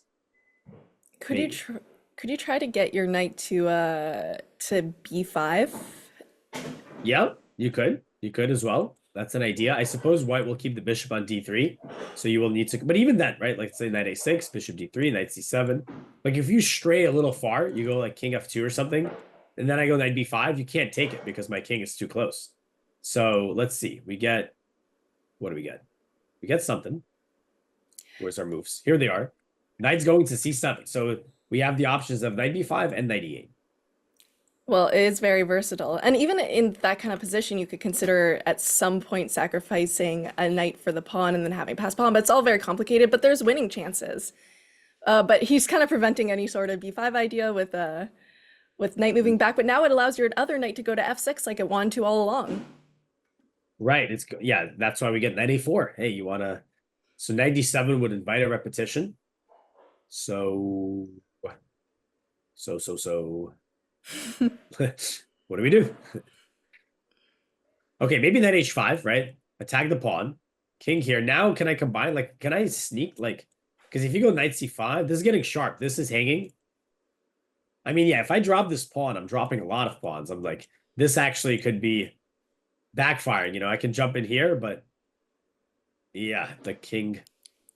Yeah, okay, I'm taking so much risk here, right? I'm taking too much risk allowing all this knight to come in. So how does Hikaru go about this? I don't know. Yeah, he definitely doesn't want to repeat, but he can take his time here if he decides on a repetition. Although, got to be a little careful here. Yeah, gosh, it doesn't seem like there's too much you can do. You could try to allow that knight into c5, but Fabi's doing a great job of kind of keeping this position complicated and making sure that the knights don't have as much maneuverability as they would like. Yeah, Fabi is defending tenaciously with seconds on the clock. Hikaru is trying all the resources of his position. We are in move 64, the big chess number. So the game is, yeah, knight e8. Okay, so Hikaru says go at, okay, so wait. Okay, so he's allowing knight c5, played instantly. Is he going to go knight g7? He does. Okay, so he does. So now he's defending the pawn, and he's also, oh, wait, what? Blunder alert? Wait a minute. That is a real blunder. Hold on. After knight e4, you have no way of defending the pawn. So you have to take. But look at this knight on g7. It has this f5 square. Now, that doesn't win the pawns because let's say you can play king f2, but wait, I can break in this. So what if I play king c3? Knight c, because I'm also threatening king b5. So if I go knight c3, knight f5, king f2, it's Zugzwang. You're in Zug. Look at this. Your king can't move. Your knight can't move. And look at that. Hikaru gets up. He takes off his jacket. He sees it. He sees it? Well, he sees that there is this option. And he's like, hold on a minute. Jack it off. Lock it in. Can I go 94 and win the game? This is the moment. This is the moment. Like, this is the decisive moment here. I wonder if Fabi sees it too. You see, he looks exactly the same as he's looked at every other point in this game. But this is the moment where there is a possibility Hikaru needs to find it. And you see, he's looking at Fabi. He just raised his eyebrows. Mm-hmm. I do. This is where you want to see the heart rate monitor. Do you want to see, is Fabi's heart rate going from, 80 to 120 or whatever? Knight a4 turns out to be a losing move here if Hikaru plays the right way. It was key to keep the knight on c5. For example, a move like king f2. The point is if you go knight e4, you take with the knight and you keep the bishop, preventing the king from moving forward. So Hikaru, he's got 7 minutes. He has left himself enough time. Yeah, this is beautiful. Knight e4. If you don't want to lose the pawn, you got to trade. And now knight f5 is coming. And king up the board is coming. You can't defend both flanks. Bro. Bruh. This is definitely his moment where he has to find it. I think he will. And it's also one of those moments that happens pretty often when you're going for the draw and you just repeat without thinking about like how the position has changed. And all of a sudden there's a tiny minute detail that can create a win. By the way, Jules, there is something crazy going on. I'm keeping an eye on the Magnus board against Gukesh. They're both on very low time, both of them. And Magnus is winning. It looks like the endgame was a sharp position. Both sides had passed pawns. Both sides promoted. But now Magnus is up a knight. And Gukesh with 14 seconds, I saw he played the wrong move. Looks like I think he had a perpetual. He didn't find it. Obviously can't see everything in that game. We're fixated on Hikaru's grind here. But yeah, we might have 2 grinding games. Hikaru plays 94. Ah, he plays it! Something's in the air in Norway chess right now. He takes, yeah, knight f5 is coming. King b5 is coming. Look at that eval bar. Woo! Hikaru's got 6 minutes to figure it all out. Oh, this is Zugzwang. Knight f5, king b6. Yeah, you want to save the pawns? King f2 is the only move. King f2. Uh-huh. Oh, and Fabi sees it. Fabi's thinking, you leave for 2 seconds. This is what happens, Nokeen. You left for 2 seconds. Important stuff happens. You're like, oh, it's a draw. I can leave. I can go to the bathroom. I can get my pizza rolls. No, you're missing stuff. FYI, can't leave now. Most important part. I love how we have all these boards on the screen because I'm looking at that Magnus game too. It's crazy. Like, they both have 20 seconds. There's no more checks. Gukesh can take a knight, but then he's getting mated. King F2 on the board here. King B6 now for Hikaru will Win. put Fabiano into Zugzwang. Yeah, and that pawn, at least one of those pawns is falling. And then if you have that passed pawn on the A file, yeah, and he sees it, King B6. Fabi cannot be happy right now. Yes, still some calculation to be done. After King B5, there is probably Knight C5, but you can just afford to give that pawn up. Why? Because your A pawn is going to barrel down the board. Okay, Knight B7. Okay, nice move. Okay, nice move here from Fabi. This is a good try because now if I take on B3, Knight A5, but you can still go for it. You can, well, this is beautiful. After Knight King B3, Knight A5, King C3, I'm closing in and I'm capturing, and your knight is so off base here, you can't help out. You can't come save your pawn. And after Knight E5, I'm just in time to defend G4 as well. So Hikaru's got to lock it in here, just calculate the finishing touches. And I guess you could lose that e-pawn, but it wouldn't really matter because you're gaining so much pawns and your knight would be kind of sequestered on the other end of the board. And he has the time to think about it. This is where 6 minutes versus 1 minute becomes very, very advantageous. Absolutely. And, we were saying over and over, Fabi's got low time. It's equal position. It's equal position. But Hikaru's got to find ways to pose problems, to find ways to create situations where Fabi can't fall into some mistake. And I mean, he has executed that to perfection as he is thinking here, calculating out the winning sequence of King takes B3. Yeah, and which is on the board. Plays it. Mm-hmm. Now King C3, move your king over, make some threats. I mean, of course, you're calculating what the knight's doing, which he already has. Yeah. Yeah, beautiful. And I see Magnus has won. And that is the first decisive game of the open section. And we are looking at potentially the second, which, as you said, Jules, would be huge. You get a win, round one, as black. You get the as full black. 3 points. And Hikaru gets up. He knows. I think I wonder if he's checking on Magnus's game, seeing how that finished. And yeah, not only is it a win, which is huge in Armageddon Classical, but it's a win as black, which puts you in a great situation for whatever games you're playing with the white pieces. Yeah. It allows you to take more risk, too. Yeah, I mean, the list goes on and on, but everyone knows that no better feeling than winning a chess game. And that's what we're looking at here. And Hikaru knows. Spinning around, getting a nice few extra spins in the comfy chair. Fabi, I just saw a bit of emotion. He gave a sigh. He's got 4 seconds. He knows that this is over after King D2, Knight E3. The knight moves back. E3 is going to be a queen. We will be seeing Knight E3 here. Knight B3 check will be tried. But then after King C3, the knight is hanging. We may see a resignation coming up very soon. Yeah, you still have to try everything you can if you're Fabi, but insta move, King C3, you can't take the knight. Mm-hmm. Still trying, of course. Knight F5, simplest. You can have my pawn on E6. I'm not even going to take D4. I'm just going to go King D2, and then I'm going to make a queen. So Fabi cannot even take an E6 here. And that's what's nice about he does the take an pawn E6 structure, here, too. but it will not change. Yeah, after King D2, he will resign. And I think we're about to see it, folks. The pawn is racing. There's no real easy way to bring the knight back without losing all the rest of your material. And we see it. That is a Hikaru win. Can we get some sunflower spammed in chat here? What an amazing grind there. Yeah, no, I mean, that was awesome. And yeah, beautifully executed. I mean, Hikaru, he sensed, in the middle of the game when he played this move G6, that was already the moment where I think he started thinking about playing for more than just a draw.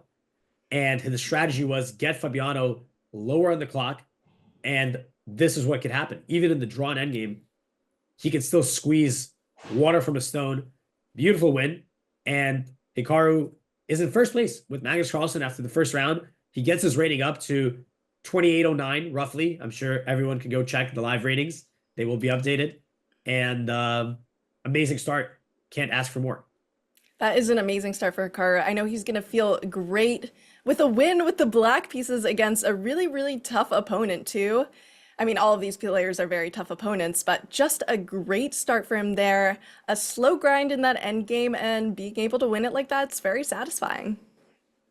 Yeah, absolutely. And yeah, even though Fabiano is, of course, an incredible player, it seems like in recent times, in recent memory, Hikaru really seems to have his number, winning, I believe, 4 games in a row with the white pieces. And now he's one-upped himself, even winning with the black pieces. No small feat. And just incredible. We will go on a short break.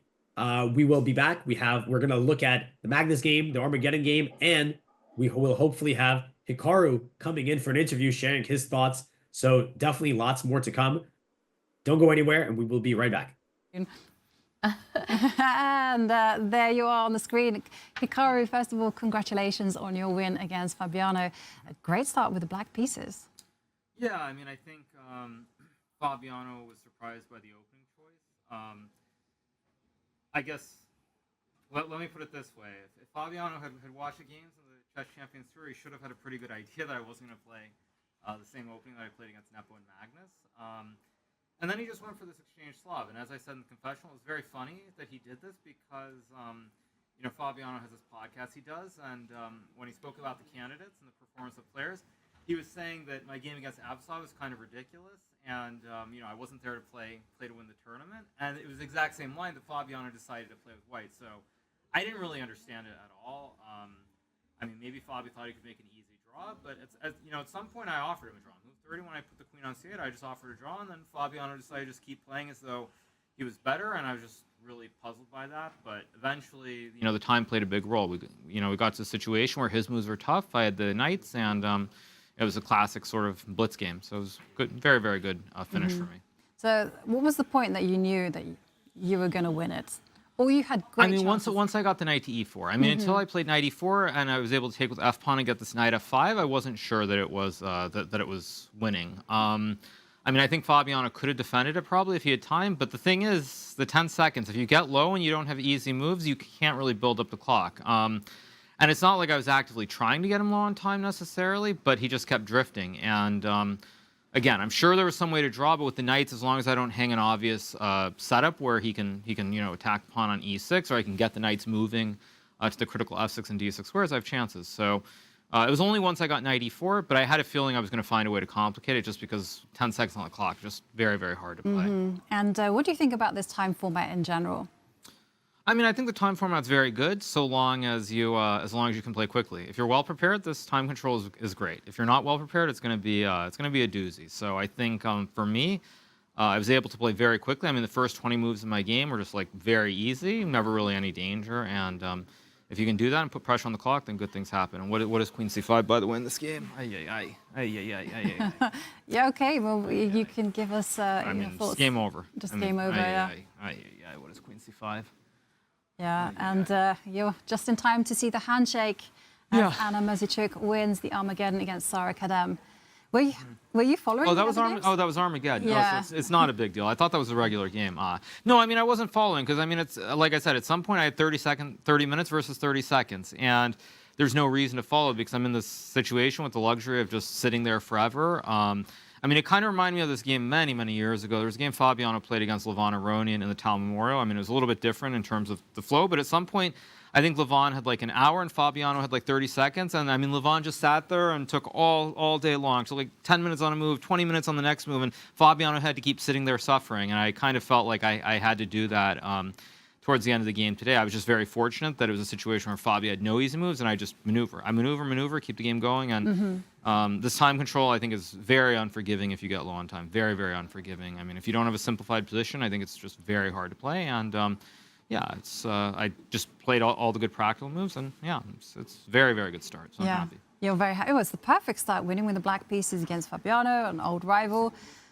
And what more can you ask for? But going back to a time when you had 30 minutes against 30 seconds. What were you thinking? If all you had to do was maneuver, was it just... the thing is, I wasn't sure because at the start I thought maybe I could have got the knights. I played king e7 at the start, which let Fabiano get this bishop on the a4, e8 diagonal. And as soon as he did that, had a feeling I might have made a mistake. But the great thing is I can, again, do what I did in the game. I can just put the knights all over. He has to find a setup. I mean, I think there was probably some way for him to draw once he had the bishop on a4 or c6, knight c7.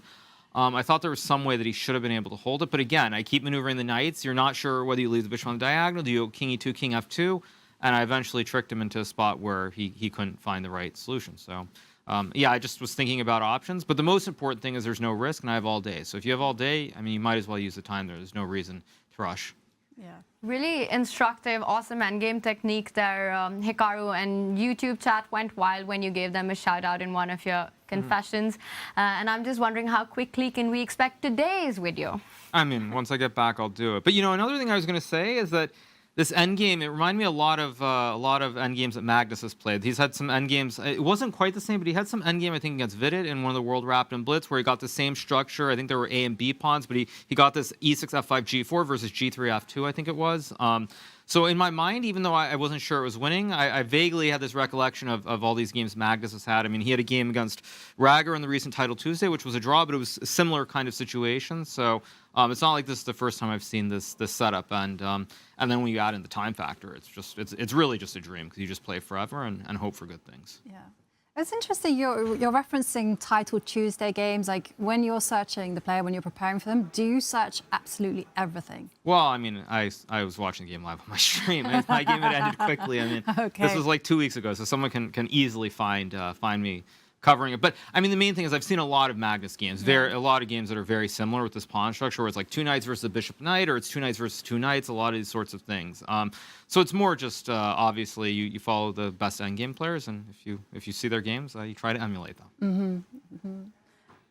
And I don't know if you saw what happened in the game between Magnus and Gukesh at all, Hikaru? I assume Magnus won, right? Yeah, I did, in the classical. Yeah, I mean, I don't know what was going on in the game. To me, it felt like a typical Magnus game, something where very, very tiny pull headed into an end game, and then at some point, Gukesh just went wrong. I mean, I didn't see the last 20 moves of the game because I was focused on my game, but it just felt like one of those classic Magnus situations. I think for Gukesh, he was... I felt he didn't sense the danger early enough. I think he was moving a little bit too slowly, and then, you know, obviously it's happened to me and everyone we've played Magnus, but he got this spot where there was a queen a6, queen f3 or something, and then Gukesh had to tank and think forever. And I'm sure it was still okay, but then you're going the wrong direction with the time and then the position, and it's just hard to play. So, yeah, I mean, it's, of course, not too surprising, in my opinion. I kind of expected Magnus to win after this opening, just because the game goes on, and I had a feeling Gukesh would struggle, but... yeah, it's still just the first round of the tournament. And, well, you're back in Norway. What's it like being back here? Yeah, I think it's quite nice. It's a tournament that I've played the last couple of years. I won it 2 years ago. I think, in general, the environment is very good. I especially like the late rounds. I think I'm actually, even though I've been here a week, I'm still a little bit jet-lagged. And then all the playoff sports doesn't help either. So...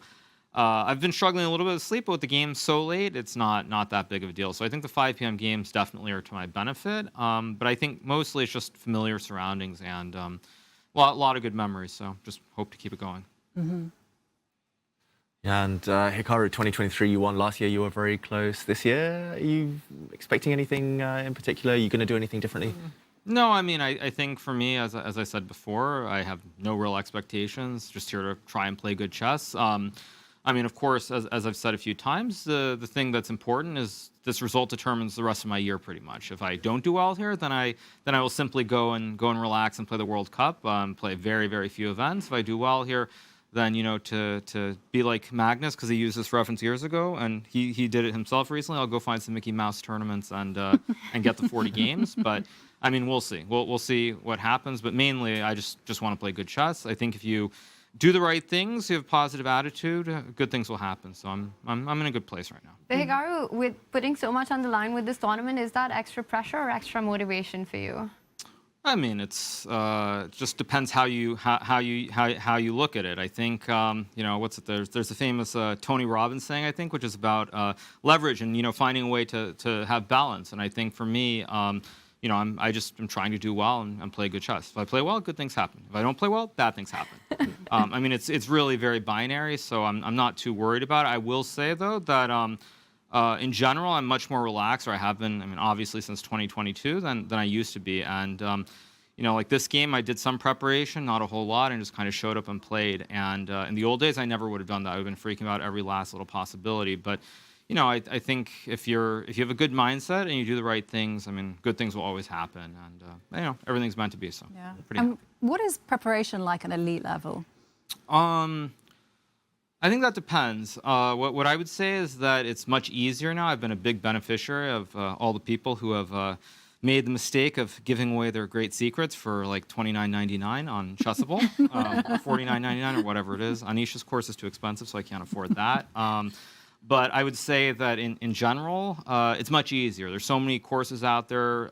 Computers become so strong that, you know, I think Magnus said this in the press conference yesterday, where if your goal is to survive, it's a lot easier now. If you find some basic opening, some basic idea, you don't get surprised as often as used to happen. So that's pretty much my approach. Just get a position, play the game. But I think definitely with Fabiano, it's I've been on a big hot streak against him, and I think also I'm now like 6-0 with the shirt. I think I wore the shirt when I beat him in 2023. I wore it when I beat him in St. Louis or Isle of Man in some tournaments. So good luck shirt and the right opponent. So it's all good. Wow, I mean, we were talking about superstition earlier. That's impressive stats. I'm going to put you on the spot, Hikaru. What would you define as a good enough result worthy of making a push for the World Championship? Well, I mean, it depends. It depends on, well, I guess one other player most likely, since I beat Fabiano in this game.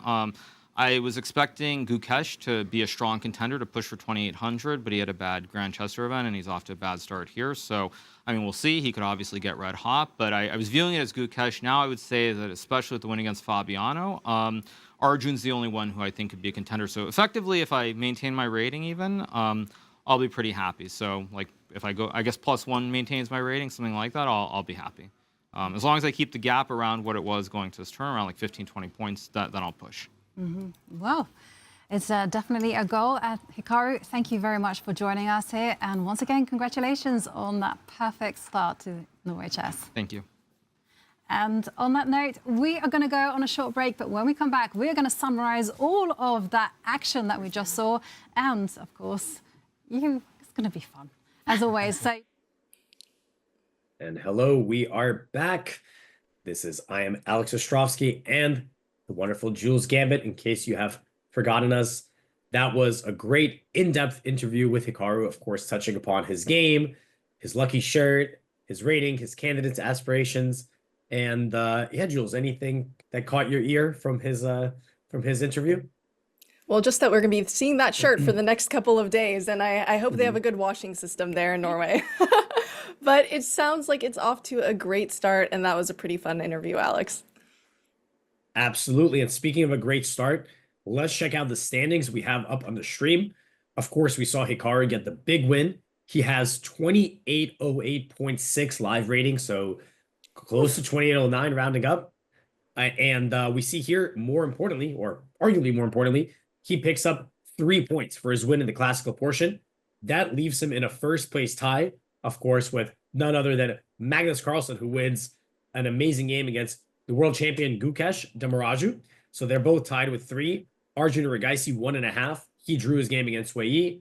Then they had then he won in the Armageddon.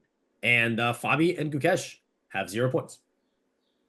I mean, that is a great start for Hikaru, especially with the black pieces. I think this is going to be an exciting tournament. Yeah, I mean, look, first round, 2 decisive games. I remember people were asking us, hey, you know, we're going to get all our Armageddons or we're not.